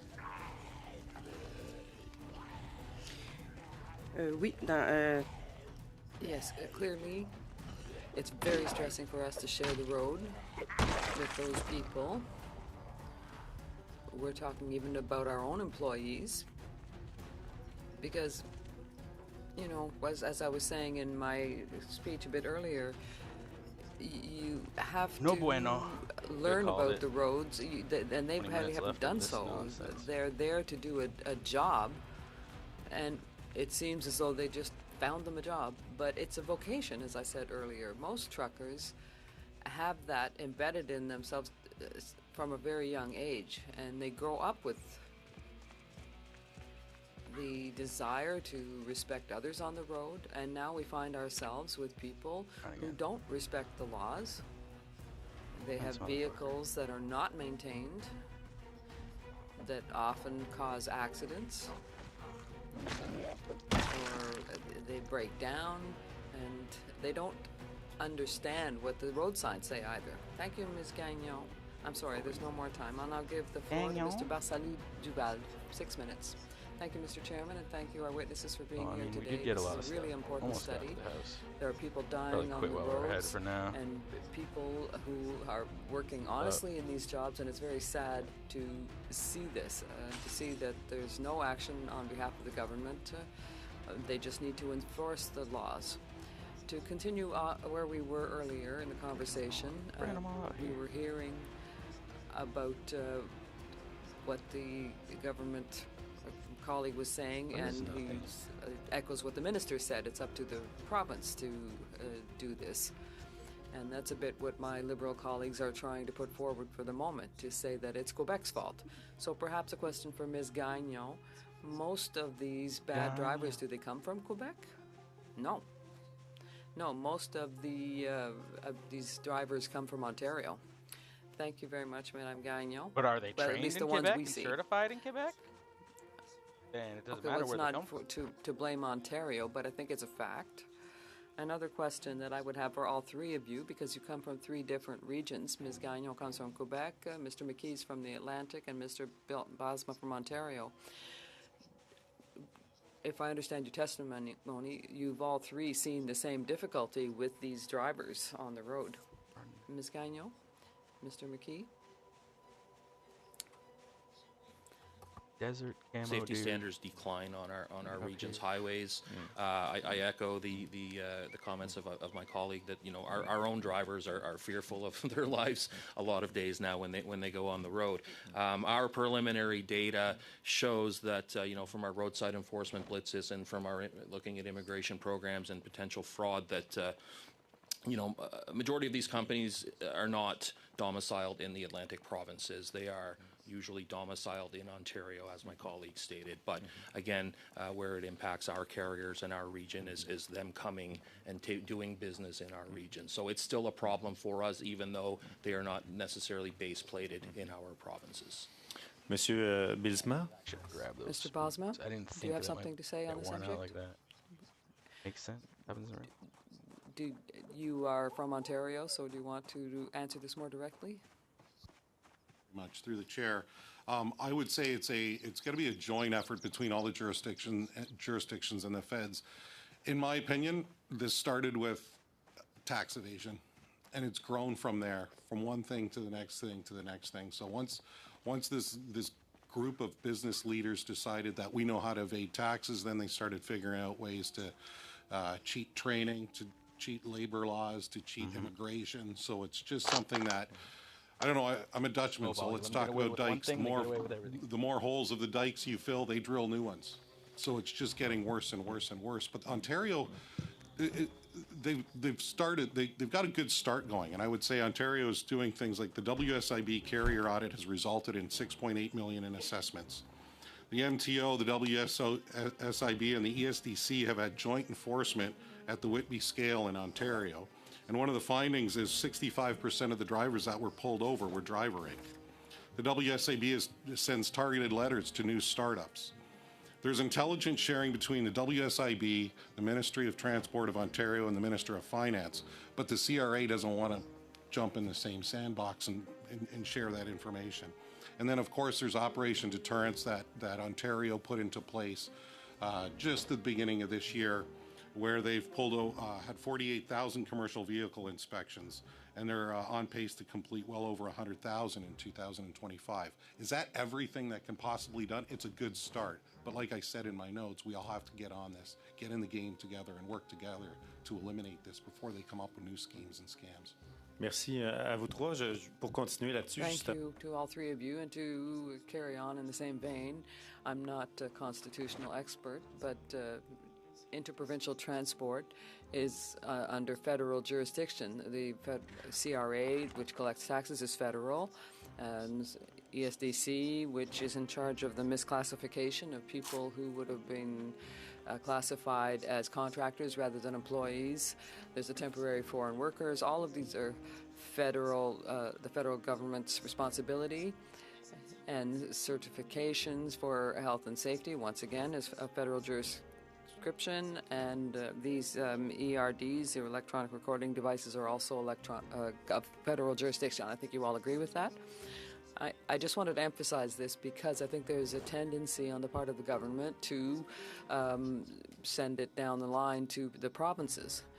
But I think there are many components that the federal government can act on.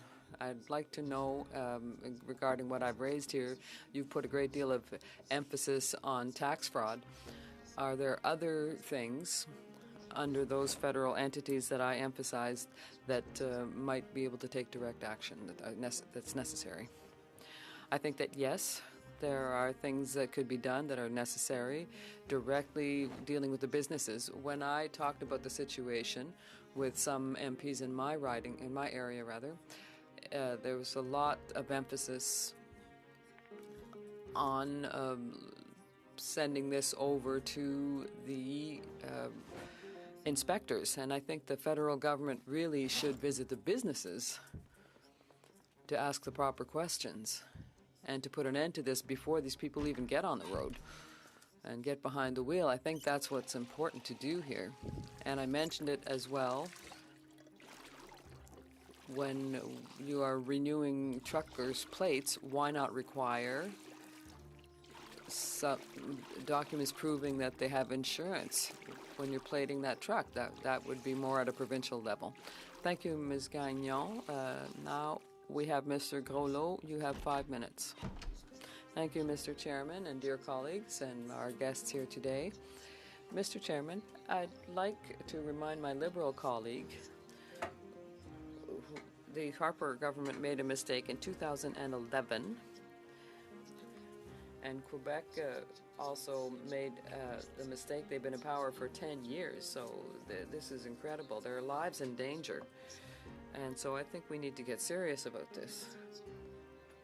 Ms. Gagnon, good morning. For the Conservative Party, helping our small businesses is important. Your business is 70 years old, I believe you said. So Driver Inc., what are the financial impacts of safety that you see in your business at St. Pamphile? Well, the financial impacts are major. They're significant. What we see in the industries is, first of all, the industry or the economy is not going well, and people have no choice but to turn to these people because they also have less money. So they're taking these carriers who are cheaper, and in terms of the price, they charge less, so we find ourselves without work. Those people arrive in our factories and they don't have the proper equipment for safety in terms of loading. For example, they don't have the proper boots, they don't have the right hats, and there's a cost to that for us. All of that safety level that we have to keep up, they don't, quite simply. So for us, we're parked while they drive under our noses and take work away from us. So we find ourselves with drivers who are challenging or rethinking their desire to be truck drivers, because now we don't just have the same kind of work that we did. We can't give them full work weeks. And vehicles are more and more expensive, and so we're parking these expensive trucks while these other people are transporting our goods with units that cost them less, clearly, than what we're able to put on the road.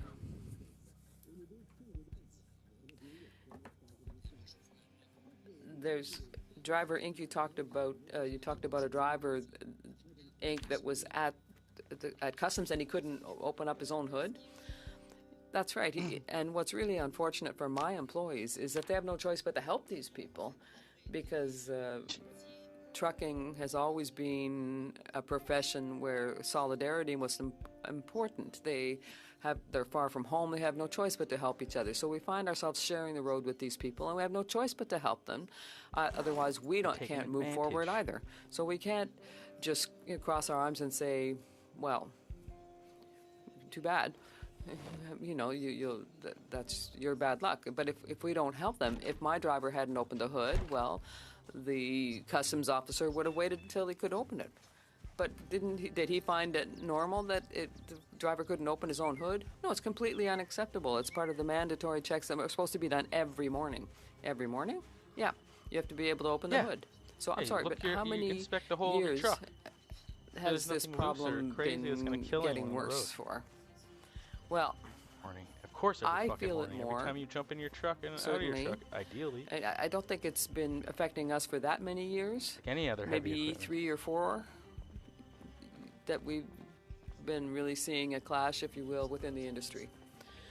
And do you have support from the Liberal government? Are they helping you with this crisis? Absolutely not. We have no support. You just have to figure it out for yourselves? Yes. We're left alone with this, and as I said, there are costs to this, because you have to be aware of the fact that these people who cause accidents on the road, I was talking about insurance earlier, they have to be insured, because now we're going to find ourselves with a truck cemetery all along the highway, because the pickup trucks won't want to go and pick them up anymore. What message is the federal government, Liberal government, sending to businesses like yours? Are they asking you to cheat or what?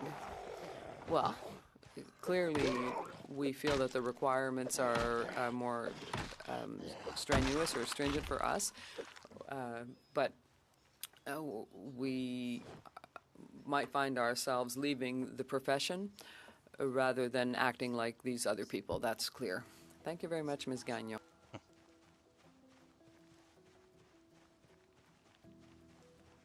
There you go. Thank you for There's being truck with us drivers today. across Canada, When all you across the give frickin' a work board. permit to one of your international students that has been certified in Quebec, what level of government does the medical examination occur, or a look at the police records? Of course, it's an easy question, isn't it? Thank you very much for your question. An international student who's currently in Quebec who's applying for a work permit. OK, j'espère que ça se passera pas comme ça.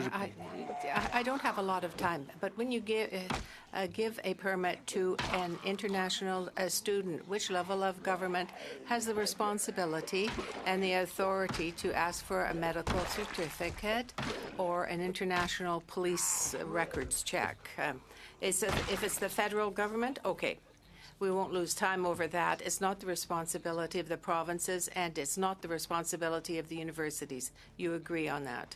Yes, because I've just heard that abuses was because of the provinces and universities once again. Last week there was a report of an inquiry on what was being used for work permits by an international criminal organization. Did you happen to read that article or review? Yes? Good.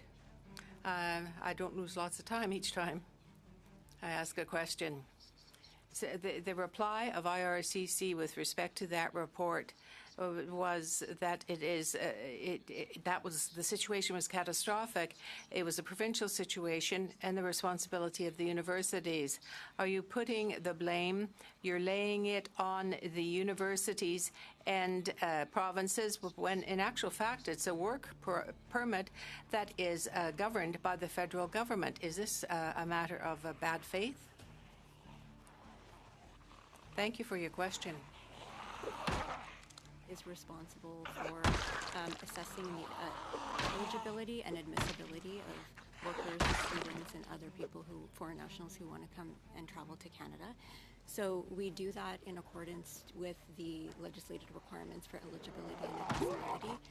We ensure that they are not, excuse me, with the information that is available to us at the time, the officer assesses to ensure that they are not a threat to the security of Canada, the health of Canadians, that they have no criminal background in terms of the information that's provided to us. And we do the assessment where the officer then determines that the individual is not inadmissible. When they do come to Canada, the activities of the foreign national after arriving into Canada and their compliance with the student permit or work permit is a responsibility of IRCC, joint responsibility with ESTC with regards to work permits. But any other activity, whether it may be criminal and otherwise, would be under the purview of our enforcement partners, such as CBSA or RCMP. OK. Pour rentrer au Québec, ces criminels-là, souvent... To come into Quebec, often these criminals are between 20 and 30 years of age, and they've sort of slipped in. Many of them get a study permit for the universities in the area. According to the Detective Sergeant Dubert, he said that we found that there was a system to bring in these students. After they're in, are you aware of this, that this type of situation exists? Are you aware in your department that it does? Do work very closely again with our enforcement partners as well as police services across the country. So when we are made aware of criminal activity or fraud trends that link to immigration, that link to potentially foreign nationals coming into Canada, we're able to assess and determine whether or not we can identify those trends in future applications. We do have now assess measures whether you in can place, identify, as my so you can mentioned, assess whether like the you letter can of assess. acceptance Sounds like a lot of verification, assessment. which has, since it's been in place, identified over 14,000 potentially fraudulent letters of acceptance, where we're able to then refuse applicants who are not genuine students coming into Canada. We also rely on our post-secondary institutions or our provinces to tell us when students are not complying and not attending school. Est-ce qu'il y a un mécanisme d'IRCC? Does IRCC have a mechanism or a tool that if a university has a student presently of following courses, is there some sort of tool where if that exists where this could be dealt with? And if so, what is it? Where it's been in place actually since 2016, and in 2024 it was made mandatory. So all of the provinces are on board right now. We are working with the province of Quebec to onboard. So twice a year, all of the designated learning institutions must let us know whether or not an individual who has entered Canada on a student permit has actually registered in a Canadian school. And they will send us that information back so we can determine whether or not students are in compliance. So Et donc, si les universités, tout le monde vous se met à alerte. If the university alerts you that there is an international student that hasn't registered, say, that criminal network exists, it represents $500 million in terms of car theft and all kinds of threats and the difficulties. So it seems to me something isn't working. So as foreign nationals, as students, are compliant and are students according to our spring assessment. So we do the verification with the designated learning institutions twice a year. We do it in the spring and fall.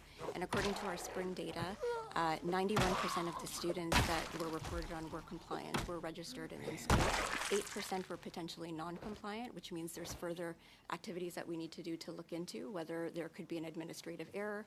IRCC also conducts 2,000 investigations a year for students who are potentially non-compliant. Merci, Monsieur Duceppe. Thank you, Mr. Duceppe.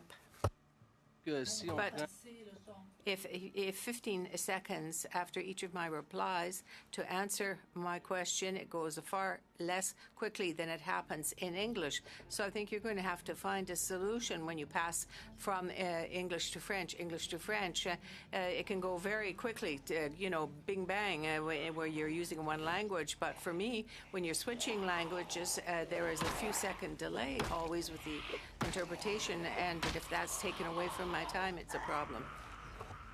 An extra minute, and I will keep on accommodating. Thank you, Monsieur Duceppe. Okay, we're into our second round. And our first questioner is Mr. Pierre Boyus. Thank you very much, Chair, ladies. My colleague from the Bloc Québécois asked you a question earlier about the reporting on Télévision du Nord and Radio-Canada. There are students come in from Africa, from the Ivory Coast and elsewhere that are participating in this type of fraud, criminal network, and there is an impact to it. Earlier, you spoke about process. You spoke about the second evaluation that occurs. I'm wondering how it can be that these individuals, these criminals, are not detected once they come into the country. Madame Zofar? The office releasing a decision for accessibility into Canada is making that decision based on the information that's provided to them. So first they will look at the application. Okay. They will collect biometrics, so that's fingerprints to identify that the individual is who they say they are. We actually do information sharing as well with our international partners to see if there's any derogatory information on that client or that applicant, and if there's any indicators of elevated risk, so potentially criminal activity, national security concerns, that file will be referred to our public safety partners at the Canada Border Services Agency and CCC. So the officers are doing everything in their power to ensure that they are satisfied that an individual, when they're applying, is not criminally or otherwise inadmissible to Canada. Once they're in Canada, it is challenging to predict their behavior. However, once they're in Canada, it's challenging to predict. Thank you very much. I'd like to ask a second question at the present time. How many people are here in Canada, on Canadian territory, on study permits, but have been found guilty of fraud? Can you tell me the number of these people? How many have been found guilty, and what's happening to them? Merci pour la question. That's a challenging question to answer, depending on the type of fraud we're looking at. if we are, Already got brain if damage, your so- question, Madam Chair, is for the fraud in the student program, so they were misrepresenting themselves as students and then found as non-genuine students. We have that data. I don't have it in front of me right now. If there's Just trying to criminal get to that fraud, secret, that like would be a Mark matter that House. we would have to rely on our Right police over partners. here. Il y a combien de faux étudiants? Yeah, but how many false students, fraudulent students are there, do you know? We do have Got numbers 3,000 from investigators. 2023, if I recall correctly. There was about 1,500 students that potentially were implicated in fraud. Those investigations were undertaken by the CBSA. Not all of them were eventually found to have committed fraud, but it was under the... Dans le reportage, on a mis l'accent. In that report, they stressed what Radio-Canada called the African mafia. I asked a question about that to the minister, but I was called racist. But this is a matter of public safety, is it not? Yeah. Literally the There African is mafia. a What do you specific want? problem in Quebec because of the language. So people from the Ivory Coast come to Quebec supposedly to study, Port-au-Prince. but actually carry out criminal activity. Yep. Are there other areas in Canada that you are aware of where this fraud occurs? Is it peculiar to Quebec? I don't know if there's other areas where it occurs as frequently as you're reporting, Madam That's the Chair. one. We do, however, have what we call indicator packages that our officers use. They're provided by our public safety partners. These indicator packages are specific to different regions of the world or different cohorts that will identify specific indicators for our officers to look for when we get applications related to that region or that cohort. So when we receive this type of information from our police and law enforcement partners, we do update those for our officers. 1 minute, Monsieur Paulus. Dans le reportage, ma question In the report for Ms. Gill, in the Radio-Canada report, they talked about victims who tried to alert the authorities to the fraud. It was ongoing, but they didn't get any access. I would imagine the first ones they contact is the police, but is it possible that immigration agents would be alerted and to get some answers? Because very often it's vacuum. Nothing happens. We do have a tip line. We do have information that is provided to IRCC from either anonymized individuals or people who are bringing information forward. All of those tips are investigated. We also get information from our police partners and law enforcement partners, but we take every tip or incident seriously, and we will look into them to the best of our ability. To be able to settle a problem, first of all, you have to be able to name the problem. There's an international criminal network that's making many victims in Quebec. $500 million of criminal income because of that. And it goes elsewhere. That money specifically is under the IRCC's student program. It's using it. I knew you were in there. No achieve way you its got me. ends. No Are way you this bitch aware got of me. that in your department or not? Personally don't have the details of the criminal investigation that you're referring to. However, what we do is when there is indications that individuals have come, foreign nationals have come into Canada and committed crimes, CBSA, the RCMP, and local police will investigate those crimes. Any information that is relayed to us, and we do have relationships with those organizations, we will then use to ensure that we don't provide permits in the future to individuals with the same characteristics. Madame la Présidente, au début du comité, At the very beginning of the committee, Madam Chair, I asked the witnesses if they had seen the report on that inquiry last week, and they said yes, they had. So I'm going to repeat it. Did you see it? About the criminal investigation other than what's in the report. Dans le reportage de 1 heure, That hour-long report, that inquiry, there was specifically stated that the criminal organization was using IRCC programs to produce criminal outcomes worth $500 million for other purposes. I'm not just here to say things. I want to settle the situation. If you are not able to say that there is a problem within your department specifically attached to a specific program in your department, how can you say then that there is no problem if you don't give it a name?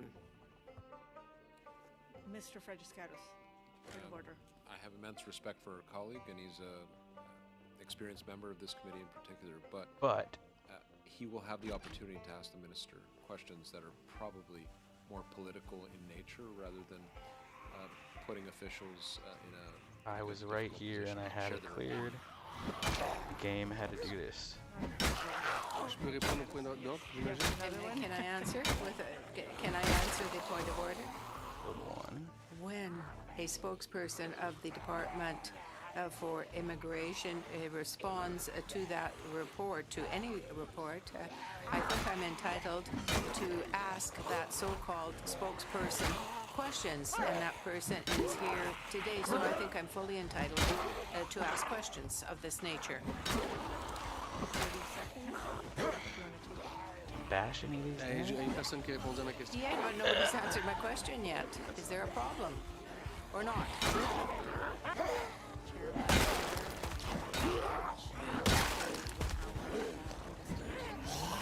Let go of me! No! I'm dead! I'm dead! It's so good! Why can't I move? I can't move at all! Oh, I think I lost control.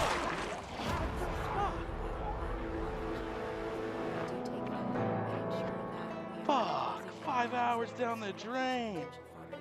I was going too ham. I was getting too cocky. The vast majority of individuals, whether students, workers, visitors, or permanent residents, That who run. arrive and do enter Canada, Tragedy. are honest, do not abuse, and do not defraud the system. Time for me to do something else in my Where there are life. the small percentages that do, we take that very seriously. Thank you, Ms. Zafar. Thank you, Ms. Thank you for being here. I know our questions have been difficult ones. Oh my God! You what said a nightmare. that you received a Go summary find my of the dead body report and get all my shit back. of the Oh my reporting. God, I had so much stuff. I had such At a least nice that's what I understand. setup. I This think game is. that It Émission didn't make sense Enquête though. is Like, a really I big got bit deal once, got in bit twice, Quebec. and then I was just It stuck. was the last. Can't move. It was the first of the